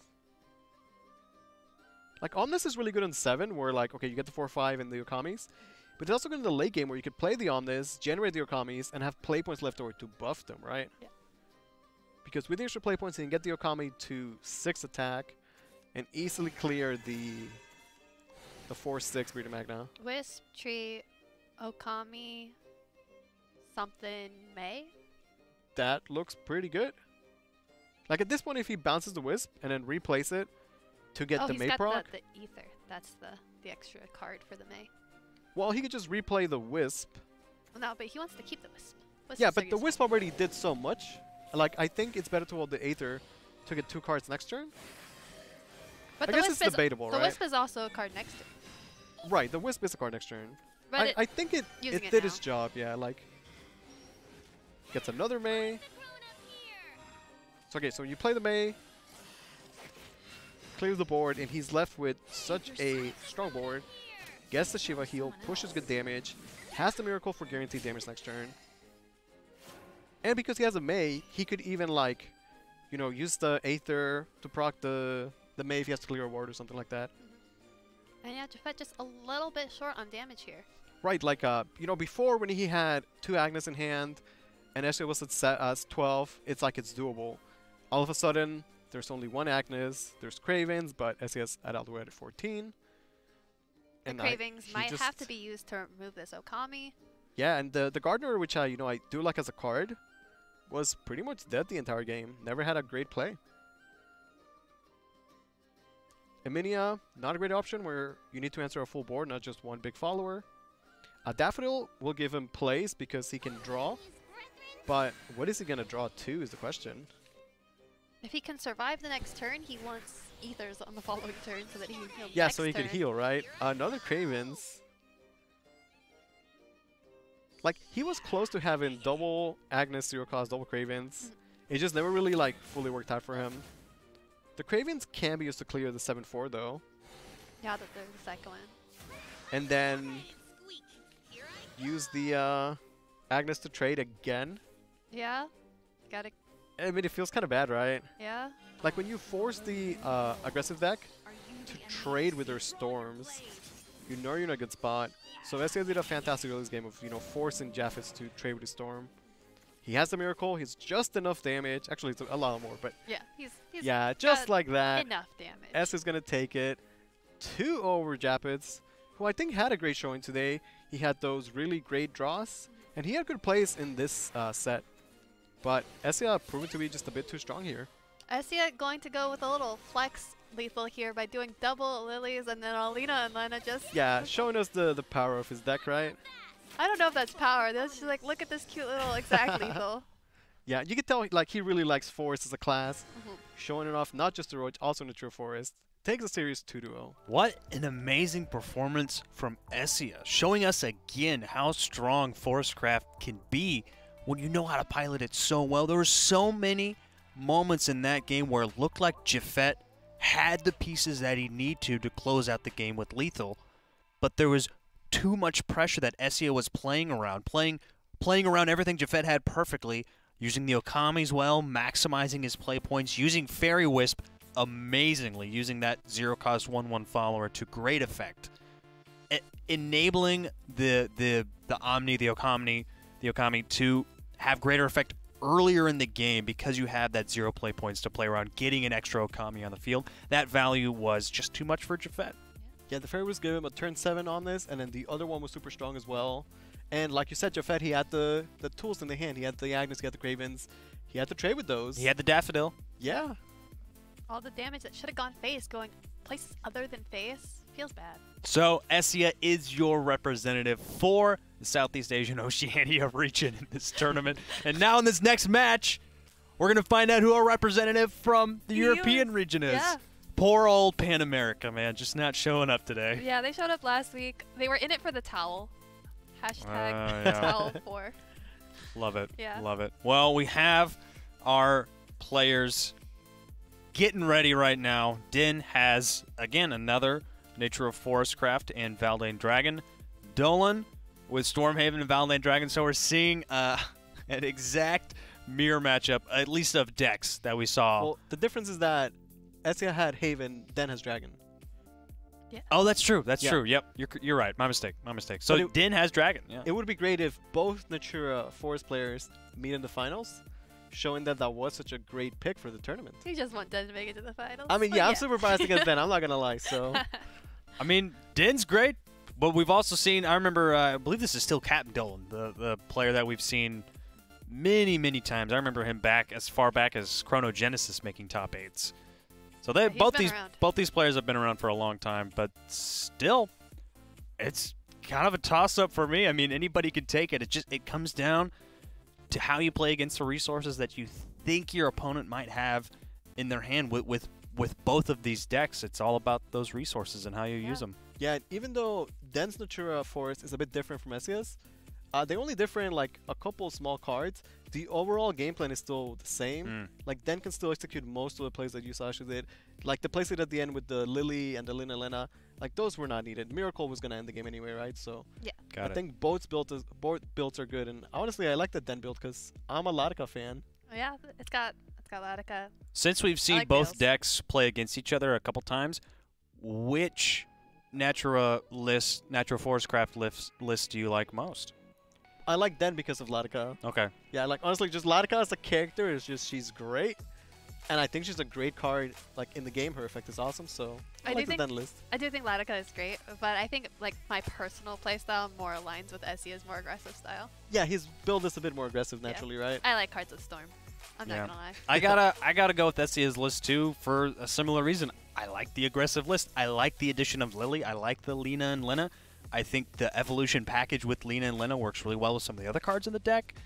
And yeah, I like going face. I like Storm cards. I like Lily is such a good card for me as well because it has such great synergies with the amount of cards that you've played that turn, and it can get a massive board that goes for damage. But Den has the Carbuncle. He you does. guys are Carbuncle fans. I am a Carbuncle fan. I was gonna. You know, I was hoping you wouldn't bring up Carbuncle, making me second guess my choice there, but Carbuncle's pretty amazing. And we did see a Carbuncle Sparkle go for a lethal in one game. Yeah. It did. Yeah. So, I'm a fan. I do like that a lot. Yeah, Carbuncle's kind of cute. I'm a fan as well. We need more Alcat in the stream. Yeah. Not enough blood out there. I wish people had made it with the Natura blood. I know people were playing it yesterday. They just didn't make it here. I almost forgot about the mascot cups, man. Yeah. That was a fun thing. Yeah. Those are some good times. The Waifu Cup was great too, honestly. Yeah. Oh yeah, the Waifu Cup was a couple months ago. Man, there's so much. Nicola. It's been a year. It's been a year. Yeah. It's been it hasn't been a whole year. It's been most of a year. Most of the year. Yeah, there's so much to reminisce about over this whole year. Remember back in January? Carbuncle won the... Was it Carbuncle? Who won the mascot? Owlcat. Owlcat won, yeah. Would he have won if our good old friend Night of the Living Dog had been in the mix? That's a good question, because everybody loves the dog. Everybody loves the dog. So does Chris Pumpkinhead, just everybody. Yeah. Interesting. A lot of people played in these cups just for the emblem. That doggo emblem. For the dog. I've got it now. I'm so amazing that was the choice of emblem for this season. I liked Troya last season. She's great in Rebirth of Glory, but dude, Night of the Living Dog is great. Dog was high tier. I've tried a couple times to make a Shadowverse deck that only had dogs, that only had dogos. It's very difficult. There's not enough. If you could go across the different classes, you could make a whole deck, I think. Maybe. Because you could go Cerberus, obviously. Both Cerberuses. Both Cerberuses. That's 6 cards. 6 cards. Night of the Living Dog. Yeah. What else is there? Okamis. Oh, there's the War Dog from War Sword. Dog. War Dog from Sword. Though. That was my other choice. He's scary. He's still a good boy. Let's be honest. Well, he's a scary boy. He's a scary boy. Yeah. What? And then what else do we have? Omnis's and Okamis. Okay. Yeah. Well, those are wolves, right? But we'll let it slide. Dog family. Yeah, they're dogs. They're canine. Okay, do you count Liberté then? Yeah. Yeah, absolutely. I guess. Yeah. And if we're counting Liberté, then we're also counting Waltz. Yeah. Okay. All the other werewolves. All right. There's a lot of all right. werewolves We're getting way off track here. Let's get into the semifinals match. It's Den versus Dolan. The winner advances to face Esia. Yeah. Who's gonna move on to the finals? Will it be Den, Captain Dolan, Revelation Disaster, right? Yeah. One of the oldest, I guess, I don't know, rivalries in the world of Shadowverse, you could say. They're definitely Maybe been friendly around. rivalries. Yeah. Yeah. No one likes to fight, except for I don't want to like. Of course, yeah. All in good fun, right? Yeah, all in good fun. I like Den going with the classic Rowan. You know, we had Rowan out here today, so yeah, only fitting. But Hanamaru is also a very good leader. A pretty good start from Dolan too. You know, Meowskers, get the Pathfinder. Yeah. Velociraptor early on. Den not really finding the ramp. You know, we've seen the dragon ramp and just like take over, but it is not essential that they ramp. You can just play regular curve and just have strong curve plays. I also want to point out that the Pathfinder from Dolan is a 1-up. Yeah, in a lot of the Natura Haven decks, you know, when they're making room for cards, it's often the Pathfinder that I guess gets cut. Or maybe not added, because in the past they just didn't play him, right? Yeah. So it does fit the deck well, but not as like as a 3-off, I guess. Yeah. Dylan spending his turn making some trees and just holding on to him. Yeah, holding on to him because he has that Daffodil. We'll likely see him play the Sister on 4 to get that juicy enhance. And then Daffodil on 7 will be, on 5 will be amazing with the Evo. Yeah, with the Evo and the 0-cost tree, that's almost like a turn 7 Daffodil. Actually, yeah, trees. pretty good. Yeah. Then making, you know, trees himself, and just gonna clear with the rending and the jams. Yeah, Falconer, really good here, just like a amazing. Nice turn like, 4. here's why the card is so good, right? Because, like, what are you gonna do going first and with 4 play points? Like, play a 2-2. Yeah. Why not get a 3-4 storm out of it, right? Yeah, a couple turns later. Seems pretty good. Yeah, and the thing about Shadowverse is that, as we were saying, sometimes you just need a 2-play with 2-2. So if you have to play the Sister Falconer as a 2-2-2, then that's good enough. Yep. And here we see our turn 7 Daffodil on turn 5. Yeah, Den did have the Baldane though, which you know, generates the corrosion, which is how the deck wins.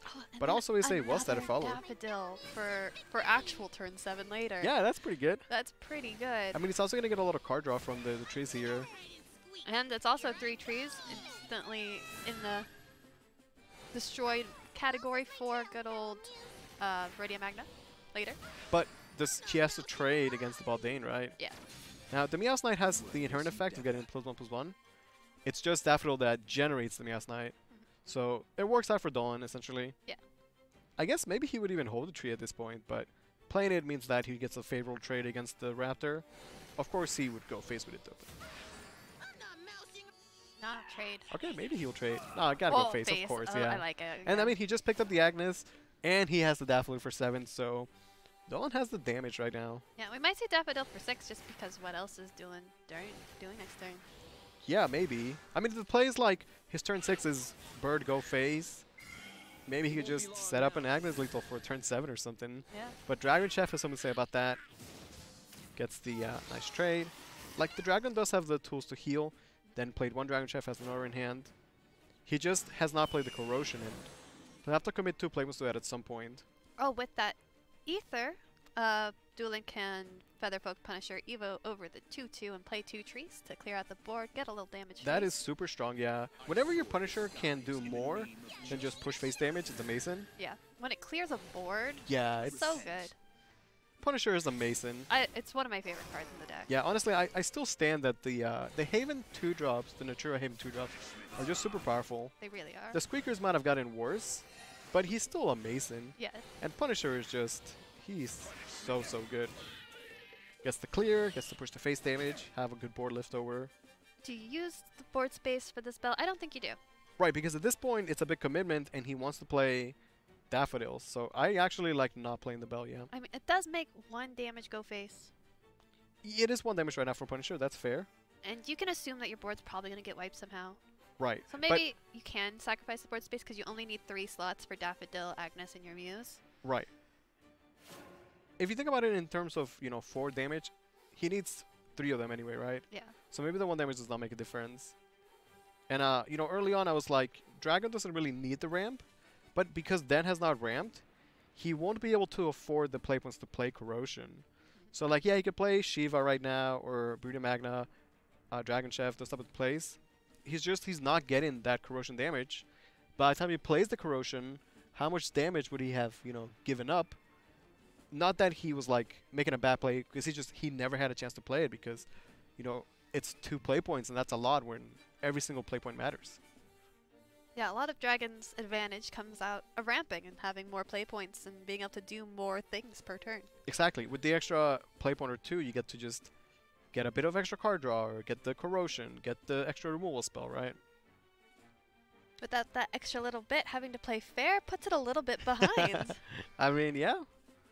So, what do you think the play is this turn? Are we looking at Shiva? I don't know. Like, Shiva does not fully clear the board, but it is a big board. Gonna go with the Lost Raptor instead. Gonna draw first. That's a big commitment, though. He's committed 3 playmoves to drawing a card, and not really doing much of anything else. I'm not sure what the dream draw would have been there. Perhaps he was looking for a Rending. Yeah, because then he could Pathfinder Evo Rending. Yeah. And that would have been ideal. Gets a Dragon Chef to, you know, get a lot of life to work with. But because he's forced to use the Evo because he didn't have the Rending, now that Eon is not going to be as good.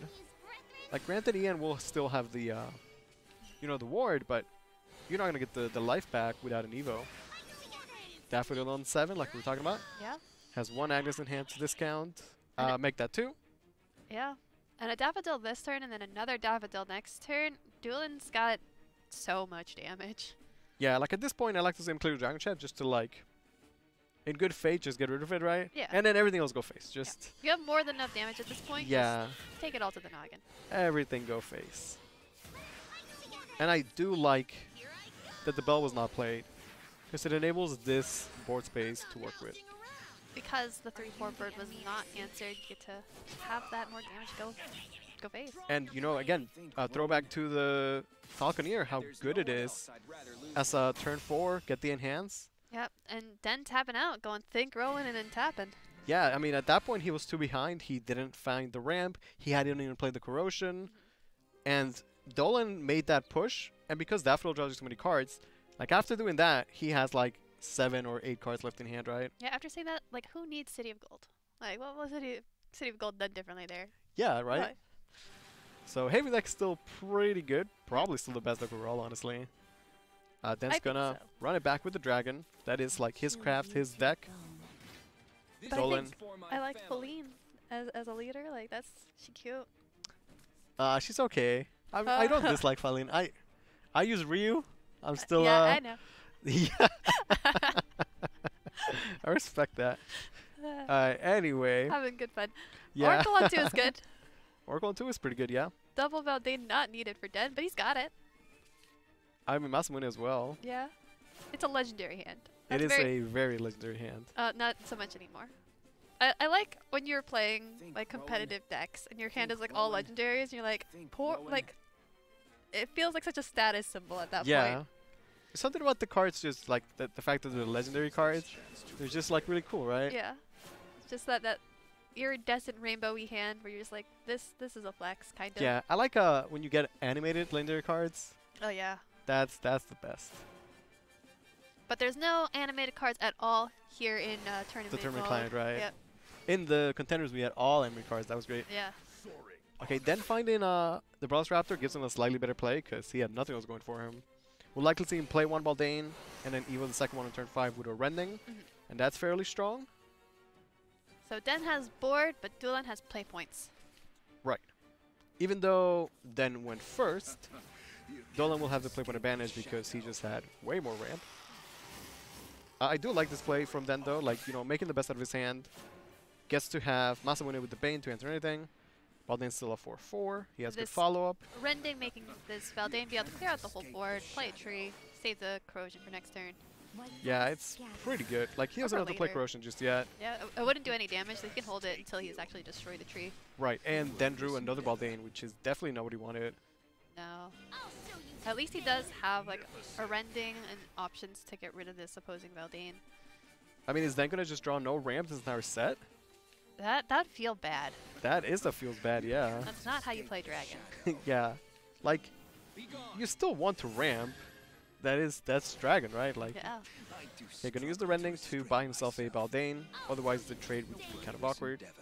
Does discount the 2 corrosions. If he evos another Baldane, he's got a 0 cost corrosion. That's not bad. He would have 2 0 cost ones and 1 2 cost one. Yeah, which is 2 removal spells that are really cheap and can remove anything. Yeah, but he would be missing ramp, card draw, damage, and everything else, I mean, right? 0 cost spells are all like ramp adjacent.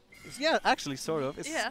kind of like ramping, right? It's not ramp, but you cheat and play points nonetheless. We see the Dragon Chef come out, takes an unfavorable trade against the Baldane, but, you know, it does get the life, so still okay. And Dolan had the card draw in the Conviction here.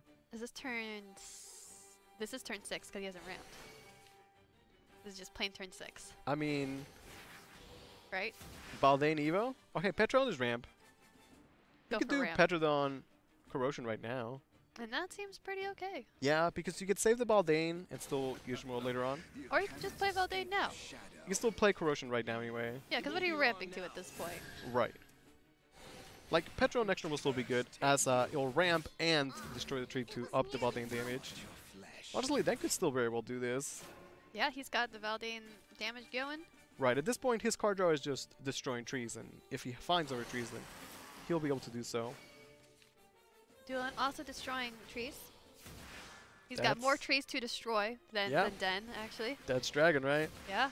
Has to play the Corrosion at some point and I think might this is commit that point. this turn to it. Yeah. But you don't really want to ignore the Baldane, though. That's true. I mean, you could Evo Masamune in. Yeah, he could Evo Masamune. He could also do a combination of, like, Neptune and Evo. That seems terrible. Oh, that seems awful, yeah. Yeah, I guess if you want to commit something in an Evo, it might as well be Masamune. Yeah. And then he can at least play the Corrosion right away. Yeah, Corrosion, Masamune, Evo seems the best of the options here. Right. Because, like, even if he's rammed, if Den's Corrosion was taken, like, 3 turns before he plays his, like, it's not going to matter, right? So, get the Corrosion going, and clear the Baldane seems good. Whoa.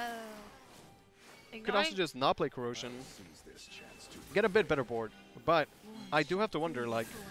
when you going to play the Corrosion? Exactly. Like, when he plays it, he's going to need X amount of turns to win the game after. While Den already has Corrosion ticking right now. But the Corrosion on Den's side is doing 1 damage. Well, it's about to start doing at least 2 right now. Yeah. But yeah, I guess he needs way more than that, to be fair. He does need more than that, and Duelan's we'll do like 4. Yeah. Maybe he'll still win the race and he'll place it later. Yeah, just because he has more trees destroyed, he can afford to take this extra turn to just put down a follower. Okay, Oracle is card draw. Yeah. He's doing some card draw. And these Corrosions. Corrosion's clear. They do. Is that worth it, though? Not on 2/2s, I don't think. Especially because he doesn't know that Duelan has Neptune. But I was going to point out that in terms of the race on these trees and these Corrosions, that Duelan has Neptune to help speed it up a little bit. Right. Whereas Den doesn't have the Neptune or Genesis to push that extra damage right now. What is a cute combo, though, is Ian Masamune. Because you actually get to get the heal. The heal out of it. Nice. Yeah, it's kind of cute.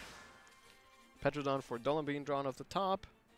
Trees. Could still play Shiva. I don't know what turn it is, but Shiva is an option. I think it's turn 7. I've been trying to keep track. track. No, Dragon ramps and it just gets real confusing, right? It's out of there. But I think last turn was turn 6. And I think this turn is turn 7. Okay, so we play Corrosion now. And yeah, like you said, it's just doing way more damage. Yeah. Another Petrodon works for card draw, though. So Den does have good plays here. Trade first to get the tree online. Then he can... he wants to play Petrodon last, since he's not going to get destroyed, right?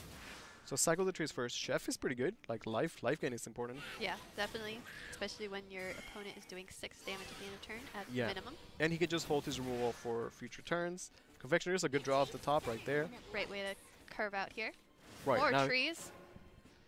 Like, he gets heal and more trees for future turn. But the Dolan damage was... he has the Neptune like you were talking about. But it's not enough to end here, so he's got to figure out something else. Dragon Chef for the heal. And then Shiva. And then Shiva for the damage. We'll likely see Masamune clean up, though. I mean, that was a lot of damage, though. Neptune, does that change anything? I like the idea of Den healing by using Respite, Ian, Masamune. So, in theory, he could push more damage with the Corrosion and get 5 life this turn. If he ends with 12 life and a 3/3 ward, he likely is not getting bursted next turn. He wants to start with trees. Right. I just don't know if he can set up a 2-turn lethal, basically.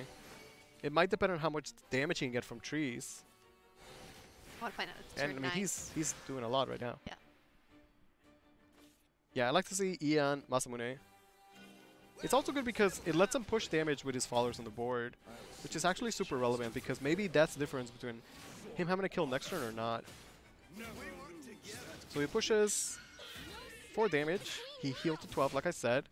Gets 6 from the Waldane. So he is set enough for an extra lethal because he has Neptune. Yes. Now, granted, Dawn has heals of his own since he also has... Well, he doesn't have Masamune to get the heal off of Ian. Well, he does get to draw first. Right, okay, maybe he gets to involve Masamune. Yeah. That would make a big difference. It's not quite it. Okay, he can end with a ward then to protect against the storm. But there is still that Corrosion that can clear Greedy Magna. Yeah. On Den's side. Like, Den had a bit of a rough start, but found great plays in the mid game, and now he's in a pretty decent spot. Yeah, but this has been This is a close game, yeah. It's a very nice back and forth, yeah. Like, what happens when one player ramps and the other plays 3 Baldanes, right? Yeah. Okay, well, Greedy Magna it is. Evo 2 of them. He gets Nice. Cheap cards. I think that's going to be lethal for them, though.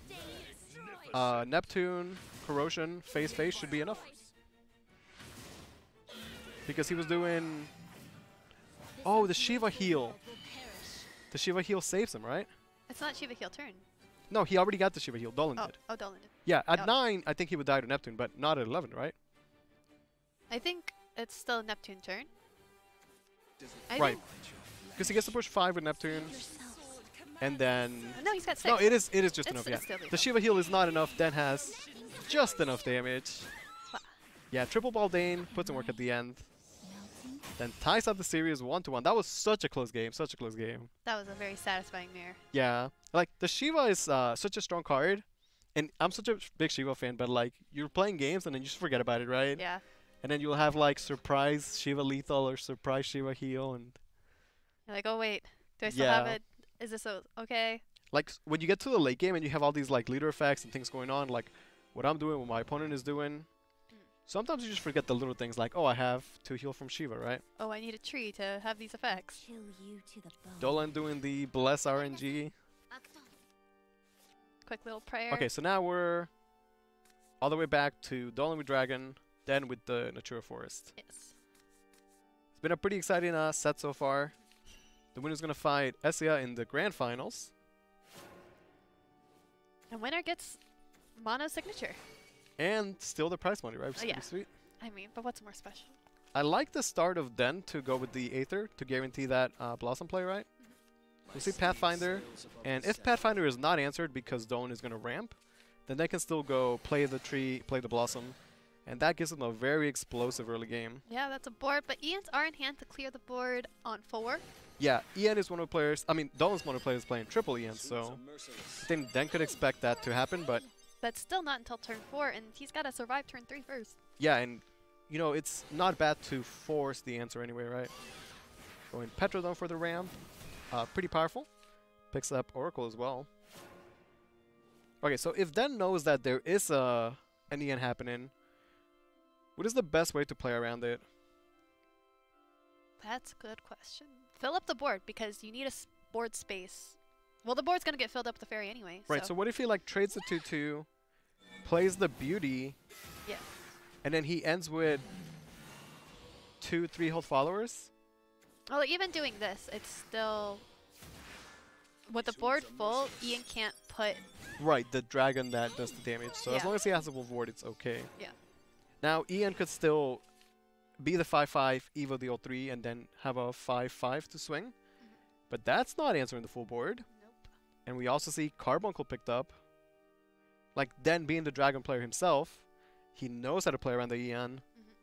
And, this wouldn't play around Genesis, but... Well, I think that's why he signaled that it was a one-off. He did the... Yeah. Yeah.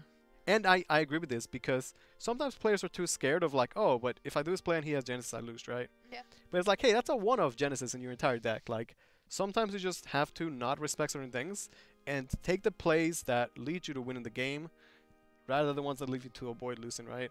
And Den's play is the game-winning play. Genesis being good is really dependent on like the meta state. Oh, for sure. Yeah. But I mean, he's always going to be a 7 attack storm, right? Yeah. So... Games like this make me wish that more Genesis was around. Right, yeah. Like, if the meta was Natura Forest, then probably you'd see more Genesis, right? Yep. Okay. Going with the deal 3. Ian's still to play. Yeah. So, the 3 damage on the Evo is just dealt to answer the 2-2. Gotta answer the Blossom, because otherwise it's just another 2-2. So, Den has 4 damage on the board already. We might see a Carbuncle. It's too weak, right? I mean, maybe. Carbuncle, Evo, the Carbuncle. Like, in terms of damage, Den Respite? has Shiva, Miracle. But the thing about the calculating damage against Dragon is the Dragon has so many heals, right? So it's like, you know, Ian can drain, Dragon Chef has the heal. So maybe instead of thinking of just exactly like doing the 15 damage right now, maybe it's what gives them the better board situation. And that could be something as crazy as manually when Irene right now. Ooh, that is pretty crazy. I don't love the Carbuncle here, but it could be an option. I think the biggest problem with Carbuncle is that if you Evo Carbuncle, you get the 3 play points, but you don't want to play Miracle. I do like the Irene play. It gives him the best board right now, which is what he needs. Right now, it's just a good board. This time Ian can come down. Right. And at this point, you know, Dan might have played around the first Ian and set it up so that it was awkward. Do you play around the second one, right? Ian's going to be pretty good here. Gets the full clear. Yep. And survives as a 5-1. Also, Dolan has 2 plays left over. He could use them to either play like an Oracle or just a Pathfinder to commit an extra 2-2 on the board. We'll see what he chooses. Oracle it is. I mean, playing Dragon, got a ramp, right? Yeah. Big fan of ramping. Yeah, Den was running low on cards, but the Confectioner is gonna, you know, help him with that. It's just, it's not something he can play right away. It'll be more like a late game play where he has a turn where he could spare the 3 play points. Shiva would be a good option this turn, and Shiva it is gonna be. This Might 4 is Den's final Evo, yeah. Now he can get more Evos in the future from the Carbuncle, although it'll be, you know, super slow. And there is still Irene as well. Neptune picked up from Dolan. Not a bad option, but maybe this is the turn to get the Baldane effect online. He could ramp with the Petrodon, but at 8 play points, not really worth it, right? Probably not. I mean, it's also card draw, so maybe he really wants a Rending. It is card draw, that's true. Rending would be amazing for him. Maybe he could play Petrodon and just see if he can top deck the Rending. And then you could still play Baldane afterwards. Right. The difference is that he could play Baldane, Corrosion, Pathfinder right now. I just don't think the Corrosion is going to do that much damage right away, right? Yeah. So maybe it's better to try and go for the Rending. What about a Neptune play? I don't like Neptune here at all. You'd have to like either trade both your Orcas in or Evo an Orca. Like, or yeah, Evo Evo 1 Orca. Push 2 damage to the face. I mean, it's not bad in terms of what he gets left over. But this means your Corrosion's going to cost 4. Yes. Maybe he's playing against the Omnis, right? Yeah. Like, how can I make the Omnis be as awkward as possible? Does get to push 2 damage with the Smorka. Then picks up a Avatar, no Okami. And, you know, much like how Dolan's Baldane's Corrosion will cost 4, if Den ever wants to play the Carbuncle, like, it's going to cost 4 as well. Yep. It's then going to have to use either Double Fruition. Yeah, probably Double Fruition. Double Fruition just to clear? Yeah, that feels kind of bad. Is there a way for him to generate a May? Maybe he just plays the tree and then sees if he can try and get a May play instead. But relying on Avatar and then May Snipe might be too risky as well. Yeah, that's a risky biscuit for sure. Yeah. I'd like to see him go for the draw from the tree though, I guess, right? Like. No, probably hold the tree if you're not going to be needing the yeah, I guess if you're going to double Avatar, might as well hold the tree for future May or Irene plays. There's a lot of Ka. No, gonna get the May this turn and then have it in hand for the following. Okay, so, you know, with the fairies in hand, the Lotica is going to be a great tool for Den in the next couple turns. Yeah. As a way to deal 4 damage, and he was a 6/6. And also picks up the May. Yep. Fills up the hand. Yeah, and like the Lotica spell is pretty good at getting like the Maze, the Irene procs. Den ends up with 9 cards in hand. It's going to have to mill something. Yeah, burn something. It's probably not going to feel great whatever he mills. Yeah, he only ends with a 2/2 on the board. When your hand is all fairies and you mill a card, like that's not a good feeling. Yeah, whatever you mill is definitely going to be more valuable than these fairies. Okay, so now Dawn not under a lot of pressure right now, but you know he's at 11 life. Shiva effect is active, and you know there could be potential miracles, Okamis, things like that. Yeah, just going for another Neptune. No, totally surprised to see that. Yeah, seems good enough, right? It does delay his corrosion, but at this point that's acceptable. He just wants to get the best board possible, and Neptune it is. Yeah, he wants a board, he wants a ward, he wants to protect his face just a little bit. Bale getting buried is kind of unfortunate. But I guess it's not the worst thing to lose. Right, and Lotica is pretty good here. Yep. Does have to trade the Lotica over the 5/5 since Lotica Fanfare is only 4 damage. He could end by playing Blossom on a Fairy though. That gives him a pretty good board left over. Lol. Yeah, Lotika's just too good. I like this. Gets the Shiva damage. That's a big deal. That's a big board. That is not a bad board at all. There is no Masamune for Dolan. Maybe he could try and fish for one here. It's his best bet, most like, likely. The Baldane is so slow at this point. And now he needs to answer the board. There's Ian, but without the Evo, without the Masamune, all it is a 3-3 ward. Yeah, you just can't really slam Valdane here. You need to... Yeah, without Rendings, Masamunes, he already played his Neptunes. No Evos. It's hard for Dolan to fight for the board here. Another Raptor looking for just something. Okay, there's a Rending. He needed that. He really needed that. But even late game, just the 2-2 fair support didn't work for Dan because he's pretty close to closing the game out. Okay, well, he fished for the answers and he found them. Double Rending it is. Yep. And then can use the 2-2 to trade. I don't. That's the wrong target. Because you're probably going to trade, so you want to do one of the Rendings on the card you're trading with. Yeah, exactly. It's just a little bit missed there. Okay, he's going to ignore the Blossom because the Fairy represents 1 more damage. Yeah. And the damage makes a difference because if there is a 2-2, then he would lose to a 5 attack Miracle. Yes. So Den is 1 damage off a lethal. If he doesn't have lethal, what is the best board he can generate? And maybe it's a combination of... Well, he picked up another Miracle. That seems pretty good. Like just Miracle this turn, Miracle next turn.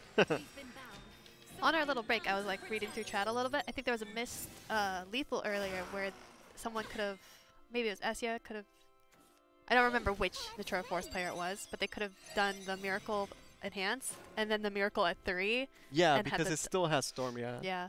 You can also bounce back the Beast and then replay it if the Beauty's on it gets Storm. Like the Natura Force can do some really cute plays like that.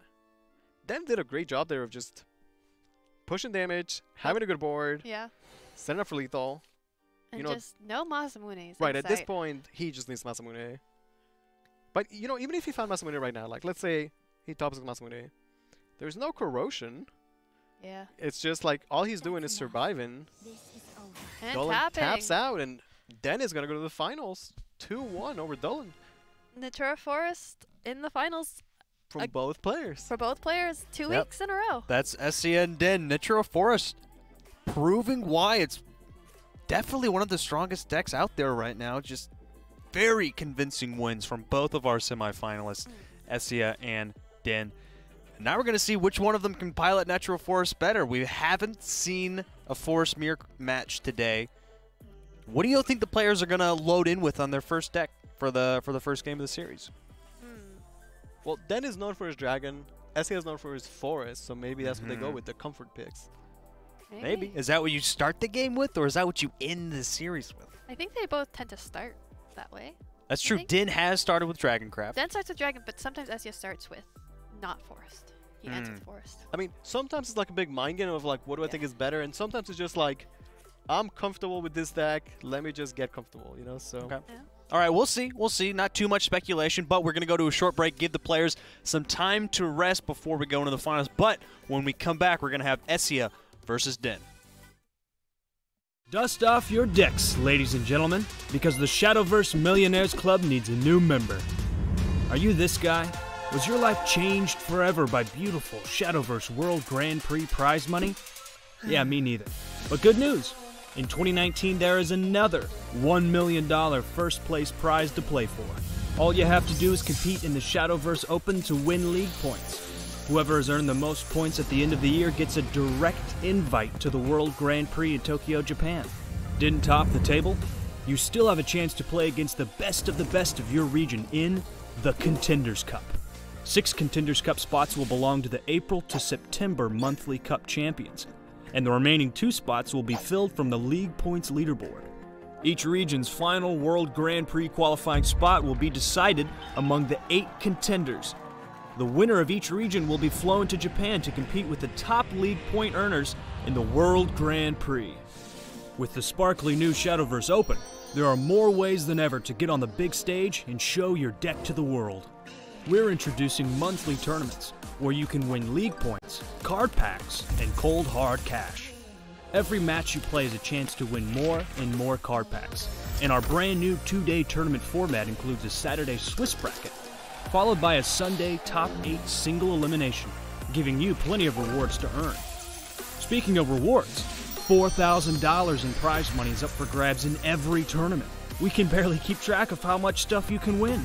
And once the first day of the tournament is done, it's time to kick back, relax, and cheer on your friends in the top 8 as they compete live at Cygames Esports, the official channel for competitive Shadowverse.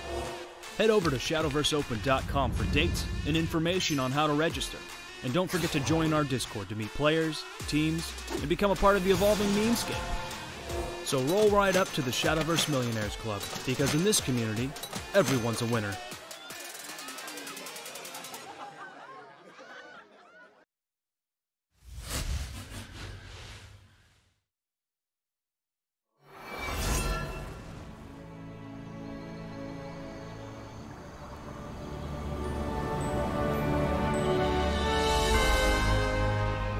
We swore to protect this forest. To ensure its peace with our own hands. That was our ultimate vow. A shame, then, isn't it? That oath was cast aside for hubris. Cast aside? No. This has always been our wish. You will succumb to our rage until we have chewed through your justice. Guardians of the Deep Wood, our enemy draws near. We rise to stand against evil. I'll tear you apart. Let's see you try. You've breathed your last. Words of a coward. Come. Let's put an end to this.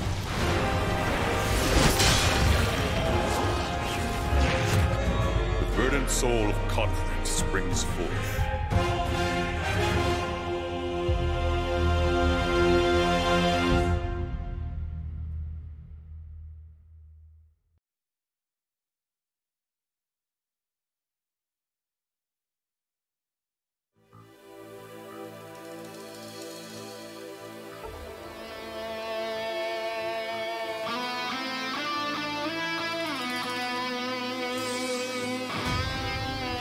「僕たちの空の旅は無限の可能性に満ちている」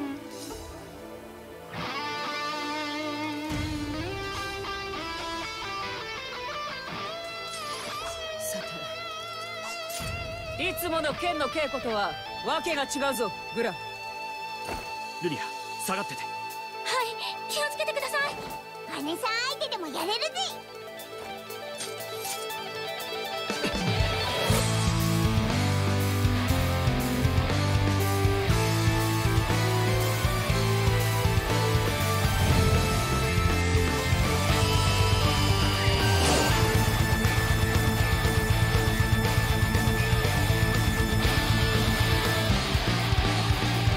この技でテンペストブレード。王妃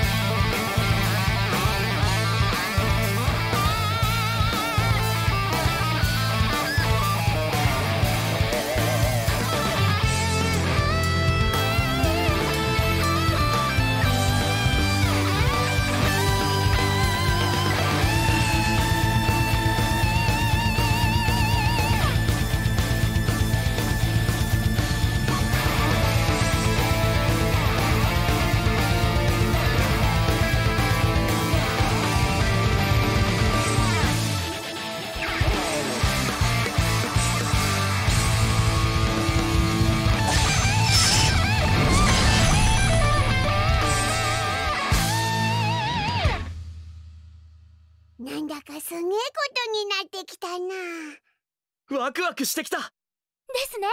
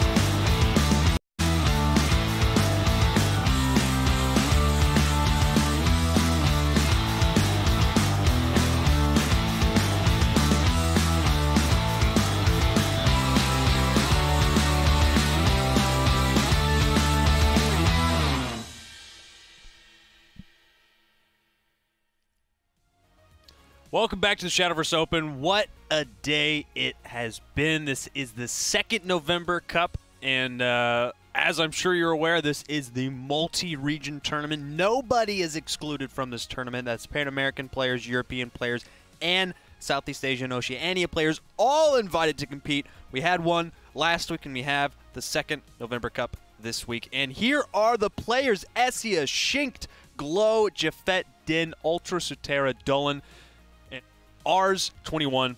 Amazing players who have all shown up today. And in the finals, we have Essia and Din. We've made it to the final match. Luis and Momo, what do you think about today? What do you think about the tournament as it's played out thus far? There's just one match to go. I think it's been a lot of fun today, like a lot of fun Shadowverse. I think I like Stormhaven a lot, so getting to see a lot of that has been really fun. And just different builds, just different wacky things happen throughout the day. It's been a good time. I think it's great to see Dragon show up as one of the strong contenders, but the star of the day has to be Natura Forest. From both Den and Essia, just been fantastic the entire day. Yeah. Yeah, I'd have to agree. Forestcraft is looking very convincing. Not even Roach Forestcraft, just Natura, Tempo, Forestcraft, and very different lists that we have between Essia and Din. Essia, of course, we've been talking about it throughout the day, much more focused on aggro, much more focused on getting a big board and having it go face. Din is on the flip side. It's slower, it's more tempo-oriented. He's got the Luxglaive Bales, whereas Essia has the Lilies. I'm really interested to see what's actually favored.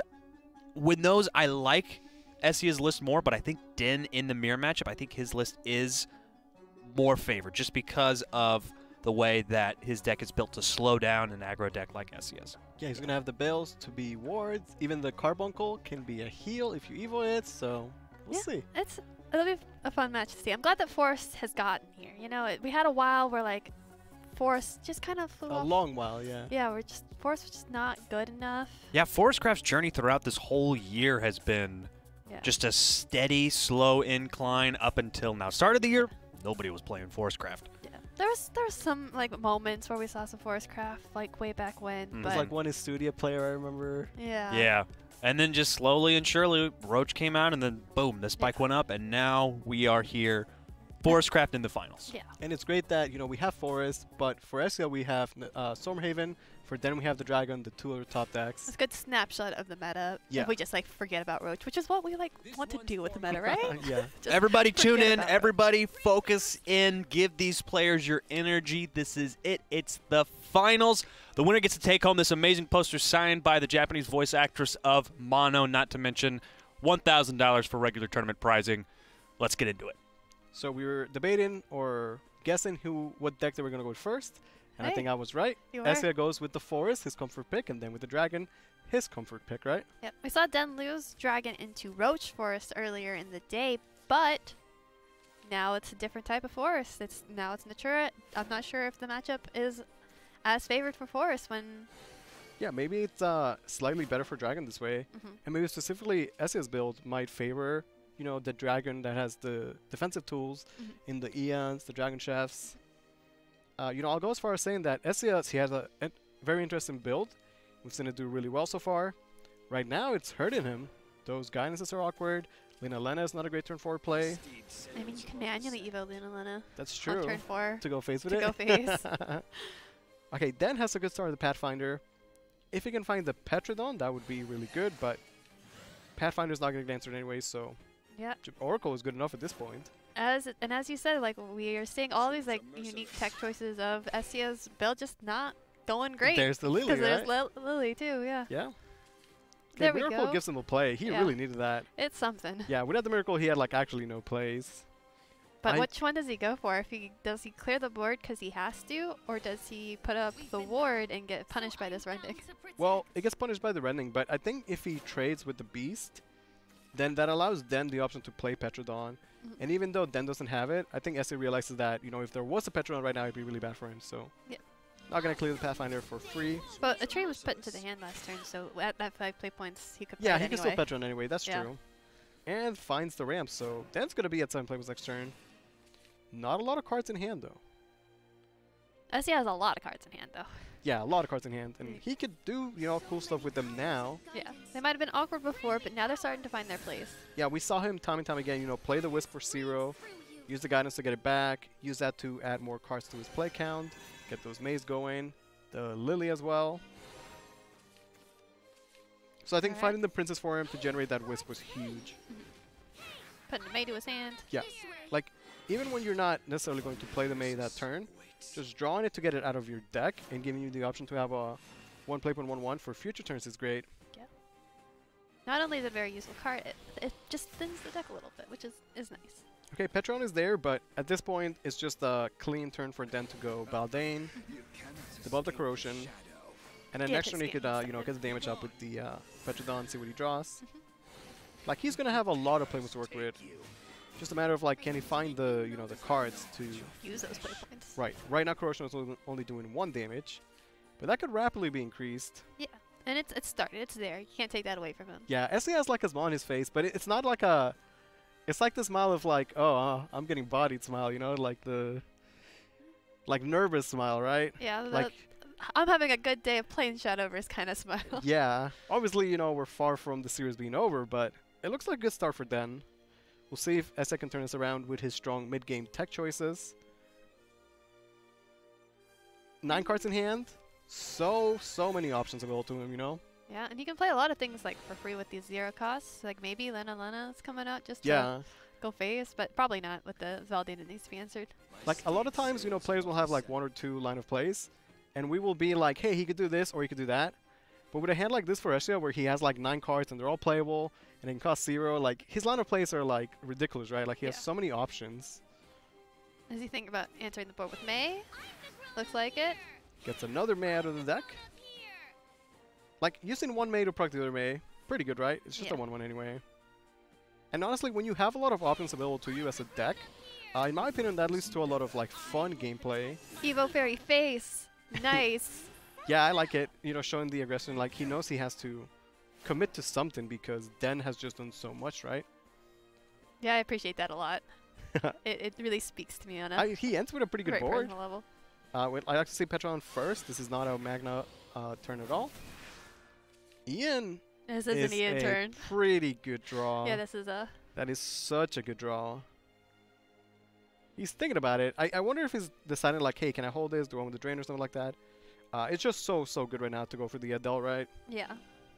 Didn't use the rending might be like something he's thinking about. Yeah, like at keep this your point, Ian healthy. It might be a resource worth saving though, right? Yeah, when your hand is this low, probably. Right, like it's okay if Ian takes a little bit of damage, if it buys him a rending essentially.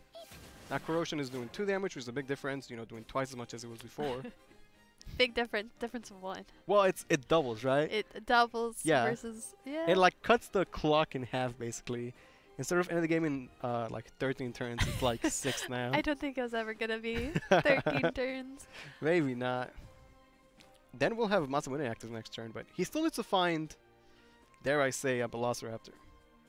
Yeah, that needs things, and Ezio needs damage. He needs to clear boards and go face somehow. Yeah, he needs to find that right balance of he can't ignore Den's board, but he also needs to pressure and develop his own damage some way, right? Yeah.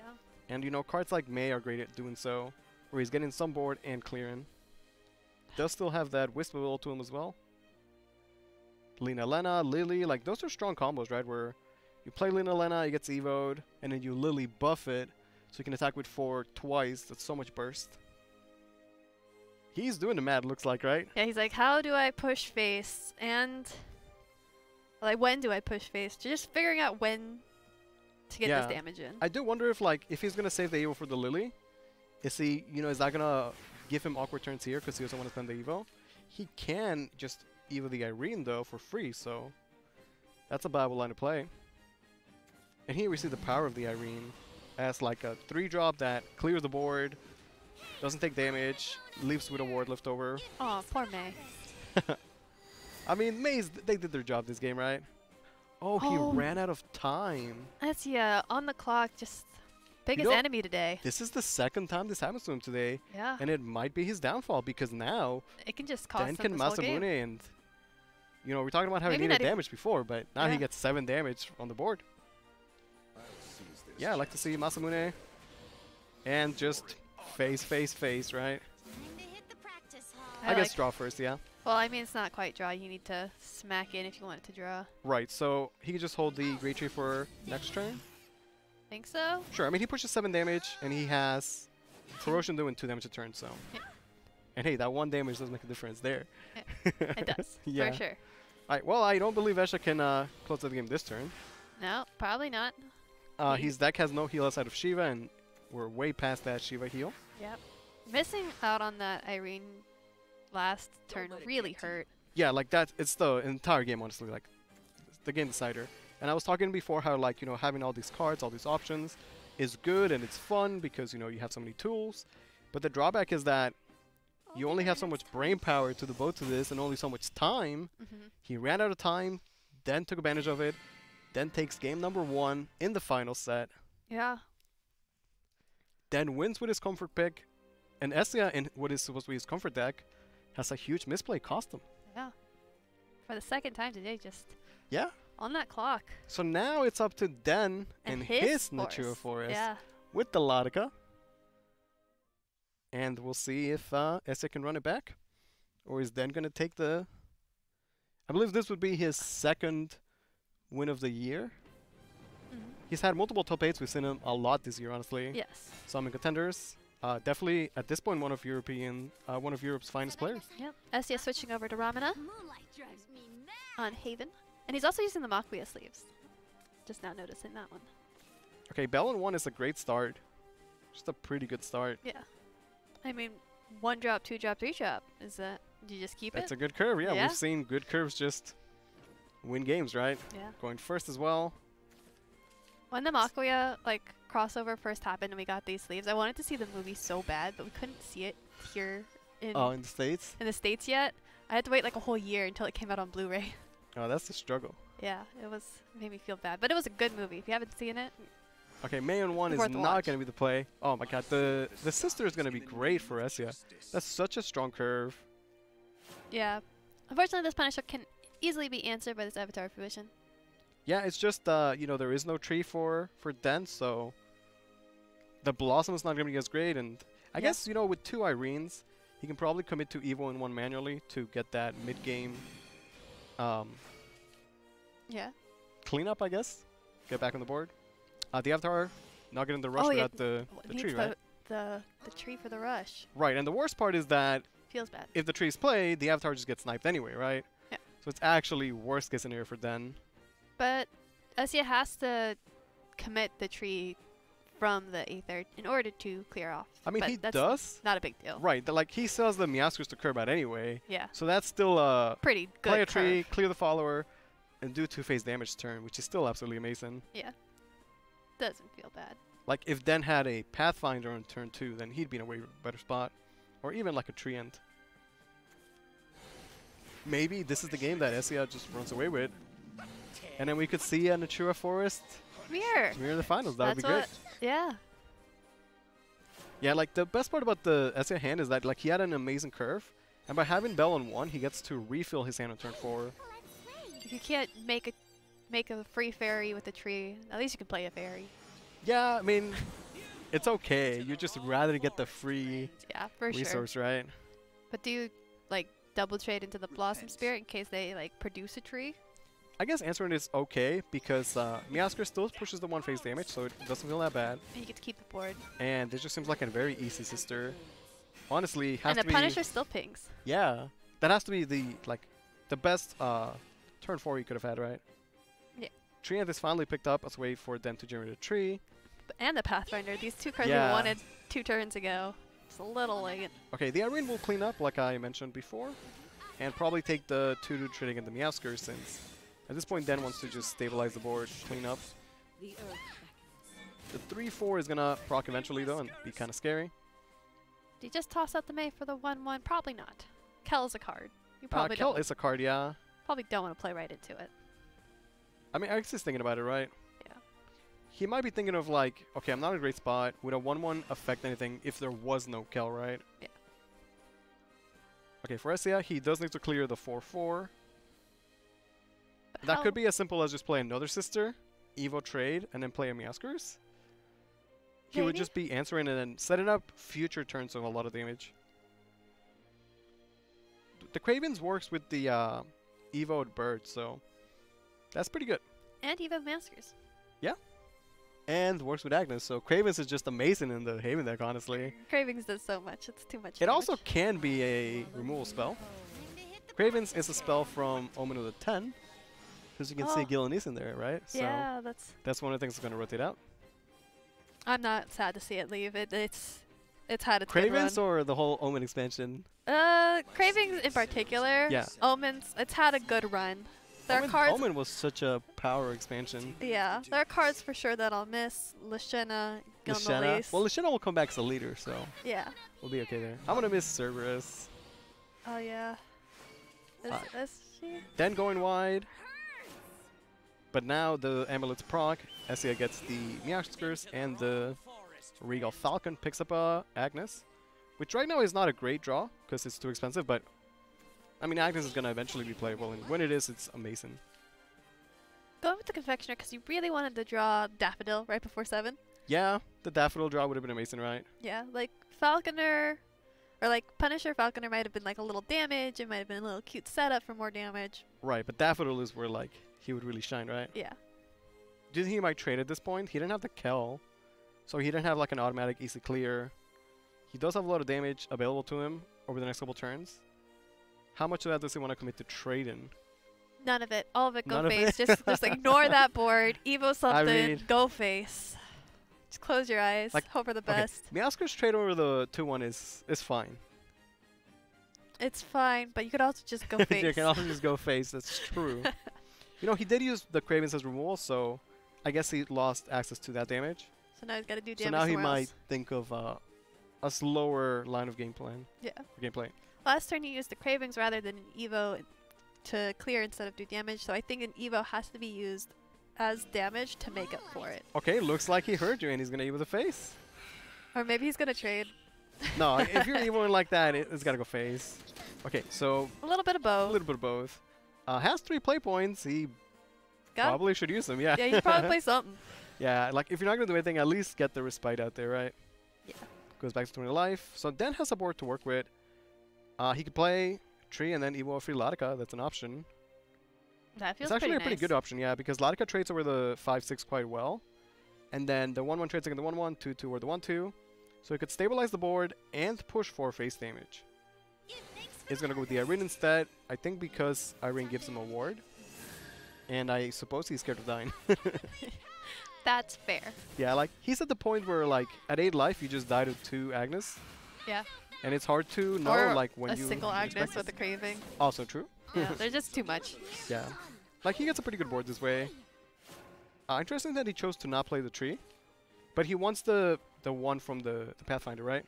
I want double Featherfolk Punisher every time. Well, with a 0 cost, a Great Tree, double Punisher does represent a lot of damage. Yeah. It's 2 damage, and you might, like, hit both of the 1 defense things and just really make Den feel bad. Well, he has to clear the Irene no matter what, right? Yeah. Probably. I guess he could do double Punisher, Squeakers. Well, first you tree and you see what you get. Right? You just gotta see what happens. Well, you want both Punishers on the board, though, is the thing, yeah. right? Well, both Punishers and you play your 0-cost tree, see what happens.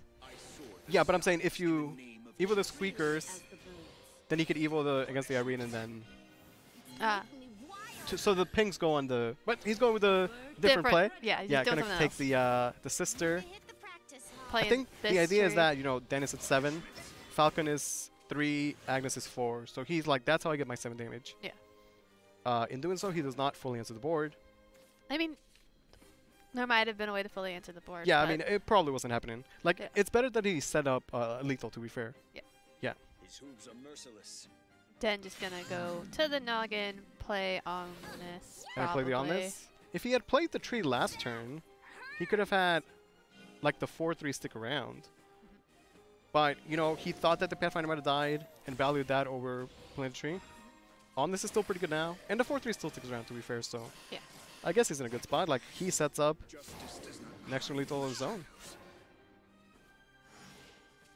Okay, so... Agnes, that's lethal. That's it. That's it. Just like that, Essia ties up the series 1-1. Just like you predicted at the start of this game, and man, this is just all your predictions. That was still a pretty close game at the end, but... You've got a good read on these two right now. Okay, so finals we have Natura Forest. Who do you like? Natura Forest for sure. Okay. All gonna come down to the fairies, I guess, right? Who draws what, right? Like. Well, yeah. Keep in mind the builds are a bit different, right? Den has Laticus, Bales, Carbuncle.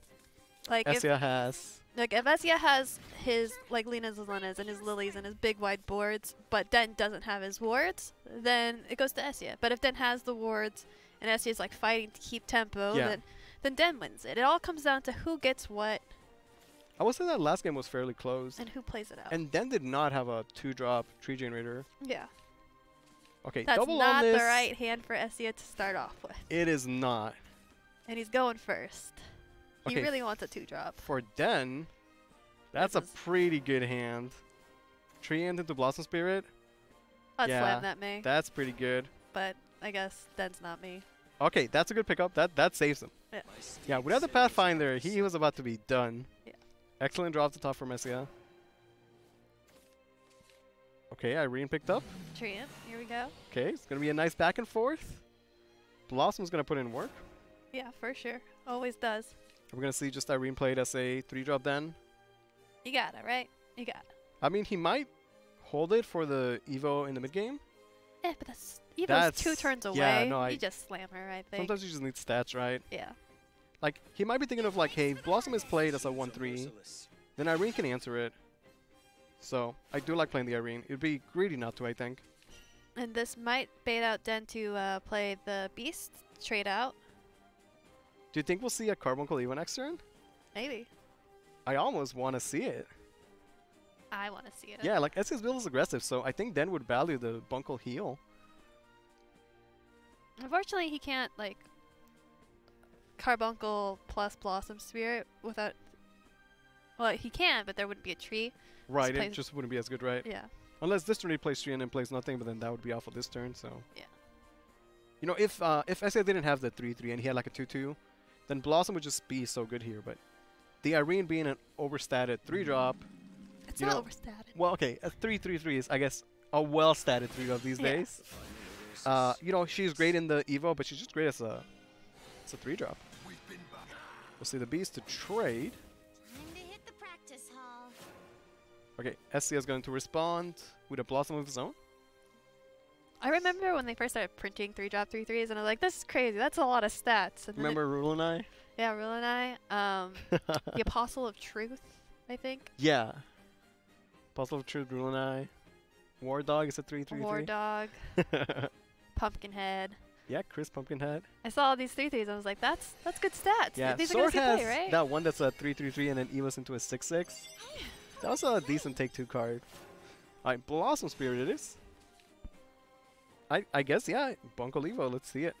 Go for it. Drawing double May is not amazing, I don't think, for Den, but... You know, he has place in the rest of his hand. He might just need a couple more tree generators. I will say, Shadows to Essia, you know, he looks pretty chill. Before I said he had maybe like a nervous smile, but now he just looks like he's just happy. So... Alright. Awawa. Came okay, down. so there's sparks in the deck for them to be exact. We'll see if they come into play in the grand finals here. Got to see one earlier in the day. Maybe we'll get to see more. Yeah. And you know, when the game started and SEA had the 2 Omnis, I was like, oh man, those are not good, right? But as the game goes on, they become good. Yeah, having back-to-back woos could be very, very powerful. Could be absolutely game-winning. Yeah. Confectioneer is kind of slow, but gets good card draw. And Avatar is a great pickup there. Really easy way to clear out this board. Do you think he'll leave with a face? I mean, he's done it before. It wouldn't be the first time, right? Yeah.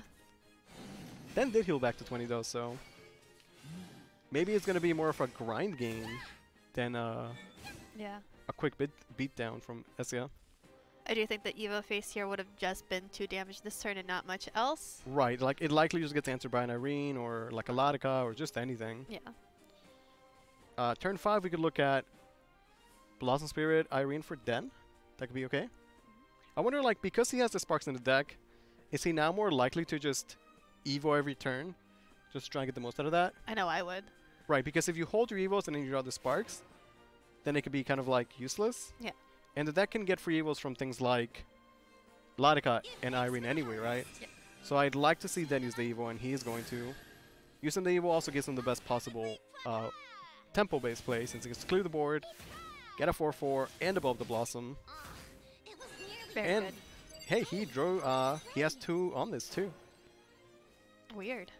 How this has like turned out. Yeah, the 2 Mays are awkward for him though, for sure.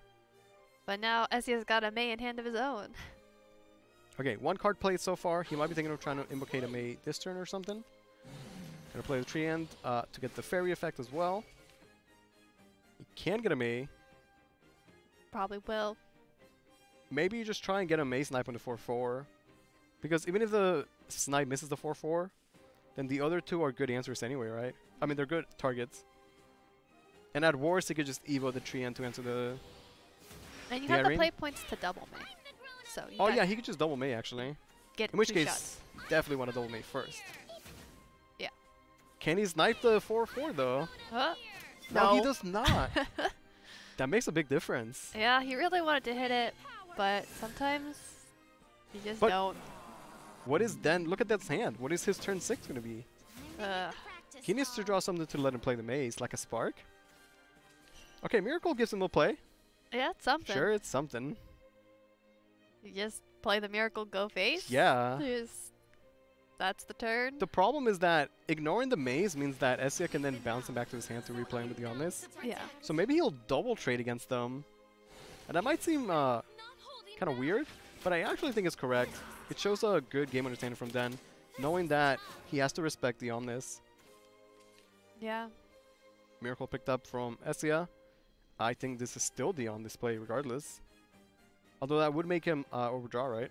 It would. But with a hand like this where he already has another one and the Miracle and the Irene, I think you'd be okay with that. Is there another play that might be better? Like Irene Evo doesn't take damage but would still get answer to the Bane. So it's not a great option. And has Miracle, not great either, so kind of like the Omnis, right? Yeah, he might be trying to consider a play where he invokes May, like plays a right, he couple played of 2 Mays, there's 1 left in the deck, right? Yeah. But I mean, we're playing Shadowverse, it's turn 7, play the Ektar, right? Okay, so he gets 2 Okamis, could trade one of them. Can trade the other one. Trade the other one, and push the 4 phase damage. Now Den can answer with his own Omnis, but he only gets 1 Okami because he only has 1 tree. Yeah, Shiva's just not the answer here. Yeah, if he had a Spark, like Carbuncle Spark, Shiva, maybe we're talking, but by itself, not going to cut it. He can finally get May value just by playing May and then Omnis him in future turns for Den. Still really would rather get to proc the May effect though. Okay, Blossom Spirit being burned. This seems like it's a close game, but SEA might run away with it because he just has way more resources, right? Yeah. But maybe we'll see Carbuncle Spark to save Den. I think you need the Carbuncle Spark and then and something then else. some, yeah, of course, right? Yeah, It'd be a start. It would be a start. Nature's Guidance picks up the Lily. Miracle seems good. Gonna perhaps go with the arena instead. Could do Invoking a May. Okay, invoking a May, playing arena, and then yeah, May clears. Yeah. It's interesting in this mirror match that like in the other games we see like Haven has Kel, Dragon has Ian, but in the Forest, there's no real AoE to answer these type of boards, right? Yeah, you have to use multiple resources to answer multiple resources. Right, like yeah, Omnis can answer like a follower too, but it's just too much pressure for Messi right now. Yeah. I don't think Den can answer. Doing the friendly emotes, I think he's trying to make like that final decision of like, okay, is there anything I can do? I'm gonna play the Omnis, not playing the Fairy before it or anything like that. Ooh. Think that's gonna be it. Tempo Storm's SE is gonna take the entire tournament 2-1 over Den in the finals. Well played from Essia. That was an amazing series. Back and forth both ways, coming down to the final mirror matchup between Forest. I think that's what we were all wanting, was to see Forest, the two Forests go toe-to-toe in the final match. And what a showing that was. Really, really back and forth. It felt like Din had it because Essia had a weak early game, but he managed to get the resources he needed and came back into the game. Even at the beginning of that series, with Essia having that crucial misplay, losing out on trading off the board, costing him the game. Yeah, straight up. That was the entire game. Yeah. We've seen it before where sometimes players run out of time and, oh, the game goes on, and it's kind of... That was game over right then and there. And Din smelled blood in the water. He took advantage of it. He took the win there. Essia still came back. Yeah, he's earned it. To make a mistake like that and then, you know, stay top form. Yeah, take that's the victory right. Over Den. Here's the list. Essia took down Shinkt, took down Jafet, and then took down Din. SEAO players, man, they got it. And Essia has earned the right to take home this beautiful poster signed by the Japanese voice actor of Mono. This is it, man. This is the prize right there. Absolutely one of a kind. It's amazing. Yeah. And he's earned it. It's a really fun tournament having all the players from all the regions play. Must be really late for the for Essia guys, but yeah. Thankfully, I mean not thankfully, but there wasn't an SEAO player in the, oh no, what am I talking about? Essia? Essia. Of course. I'm still thinking he's a French player. Of course. No, he's in the SEAO region. Yeah, it must have been, what is it, 2:30 here? That's like, what, 5 a.m.? I have no idea. Tournament starting at midnight, more or less. Monday. It's Monday morning. Yeah. Dude, you got to go to work in the morning. He's got to go to work in 2 hours. Dude, hats off to Essia, man, for... He goes to work a champion, though. It does. For pulling through. Well... Or you take a day off. Yep. Calling out today. Oh, yeah. What a All tournament. right. Well, that does it for the November Cup, and that does it for the 2019 Shadowverse Open. We're going to take another look at the World Grand Prix competitors that Jordy has put together the biography for us, showing us how they've each qualified throughout the year of 2019. And, of course, make sure that you tune in to the World Grand Prix in Tokyo, Japan on December 25th. We're going to get to see which one of these players gets to take home the $1 million. You guys, it's been a year. It has been a whole... It's been an amazing year. Yeah, it's been a lot of fun. I can't wait to see the World Grand Prix. Any last words?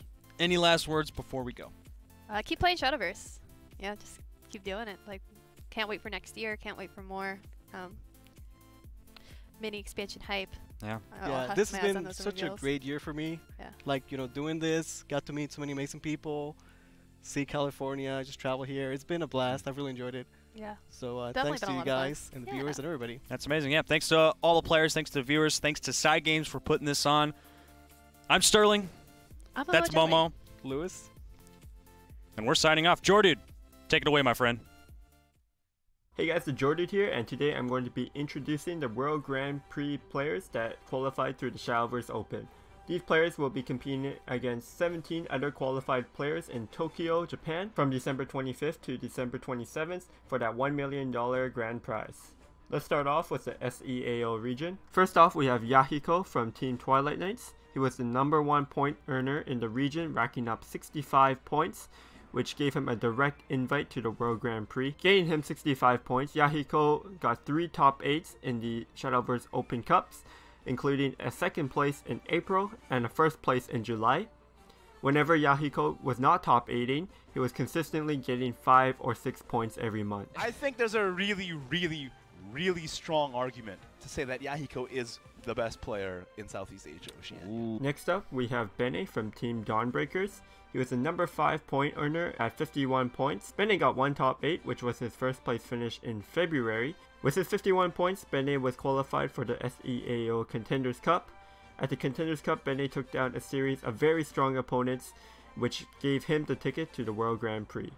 And that means that after all that, Bene has won the SEAO Shadowverse Open Contenders Cup. Moving on to the Pan Americas region, we have Noir from Team Temple Storm. He was the number 1 point earners in the region at 67 points. Unlike Yahiko, who won a Contenders Cup, Noir did not get a first place finish. However, he got 5 top 8s, and more notably, he got a second place in February and a second place in July. The couple months that Noir did not get a top 8 finish, he still got 5 or 6 points, racking him up to the first place point earner. Qualifying to World Grand Prix, I see that as just part of my journey. Now I just have to do well against the best players in the world. Next up, we have Vetu from Team Disastra. He was the second point earner in the region at 66 points, 1 point under Noir. It is to note that the PAM region was the only region that was given an extra seat to the second highest point earner in the season. Vetu was actually tied with Lumi in points, but due to tiebreakers, Vetu was determined to be the one that gets to be second place. Vetu boasts 3 top 8s, getting a first place in April and a first place in June. Every other month that he did not top 8, he got 5 points. Vetu's consistency throughout the season rewarded him with his seat to the World Grand Prix. I am completely speechless. Yeah. Wrapping up the PAM Americas, we got Azure Cloud. He was the 8th points earner in the region at 47 points. Azure Cloud got 3 top 8s and consistently did well throughout the season, getting him into the Contenders Cup, which he eventually took home. Although Azure Cloud hasn't had any flashy performances like Noir or Vetu, definitely keep your eye on him because he could definitely be the dark horse of the PAM region. Excellent display of skill from Azure Cloud. He is your champion.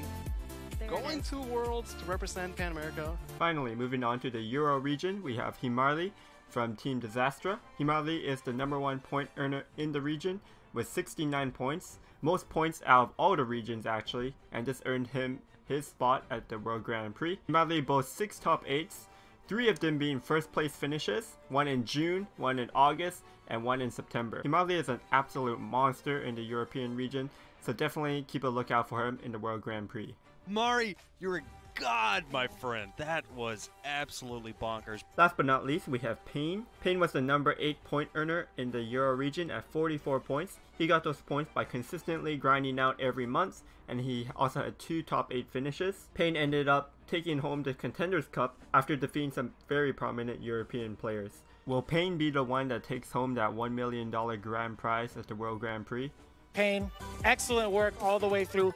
So there you have it, the 7 players from the Shadowverse Open that will be competing in the World Grand Prix. Who will you be rooting for to win it all this year?